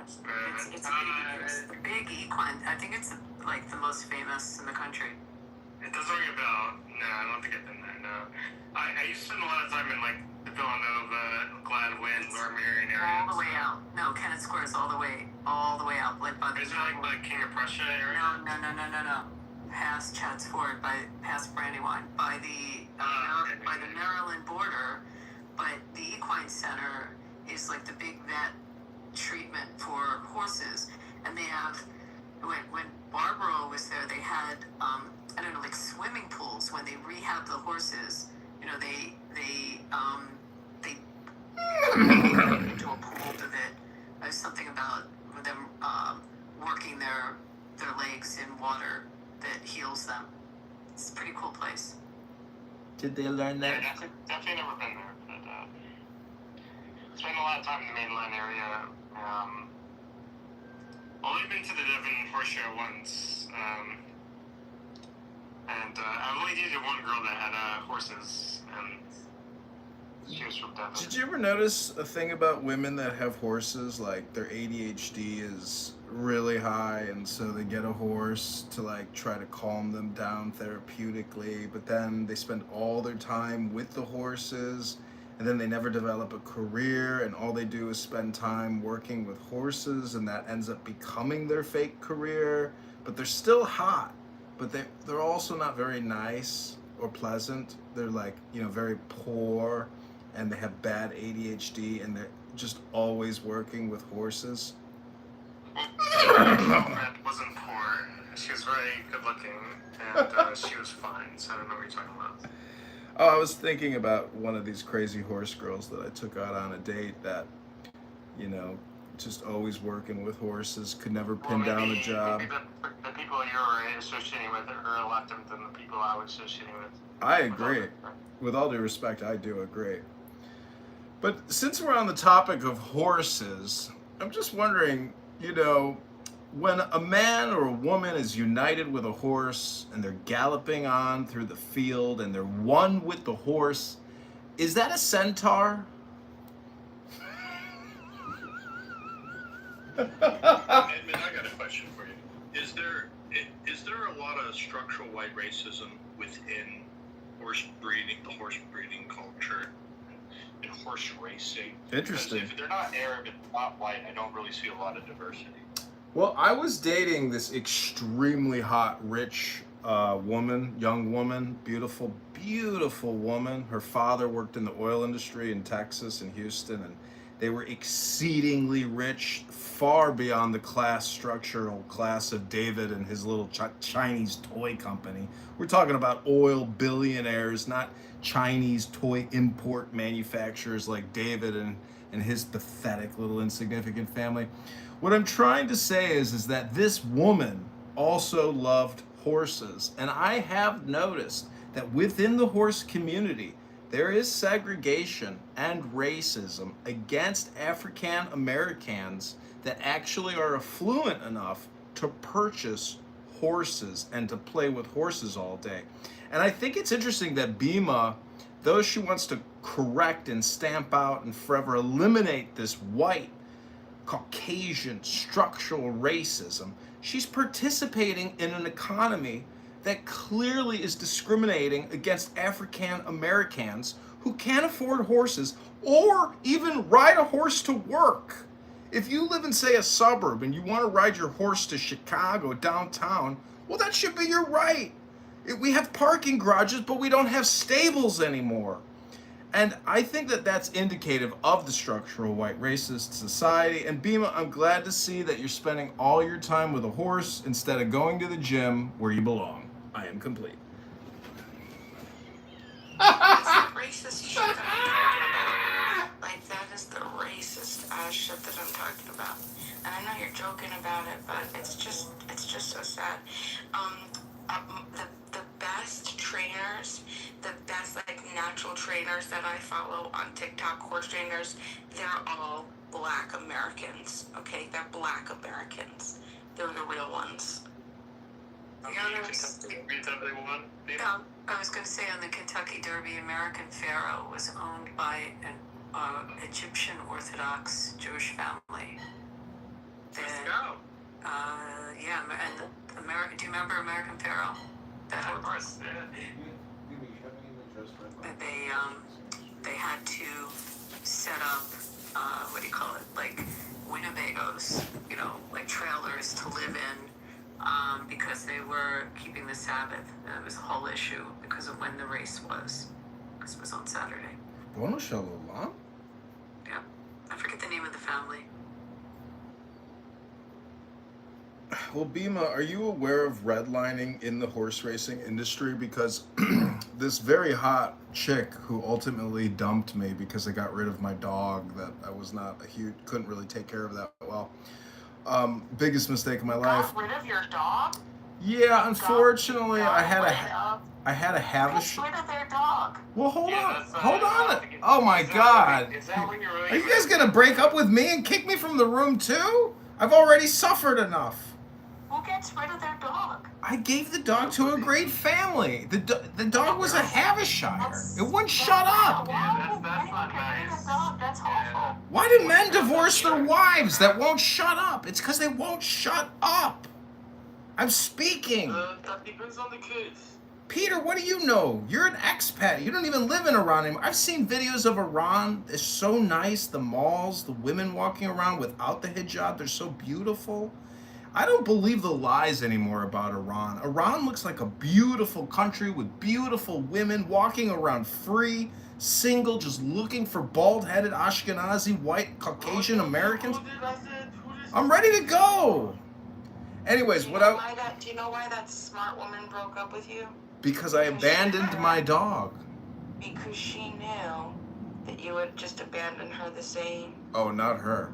But anyways, no, it's what would happen. Yeah, a man that would be so swift is you're a little life. I would never abandon my dog. That's That's terrible. just incredible. That right? Thank you, David. I think that's the most shocking statement I ever heard on Clubhouse. Abandoning your dog. Yeah,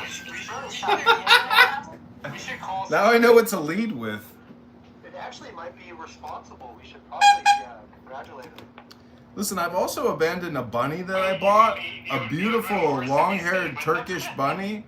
But see, I didn't just abandon these pets in the street. I put them on Pet Finder and eBay Classifieds and found them quality families that could take better care of the dog, as I was suffering and not taking care of myself the way that I should have been. Instead, I was acting like a mother to a baby all day long, and eventually I had my breaking point and I had to do the responsible thing and give the puppy away. But in the process, I lost the most beautiful, rich woman I've ever dated in my life. And let me just say, when I woke up at midnight and she was under my sheets blowing me in her mother's multi-million-dollar house in Escondido, I thought I died and went to heaven. Yes. What's that about? Well, I don't know, David. You're always bringing up, class and stratosphere and your cool network for your, your pathetic Chinese toy import company and all your cool business meetings at the hockey games. And so I just thought I'd, tickle your feather a little bit. Hello? Just because my ex-girlfriend had a horse doesn't mean she's like super wealthy. I mean, their parents' house did have a name, but well, most of them do out that way. There are all the states out there, and people from that area. Usually, there's a lot of DAR and a lot of blue blood that live around Devon. Yeah, I'm not gonna say the name of the house because I don't want to dox, but yeah, her house did have a name, or her parents' house, I should say. What's DAR? DAR.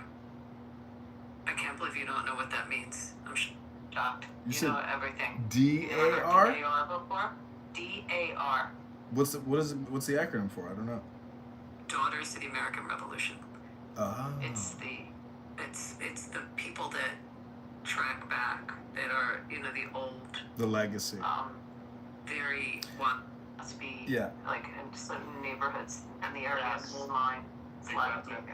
Basically, like they're all rich CIA, tax parasites sucking our economy dry. No, No? Have you been in Washington, John? Have you ever gone to DC? Yeah. There's a DAR. I don't think he's allowed. I don't think there's a word. There's an auditorium. What would you? It's like an event center, like a theater. Got it. The last American Revolution. The last time I was in DC, I was doing a contracting class on behalf of the Treasury Department, and oh my God, there were these Palestinians in there working for an NGO, and they were ready to submit these multi-million-dollar theft parasite packages through USAID. I was like, wow, what a scam!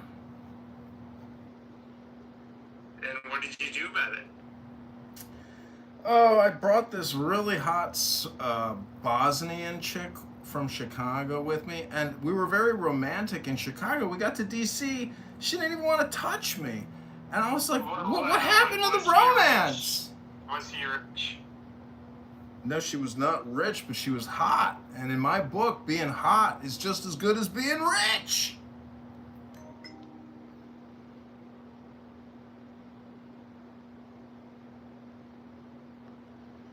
Well, we've got a real man on stage, Brad Stauffenberger, the Viking warrior who can talk unabated for 10 to 20 minutes about any topic in the world, doesn't matter what it is. He's the king of chillism. And I just want to say, Brad, have you ever dated a crazy white woman who loves her horses?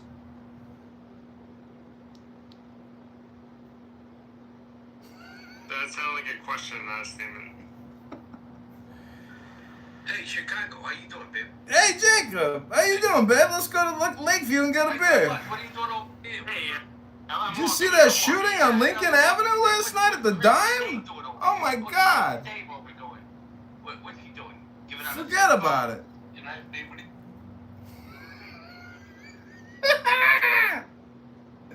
They kicked me. Why did they kick me?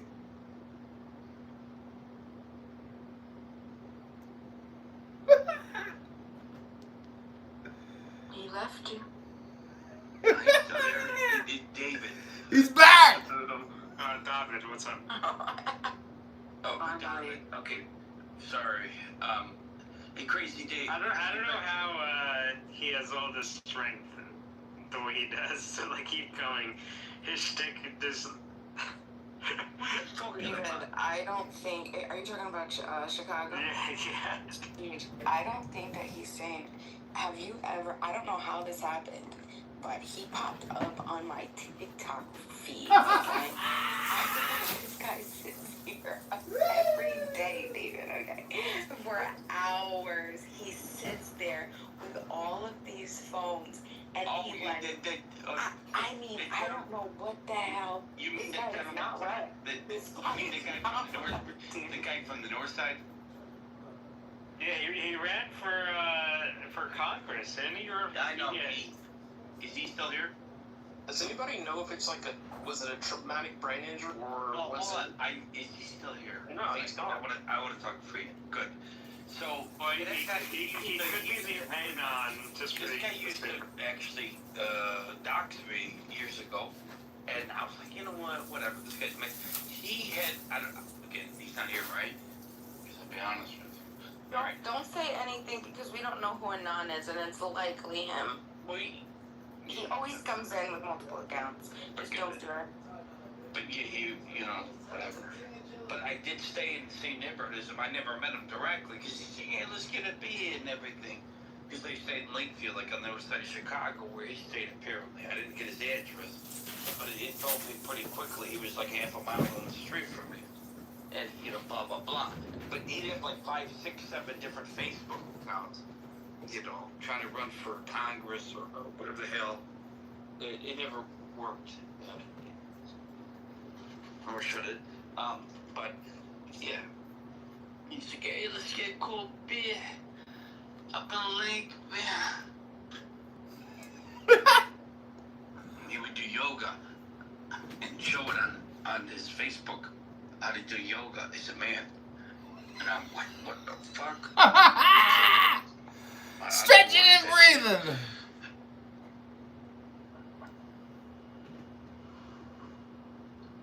Feels like he's the same person like shooting you in the head. Projection says what? And then himself after.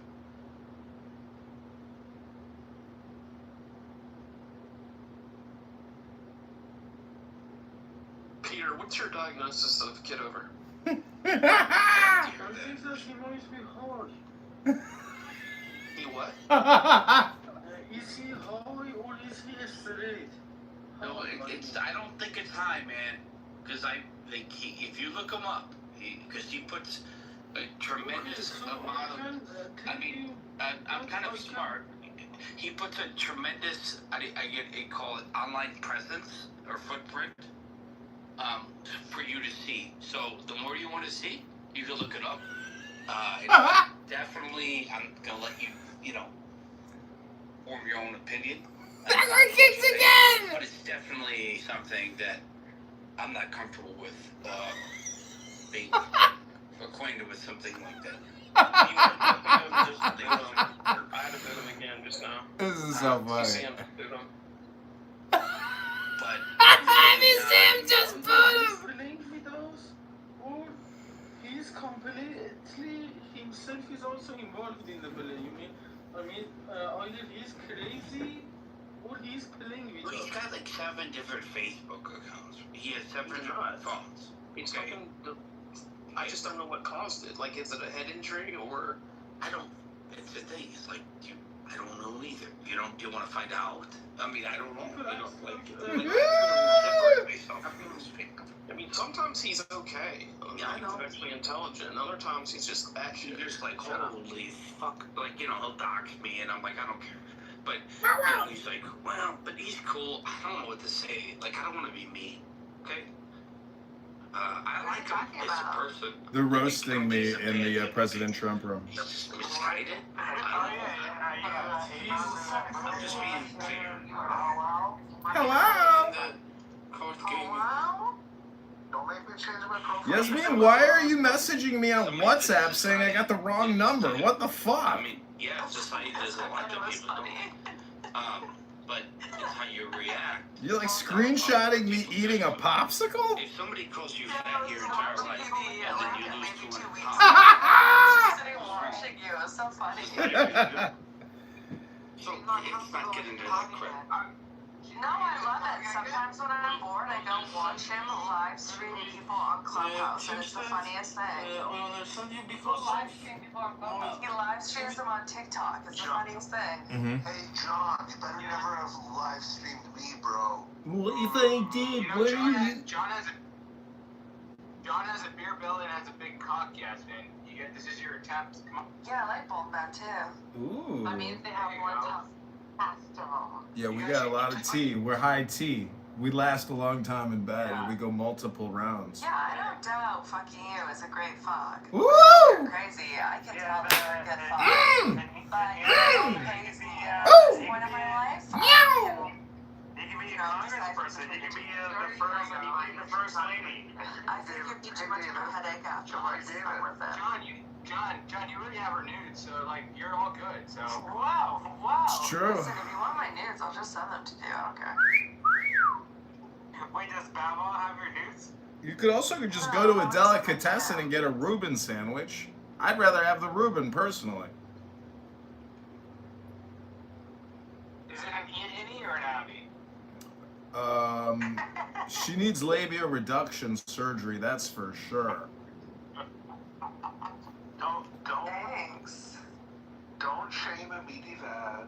There's nothing wrong with I it. don't have a meaty vag. Listen, Yasmin is hot. There's just no doubt about it. I Like, don't. she's hot. It's like, it just isn't, so it's not really offensive. I actually have a very small vagina. She's a MILF, but I bet you when she was 19, she was like a rock star. Weren't you just like the hottest thing? Because I've seen that photo of your... Yeah, of course. Yeah. Yeah, of course. But for a woman my age, I still look far better. I don't So doubt I'm doing it. okay. I don't doubt it. But do you think Clown House has aged you? No, I think it's pushed me to not age. It's actually freaked me out to the point where it's pushed me into like, I can't work out this week because I broke my toenail, but I'm so scared of becoming like the people on here. Yeah. And it pushed me to start working out again, and last year I started like really getting into it. I lost over 30 pounds. I got like way in shape, and it's honestly because I didn't want to. It was Clubhouse. It freaked me out. Has Bow Wow aged you? He has scared me that I don't ever want to be like that. Yeah. Hey, David, I have a question. Why? And it has motivated me. In rooms. What have I done to you? Can we squash this beef? What do you mean? I have nothing against you. But sometimes I try to talk to you in rooms and you don't acknowledge me. I'm busy. Respectfully. But you're like the tie-in that I have to the room, so you need to like in those situations. You need to introduce me to everybody else. You know what I mean? Well, to send you nudes. You could just ask Edmund. I didn't save them. I didn't save them. Yeah, I know, but you want me to do it. That's why you're saying it. So I sent you something. Wait, how come Bow Wow is not getting the news? Just ask. Yeah, I was reverse psychologizing so I could get more I'll new, just send that fresh pictures. photos. Thanks, babes. Can What's you at send me? it to Bow Wow first? Bow Wow. No, Bow Wow could never see my body. He does never have my consent to do that. Sahi, welcome to the stage. You just missed the fun. We were discussing nudies. You know, I don't like the orange bar on the bottom. Don't tempt me to remove you by addressing me. Well, that's okay. Could I please have Rod? Why am I down here with David and Edmund? True. Someone's got to. You should reflect on that and see what qualities you three have in common. I just want to comment on large vaginas that it's true if your vagina is enlarged, but just through natural processes, not through egregious sexual behavior. You want to see my pussy? Absolutely. Yes. Okay. Wow. I mean, there, check your DMs. You tell me. Damn! David's like getting so excited right now. EPDR. Oh my God, y'all. Baby doll. Baby girl. Oh my God. It's okay. Ooh! I'll be right back. I gotta go run to the Want to give bathroom. it a little kiss? The bathroom. Making my pussy tingle just hearing you. So I have to start touching myself. Oh my God, my YouTube live is exploding. Things are getting hard. Our numbers are growing. Is there like a social audio version of Clown House but like for dirty talk?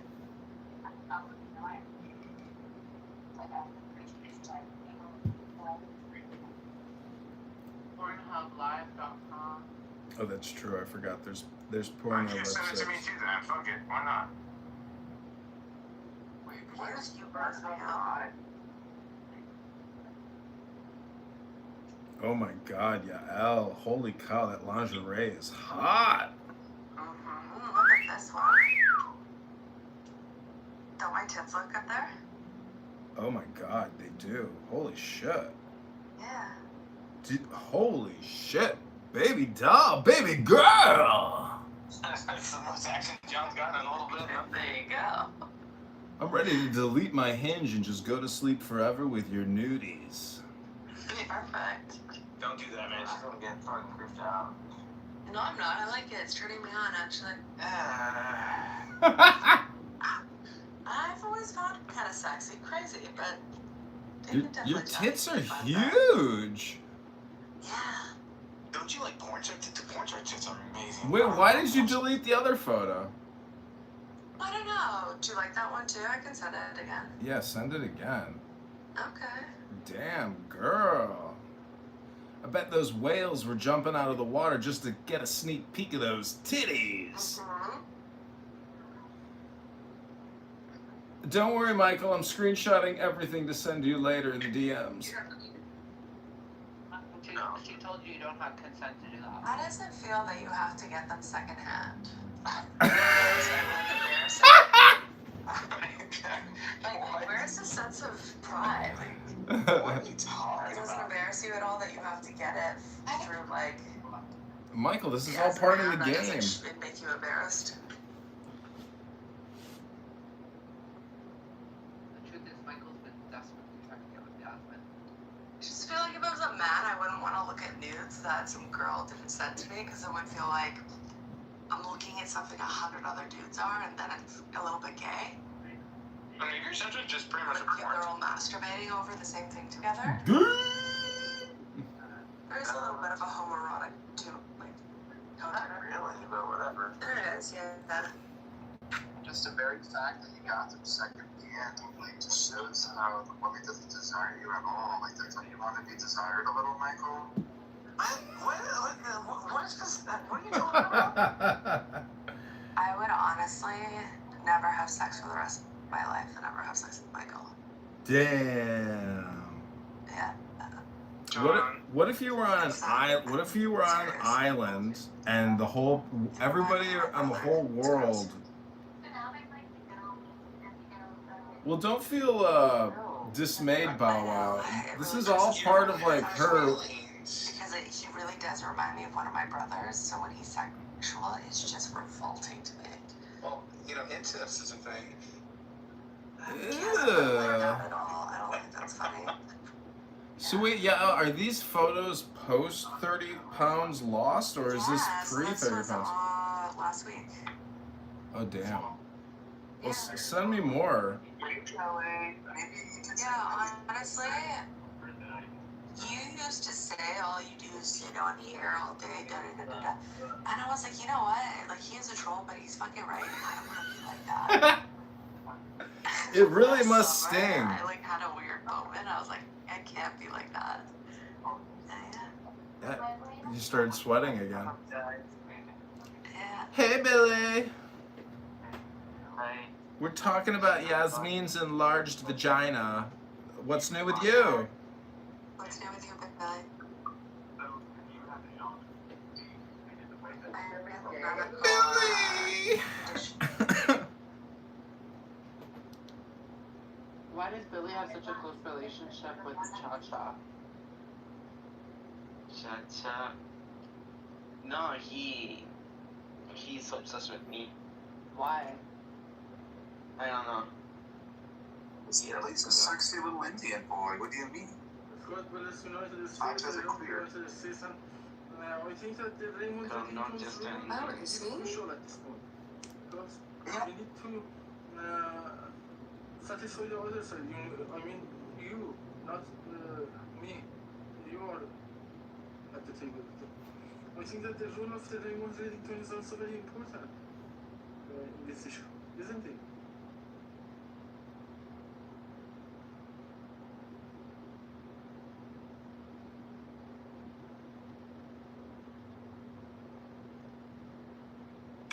What's the point of having all the metal on the halters? I'm picking a halter, and I just like the rope halters. Like, why do you gotta have all like the metal piece? It looks just heavy, like on your face. Isn't it? What's the downside to it? I mean, like the upside. Just like no metal. White people problems, being. No, this is natural problems. I picked my color for him. I picked my color. Like the most white thing I've ever heard you do. I'm impressed, actually.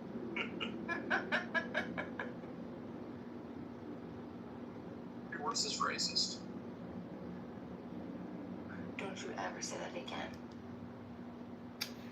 Well, I was dating this really hot chick with a great ass that had an Irish wolfhound, and boy, that dog barked at every. Dogs people in here. You know better, Kitover. You doxed somebody? Who did I Why would you dox? do that? Why would you do that? You talking about Jacob? The fucking guy doesn't even live in Chicago. You said a last name. Last name? Dude, do it again, you'll get It's over. I missed it. I wasn't bothered. Yeah, you weren't on it. Oh, I just missed it. I'm glad you got it, Beef. You're the best. You're the best, baby. So my sister has green. That's her color. And so I got my color. You take your boyfriend to meet the horse is going to look at him and run. And then you're going to be left with a huge ball club up. You're not going to know what to do. Do you know, he won't even acknowledge him. Oh my God, Yasmin, that video you sent is really hot. Michael, you're gonna wet your pants when you see it. Oh my God, Yasmin. Why would you want Michael to be involved with this? I thought this was just you and I. I don't like share. Oh, shut up. I would rather it just be you and I and Michael not come. Got it. All right. That's your. So, wait, do you want to see me spread my cheeks, and you want to see my booty hole, or do you want to see my Johnson? I want to see you. You know. So betrayed. Then it's after that. If you weren't so modest and respectful of yourself, I would have fucked them already by the way Ashton's. Word for word, that's what he said. He's like, wow. You're listening to. Well, Yasmin, I'm shooting a video now on WhatsApp to you. Okay. I'm about to stand up and pull my pants down so you can see Rabbono Shel Olam, Hashem's gift to mankind. How are you, Westbrook?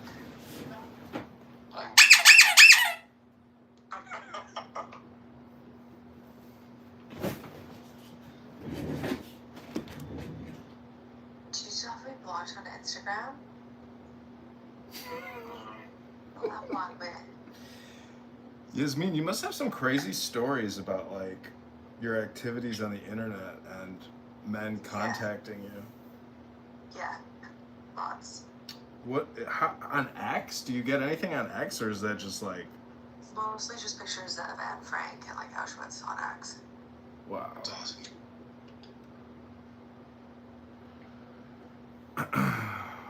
Well, I lost my shit one day on somebody on this app because they were talking about Anne Frank's like eye color or something like that, and I was like so angry that I was even sitting here listening to this shit, and I was just like, I went bananas. Hello? Yeah, I think it was Nora, actually. Nora Bandura. Yeah, but it's crazy. I did hear Buttercup say that she was actually perma-banned from ever going back to Israel. She's like on a Canary database now and she can't get into Israel. I was like... Oh, really? She's on Canary Mission? Woo-hoo! Yeah, Oh, wow, that's interesting. Let me just go take a look. Wow, did you hear that? What? Yeah, she was screaming at somebody on this app who she was claiming doxed her and got her on the database. Who doxed her? I don't know who it was. It could have been Norm, but don't quote me on that. But I think Norm was in the room when she was accusing somebody of doxing her. Oh, wow. And I was very excited. And I told that woman, Grace, who always says she hates Buttercup. I think Pearl is crazy. No, Pearl's amazing. Pearl's an amazing woman. Sorry, Grace. I think Grace is crazy. Sorry, not Pearl. I was reading your name. You are kind of crazy too, but I do think Grace is like actually. It takes one to know one. Psycho. It does a little bit, but don't you find her strange? She's strange, for sure. She's fucking strange. Like I feel. But she's on her like second husband, living in a multi-million-dollar house, just living her best life. And you know, some people are pretty far out there. And the older you get, the less your brain works. So, you know. I don't know. She gives me a weird vibe. I feel like she keeps people in her basement. She's a cantor. Grace is my ex-wife, by the way, Yasmin, so I'm not surprised she didn't say anything. I was looking at Canary Mission.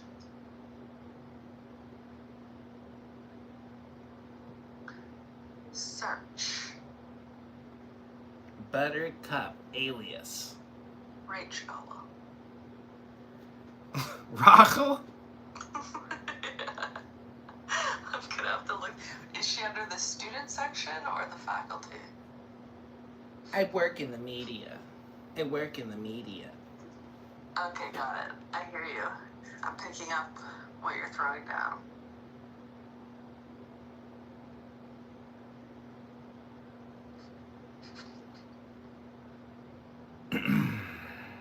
I've been messaging this chick in Tel Aviv. She's like, she's like, were you just in Israel? And I was like, yeah, I changed my geo settings on Hinge. I was just there for 10 minutes swiping right. She's like, it didn't work out, huh? I was like, nope, didn't work out. Want to come to Chicago?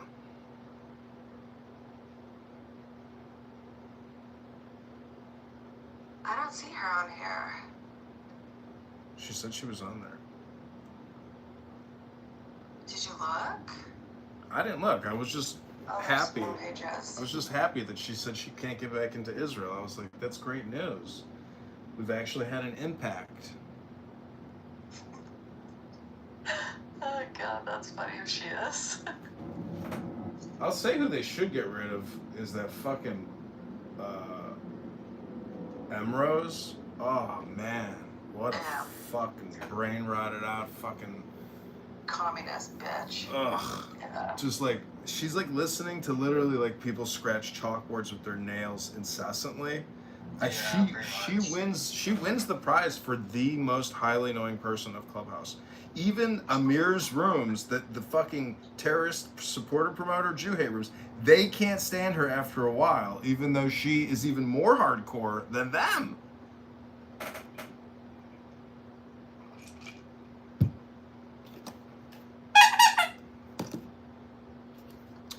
Well, I just want to play my little Chinese flute. This song is dedicated to Yasmin's perfect pussy, and each picture is $10 a top.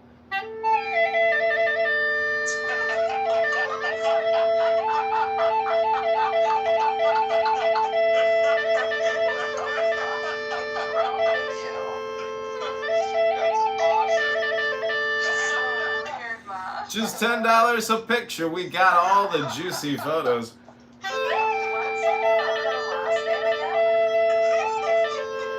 Send more, y'all. We'll send you a royalty. What's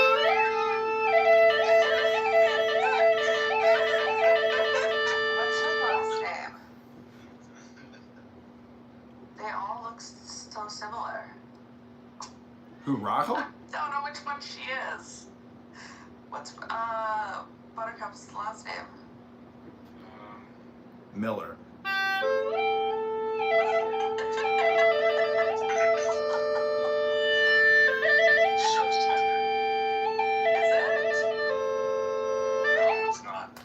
What is it? I don't know. What I'm playing? Yeah, I don't think she's on here then. Maybe she got herself removed. Oh my god. This girl texted me today. She's like, "Excuse me, can I ask you a question?" I said, "Sure." And she's God like, sent this message just for you she's today. like, "Can you send me $175? I have some unexpected medical bills that came up, and I would really appreciate it. And I would send you pictures to make it, fair for you." And I saved her in my phone as like Anna hates Trump because on her Hinge account it was like fuck Donald Trump or something. So, I just wrote her back a polite no, but it's pretty ridiculous that these chicks are texting random guys that they've never even spoken to on the phone asking for money, and if they actually have any success, I'd be fucking amazed. You know what I found out? What? Apparently Lolly's given thousands of dollars to Travis. Who's Lolly? Lolly? Yeah. Shocking, right? What? Yeah. Why? Nudies. I felt something was weird about her. Like suicidal empathy here? Like what the fuck? I know she's got a weird thing, yeah. I think she's a strange woman.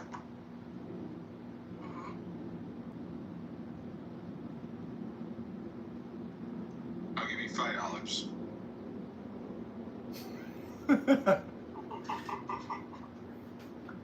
Sold to the highest bidder.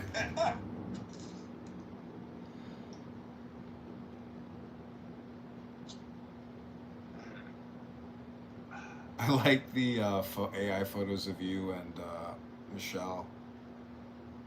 Yeah, isn't Michelle great? Yeah, she's fun. I was in a room with her earlier today or yesterday. It was a couple of gay guys. I think it was Gigi's Mansion or something like that. Yeah. I could only last for a couple minutes before I had to question why I was continuing to listen to this horrifically gay conversation. And then You're the one on Anonymous then? No, I think I was just in a different account, not Anon at the time. I'm just saying that as soon as I left, Michelle left and came to my room because she's like, he's right. This is fucking trash. This is fucking stupid.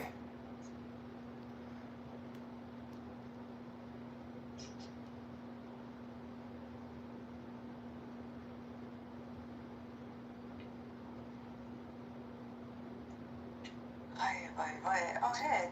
What's his face? Shlomi, like my thing. Shlomi's yachts.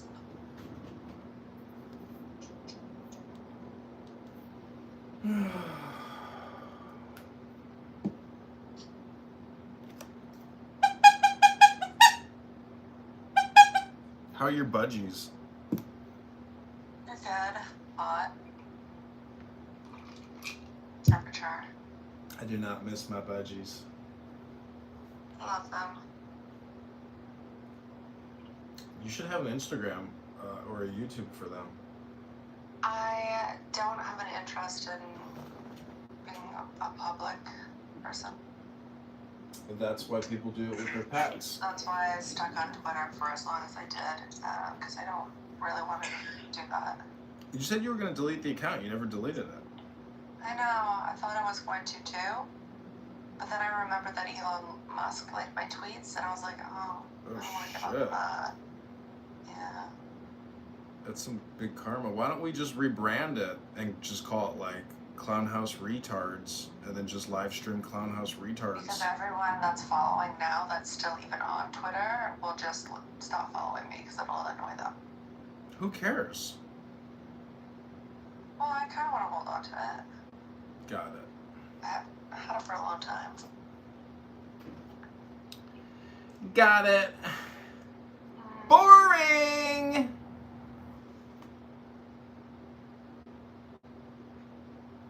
Is this crazy to see him sitting in office, Mamdani?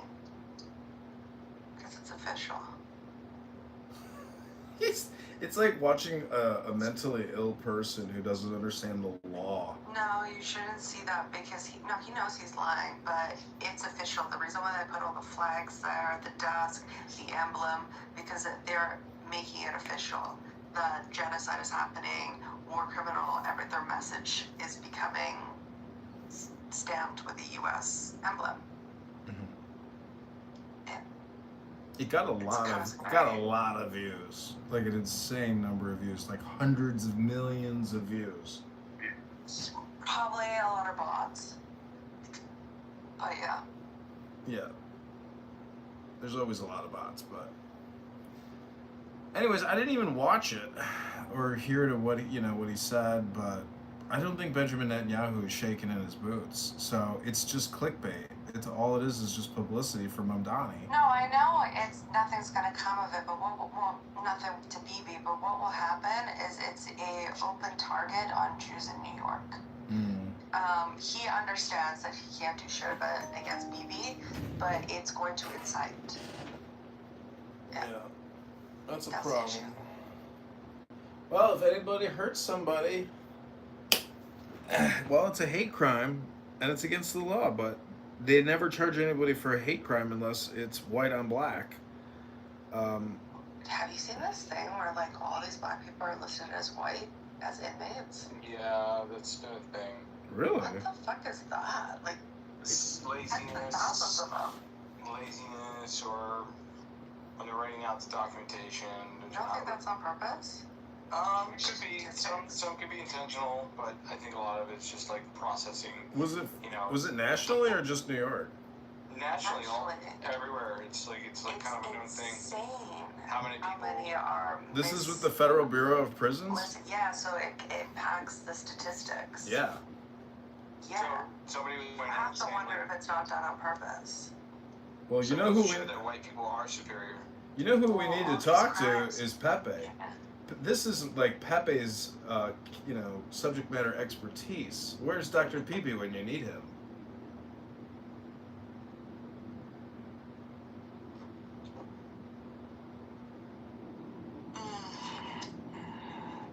Let's see. FBI releases... No, I can't find what you guys are talking about. I was online somewhere, I forgot where it was, but she's right though, I saw that too, and I read a little bit about it. Well, if you want to fly into Chicago this weekend, yeah, I'd be happy to get you a plane ticket, especially after seeing you in that lingerie with that whip. Meow. Meow.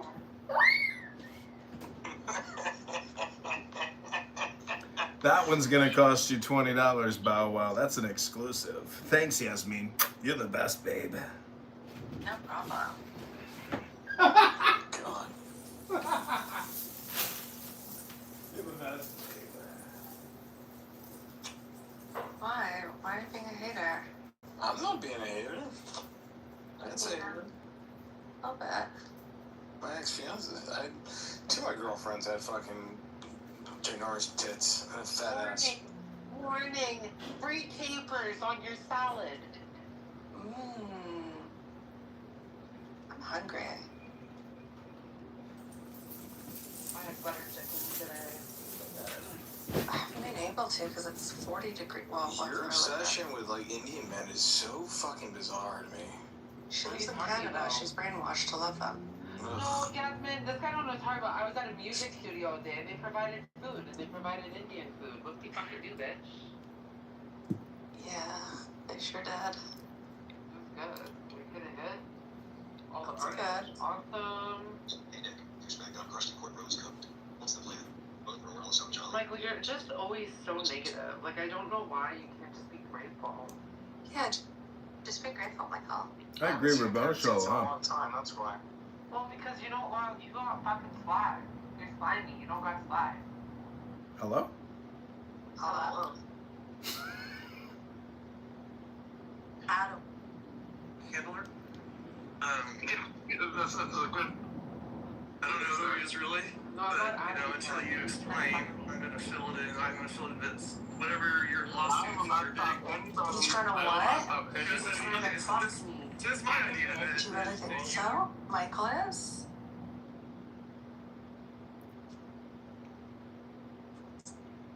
Hello? Yeah, where the fuck would I want to fuck you? Are you trying to fuck Sierra? Why not? Yeah, Elle, you must be really bored. Like, goddamn, woman. It's so fucking boring. So I'm waiting for my license to get back, and I have to do all these modules, and then I can start looking for a job. But honestly, yeah, I'm really fucking bored. Well, come to Chicago this weekend. I'll tickle your feather. I don't want to go to Chicago, but I gotta start working this fall because I gotta lose my fucking mind. Well, I can't do it. why don't... How long have you been out of work for? 5 years? 5 years. No. Yeah, I don't like working, and I don't need to. Put this on Fox News. You weren't even on Clubhouse 5 years ago. Oh, yes, she was. Yeah, I was. I sold my nursing thing. Anyways, I worked for Chabad actually for 3 years. Bono Show I haven't worked as a nurse for 5 years. But I was working at Chabad until Shuki got me fired. Are you shitting me? No, I'm not joking. He got me fired. Yeah, he got him fired. That's awesome. No, yeah. What do you mean? That's a memorable thing. Oh, wait. I see Jacob has... He gets kicked out of Israel. Or America and stuff to Israel. Hey Jacob, I love the new haircut. I'm in a room with Yasmin. She just sent me some lingerie photos and they're $10 a piece. I hope you're doing well. Why did Shuki do that to you? You guys used to get along. Because when that blind 21-year-old black girl came on and started saying that she had his baby, I thought it was really funny because the summer before he had been sending us pictures of some black 21-year-old girl that he'd been hooking up with. And then I saw pictures of the baby, and it was like a little black Shuki baby. And I just thought it was fucking hilarious. And I could not laugh at that. And he got so angry because it's his baby. Because he knows it's his fucking baby. Oh my god. He's in denial about it, yeah. If you saw this baby, it's so funny. It is literally Shuki if he was like biracial and a baby. So wait, what did he say to the Rebbe or the He said Rebbe? to the Rebbe, he said that I went on the internet exploiting young Arab Muslim men for naked photos of just really dirty stuff.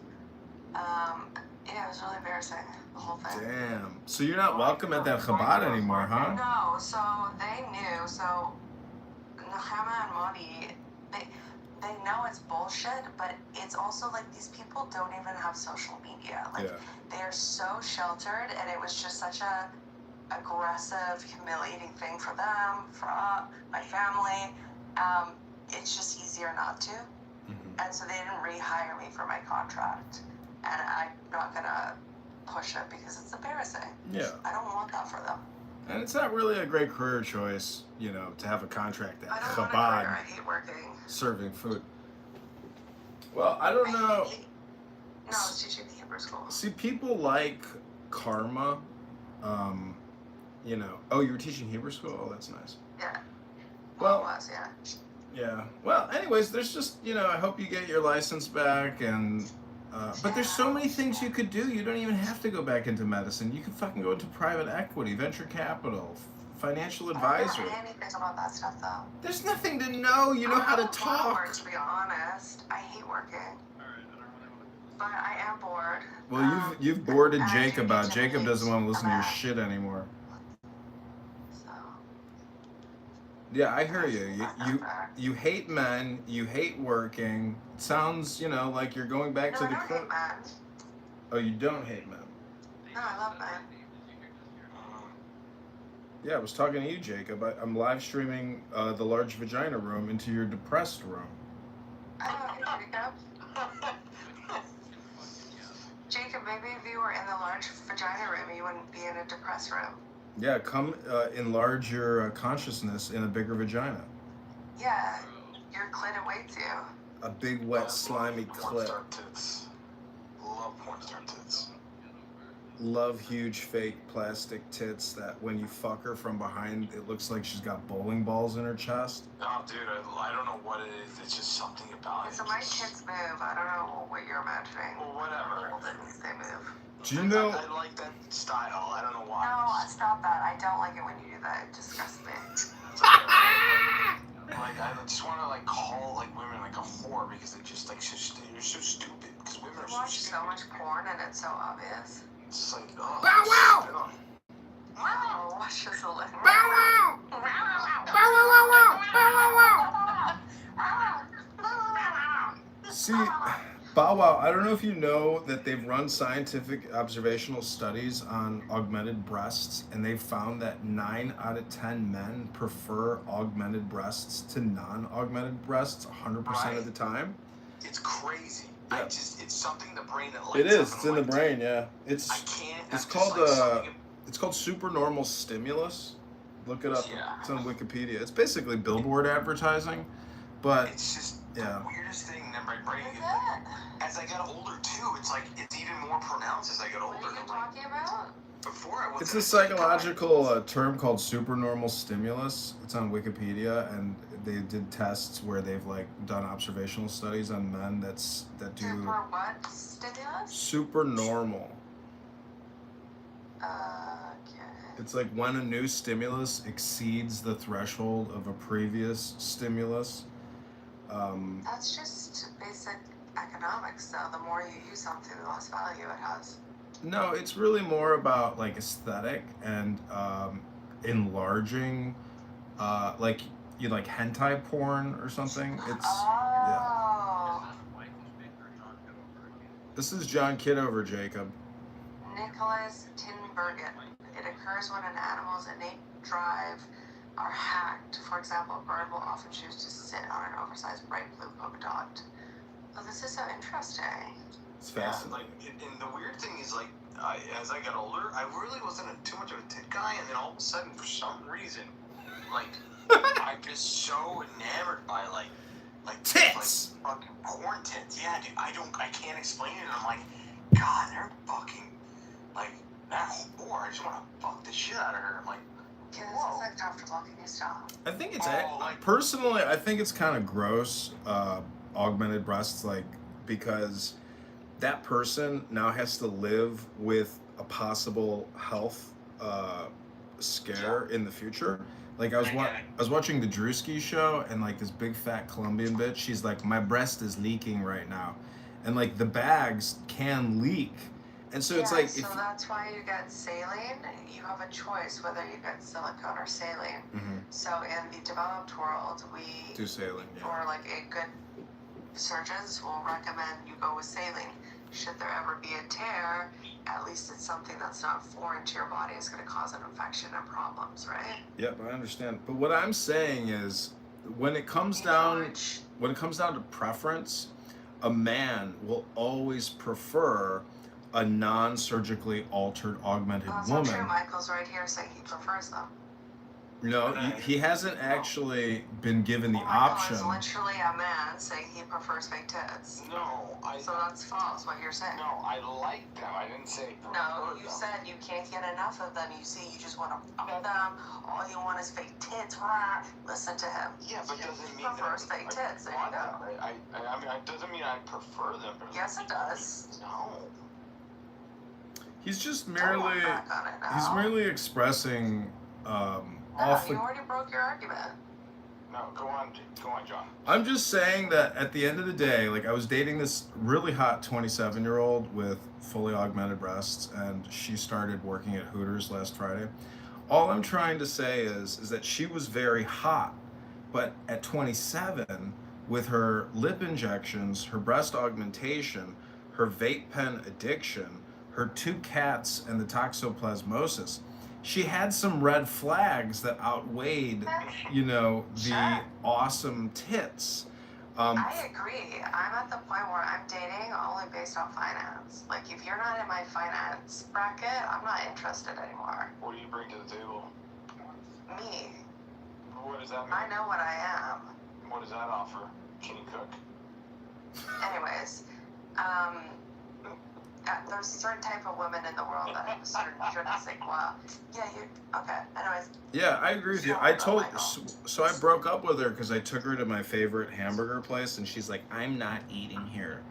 And so I told my dad, and my dad said she's just too high class for me. And, Bow wow.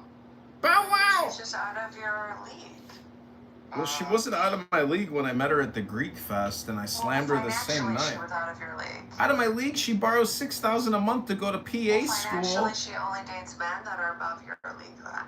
I agree. I think that she probably does date wealthier men, but at the same time, she's exchanging sex for some financial accompaniment, not even like security. All men are shit, but not all men are rich. So, choose wisely. Oh, damn! I'm gonna remember that one. Is it wrong?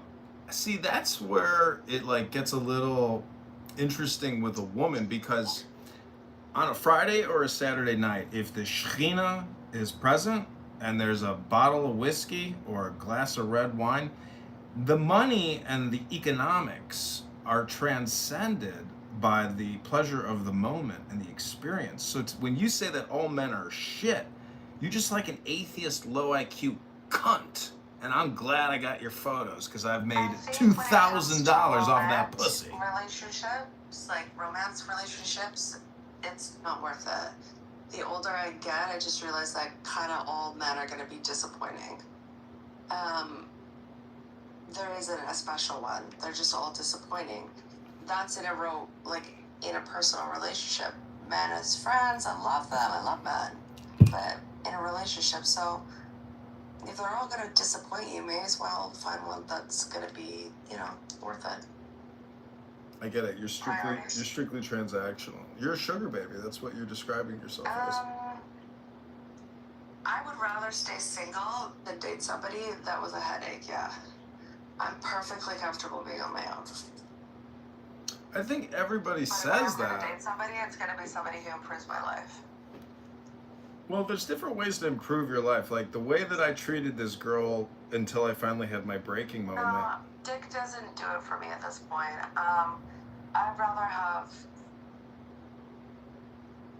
trips, vacations, new clothes. I would rather have all this than dick. Yeah, but if you're going on vacations with a guy that you don't even like, you're not attracted to. It's okay, I can learn to like him. I don't like most people. Well, see, that's the heart of dysfunction, because he's also going to be equally unhappy being with an artificial flake. He's going to be so happy because men are much easier to satisfy and please. Than what, opposed to women? Yes.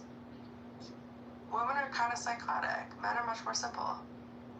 Well, what I'm saying is that an authentic, genuine, loving, caring, conscientious... Oh! Got kicked from the room. I got kicked from the room, Jacob! Was I boring you?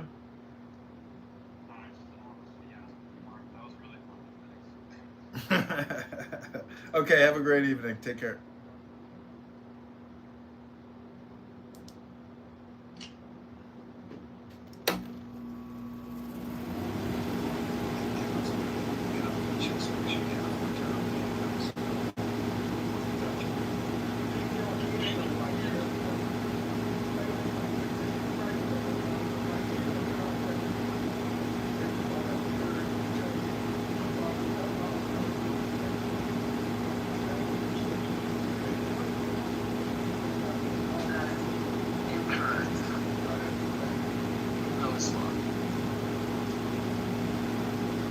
I got kicked from that room too. Get kicked from all the rooms. Here we go. We're back. We're back, bitch. It's the Yeah, glower that was lights. John Kitover, I think. Yeah, for sure. For sure. We're back, Maybe bitch. not in the audience.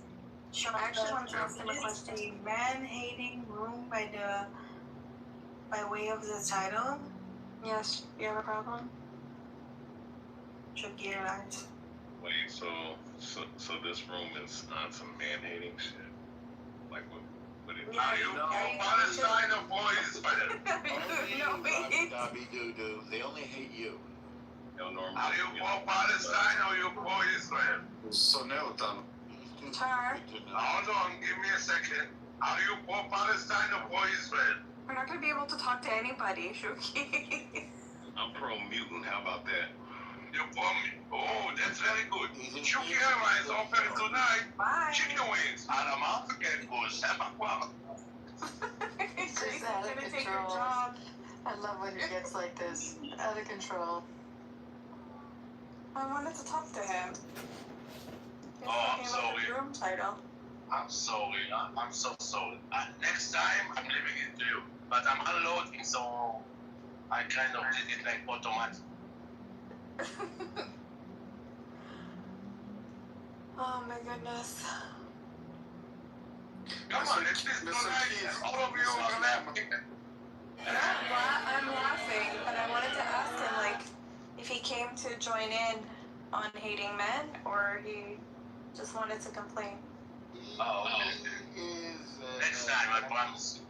He's You know him? American, and for whatever bizarre reason. The modern world is controlling your brain's visual system, and I'm going to use neuroscience to prove it. I'm also going to use 3 neural hacks, which you can start doing today. Many of their justification With your brain's visual focus and attention.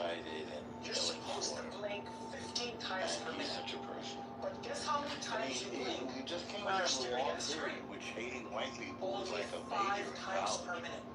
That's alarming. Calling Because white blinking people, it's just resets endless. the brain's visual system. Enhance What's up? There's these I love to say that when somebody calls me white. I'm going, actually. With all the respect. With all due respect. Do you know who my father is? That's great. I know that I have to stop. What is that from, Ellie? It's from David Babadia. He goes, do you know who my father is? And we're like, do you know who your father is? Stop asking us. Look at my nieces and nephews. Wait, are we mad at Brett? Is Brett in the doghouse? No. I told him to come up and introduce himself, otherwise he was gonna get kicked. Brett, who are you? Today I am issuing a veto on this bill. State your name, purpose, and social security number, please. Piled debt on the backs of rich Every dollar you add to that tab is a promise they will have to pay. Oh my God, you don't understand this, huh? Oh, okay. You don't understand. Your lines for you.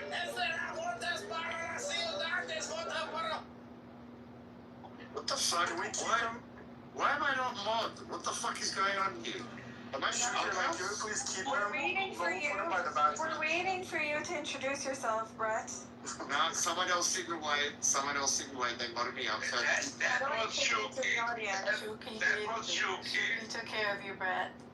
Yeah, because our name is not Rafi, and over here there is no Soviet Union to be communist. So that's מזל יש לי איזה מזל. And I'm a good Jew, not like you. That's trying to... You're gonna bring this up for another year, aren't you? I didn't give you a girl, so I'm a bad Jew. Bad Jew. So here's the thing, guys, for your judgment. No, you're gonna lie. You're gonna lie. Yes, you are. Yeah. Everybody knows that Chuck is not a liar. I heard your narrative this morning. You were missing a very important... No. Yesterday he walked in the streets, and I told him that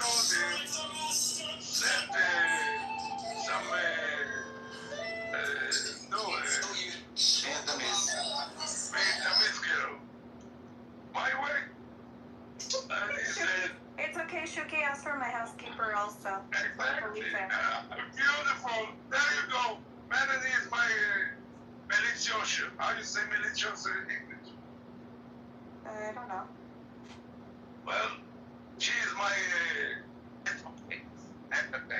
talking. So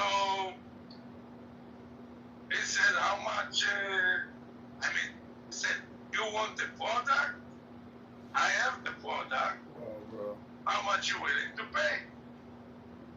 I said, you tell me how much you want, and from there you start to negotiate.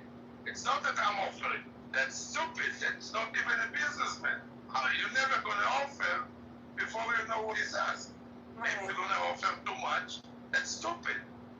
Right. So he's trying to tell me that that I need to offer something. Are you sure you're Jewish? You don't know the art of negotiation? Exactly. You see? She's talking to you, Shuki. No, she's talking to you. No, I offered you a money-back guarantee. No, I'm talking to you, Brett. But you're... There you go. No, I like, come on, like it just doesn't make sense. Like, He asked me... if you're gonna offer something, what if he offers more than what she was originally expecting? What if he offered more than I was expecting? Yeah. Exactly. That's the point. Offered Exactly. more than this person was expecting. Why come in with an offer and not see what you're expecting first? Because I told him yesterday, it's supply and demand. I had the supply, he had the demand.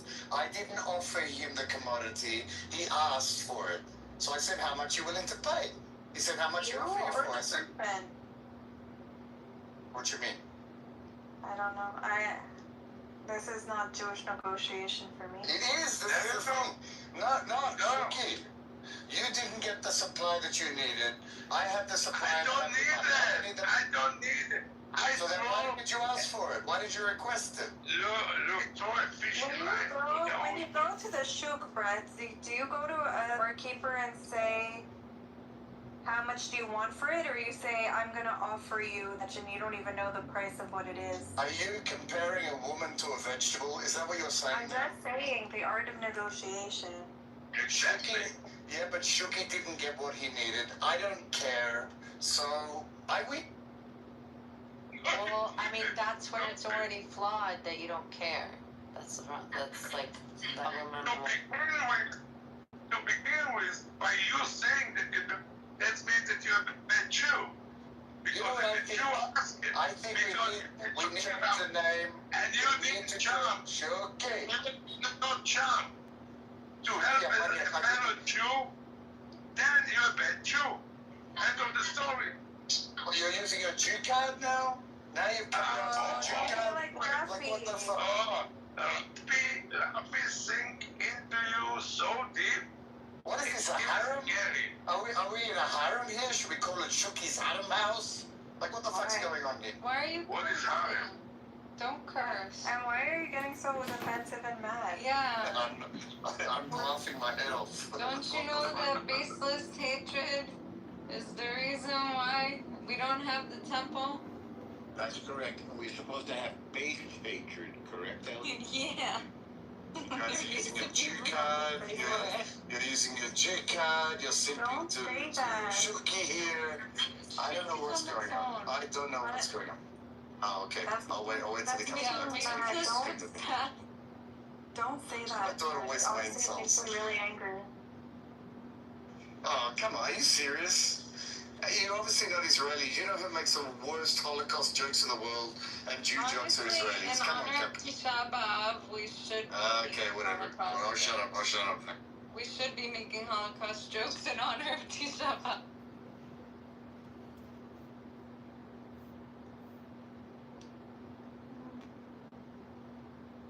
I always forget how sad I go. What do you forget? I'm glad someone else is. This is why I asked. No, like Aoife, reading Aoife, how sad it is. I always forget. It's so lyrical. It's like pure sorrow. Probably one of the most fucking studying fucking like research chemicals that's out there. Okay, so no. Do you know how much you would have to drink though for? You'd have to drink literally in a Is that Eleanor? I wish I could speak with You just CEOs of health insurance companies. Cause you niggas are drinking too much.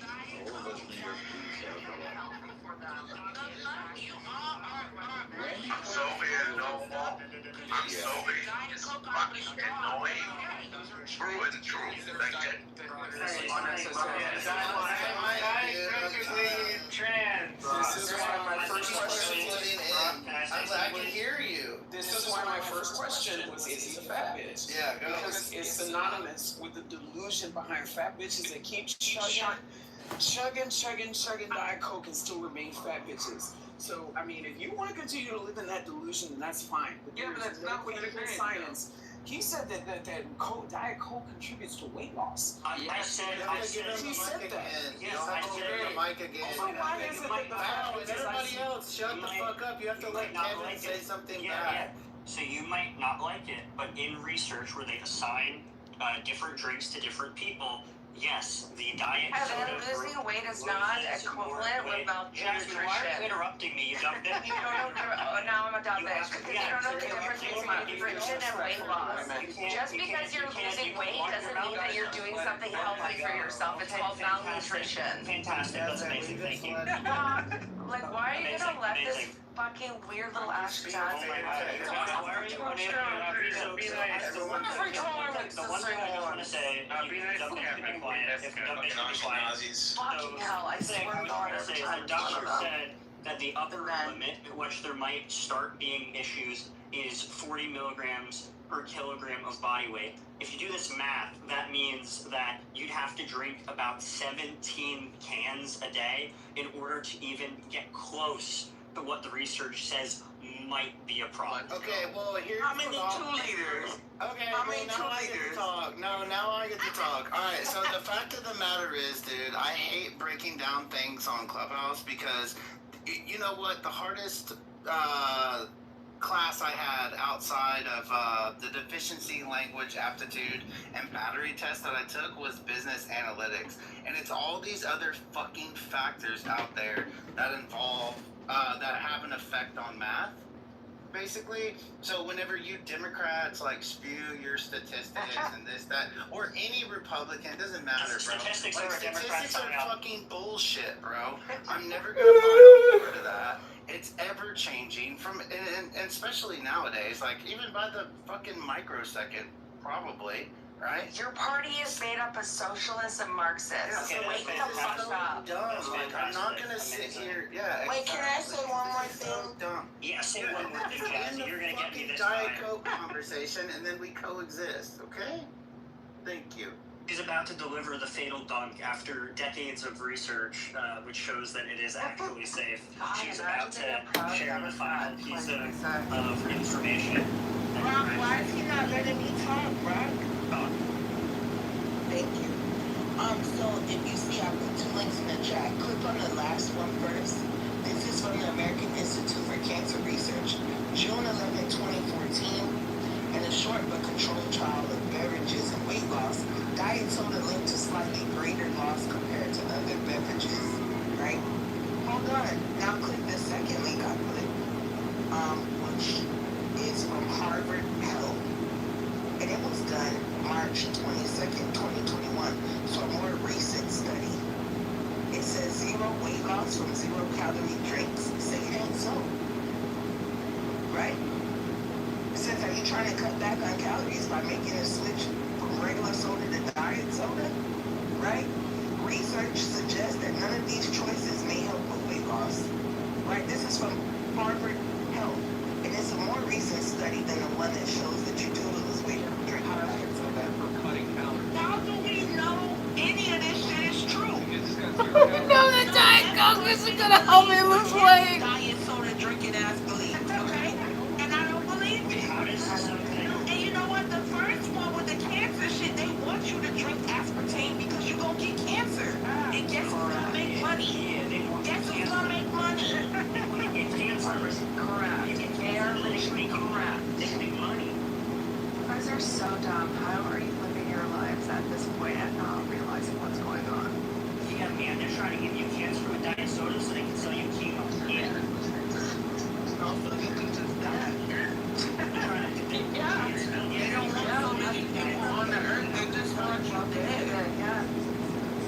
Why do you think you're getting over and over? Why do you think your diet is such shit there? Why do you think you have to have such high rates of diabetes?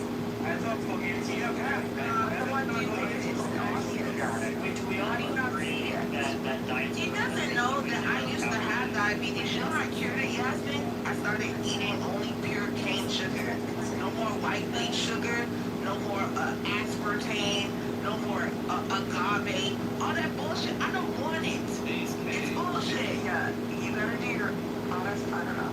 Yeah. Your liver can only process real sugar, not artificial. Not artificial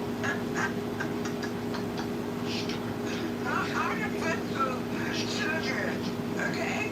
How do you have any trust, like, after all the shit they lied to us during COVID? Just so many lies that we know about in hindsight now. How do you have any trust? I know they gas what the fuck out of that.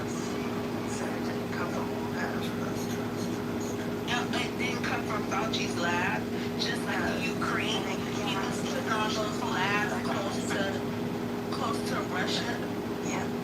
And he was like, yo, back off, bitch. Stop putting the labs over here, you fuck boys. And they were like, no, we're gonna spread AIDS. We're gonna make it airborne. Not the AIDS. Yeah, look it up. Ukraine is fighting an HIV outbreak at the same time they're fighting warfare. Yeah. Jazzy, can I ask you a question? If you want.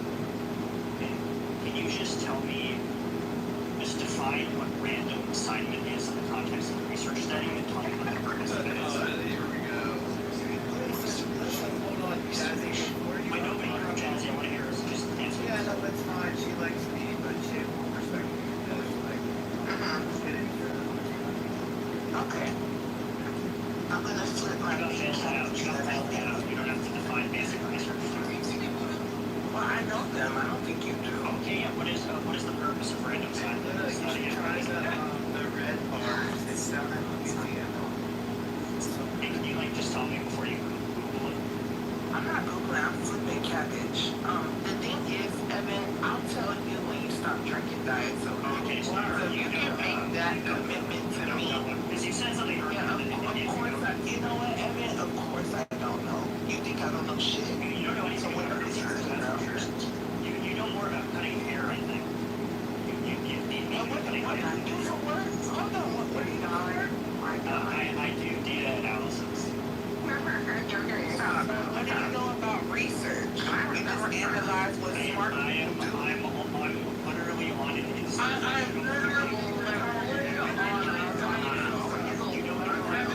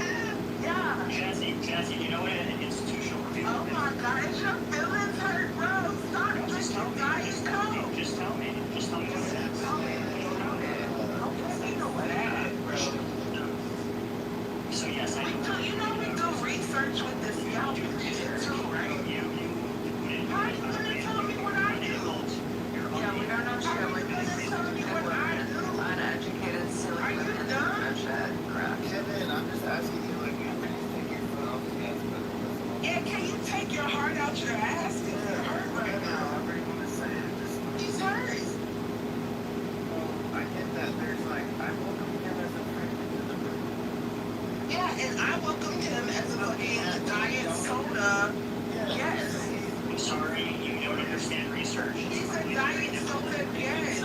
I understand Harvard Health said that fucking diet soda don't help you lose weight, like you said. I understand that. Yeah, you're literally making a logical fallacy right now. How?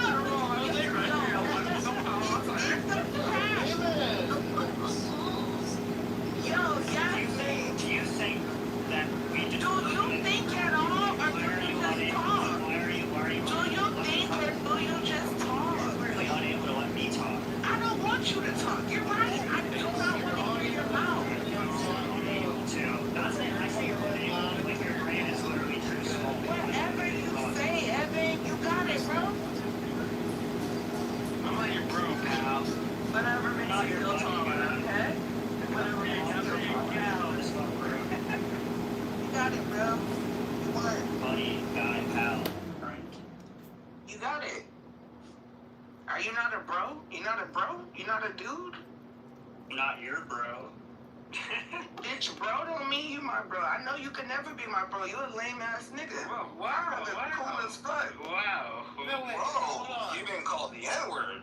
Yeah, not the N-word. That means I get to say it now. No, don't say it. Go ahead, Kevin. Say it. No, don't say it. Go ahead. Don't say it. Go for it. No, it's not. Say it. No. Say it. Say it. I don't say that. Say it. I don't say that. Say it. Oh, Say it. I'm not Say it. you got it. You want to call me a nigga? Kevin is a liberal. He doesn't say Huh, nigga? If I say that word, I will spontaneously combust. Yo, but Jazzy and Kevin have some things in common, right? So it's Jazz, motherfucker. Yeah, we both have a nice sized portfolio put up. Oh, fine. That's about it. You guys are more in common than you know. Oh, we're both think? I don't think so. No, I don't think so. Actually, I don't I think couldn't have less in common with you. Oh, really? Besides the fact that we both spend too Okay, much time can I on the put you South. under a line of questioning? Sure, why not? Okay. This nigga bored. Yeah. I'm just kidding. I don't have anything prepared for you, Kevin. Ask him, right? Who's that? Thatchy, hi. I haven't said anything yet. I just want to say this has been a very entertaining conversation. I'm sorry. Yeah, well, welcome to the I didn't mean to call him the N-word. Yeah, you should apologize. I'm sorry for calling you what you are. We like Gary. So Gary plays trombone. Gary's very smart. And I love this. Let's go. Let's go. Do you drink Diet Coke? Gary, Who gives a shit? Dude, me and Gary we were live on TikTok, dude. Like, I saw this, like, friend request. I was like, dude, that's that guy from Clubhouse. Yeah, I did a concert on TikTok and Brock came. Brock came to my and then there's, like, we got, like, you got hijacked by, like, somebody from another country or something, right? Yeah, but how much do you weigh? Hey, people are asking to come up. People want to come up. Progressive Liberal wants to come up. Oh, gosh. Eek. Othello wants to come up. We can try him out. You can make Bow Wow a moderator. He'll be fine. No. Armstrong. Oh God, we got all kinds of hand waivers. Okay, one at a time, folks. Who was first? Progressive was first. Well, Viviana, you came in the room first. Okay, well, we'll invite Progressive because he's got me on follow back. Progressive, what's up? Hey, this is Progressive Liberal, and I just want to shout out to all my liberal, Democrat, pluralist, LGBTQ plus IA friends out there. Have you met Kevin? I have met Kevin. We kissed at a party, and I gave him $10. Wow. Did a lot more than kiss. Did a lot more. It's true. He diddled my booty hole. Bow wow! Don't tell his girlfriend. Also, everybody, I've got great news. I do have photos of Yasmin's pussy, her tits. They are $10 a piece. Hit me up in the DMs for the cash app. No, don't kick him. Don't kick him. Hello? I'm not kicking $3. He said he has pictures of Yasmin. Yeah, he says it in every room. It's okay. He's gonna come What the hell?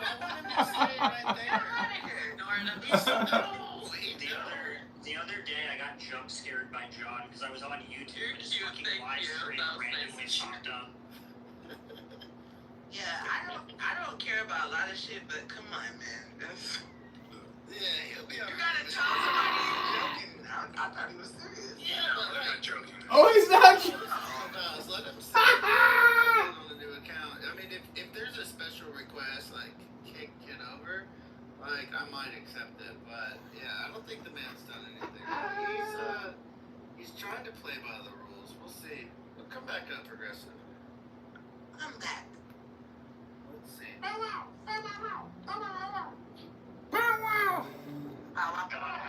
How are your legal troubles going? Well, I actually just. Is that John Kitover? Yes, this is Progressive Liberal.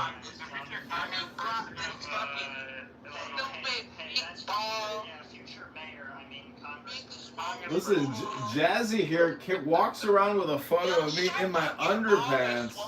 You don't have sex. They're fucking filled up with semen. Ooh. You motherfucking know, bitch, get back. Oh shit. Somebody's a little gaslit. Somebody's a little trigger. Somebody's a little trigger.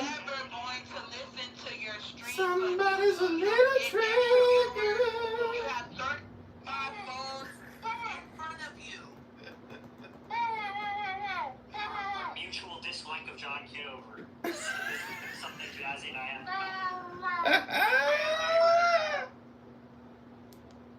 He left, bro. He left. He's still here. Yo, kick Bow Wow, bro. Kick him. Don't kick Bow He's Wow. still here. He annoying. Go. Yeah, but he, What else? Bow Wow's my friend. Bow Wow's cool. See what I'm saying? Get him out of here, man. Bitch, you don't know me. I'm fucking friends with everybody in here.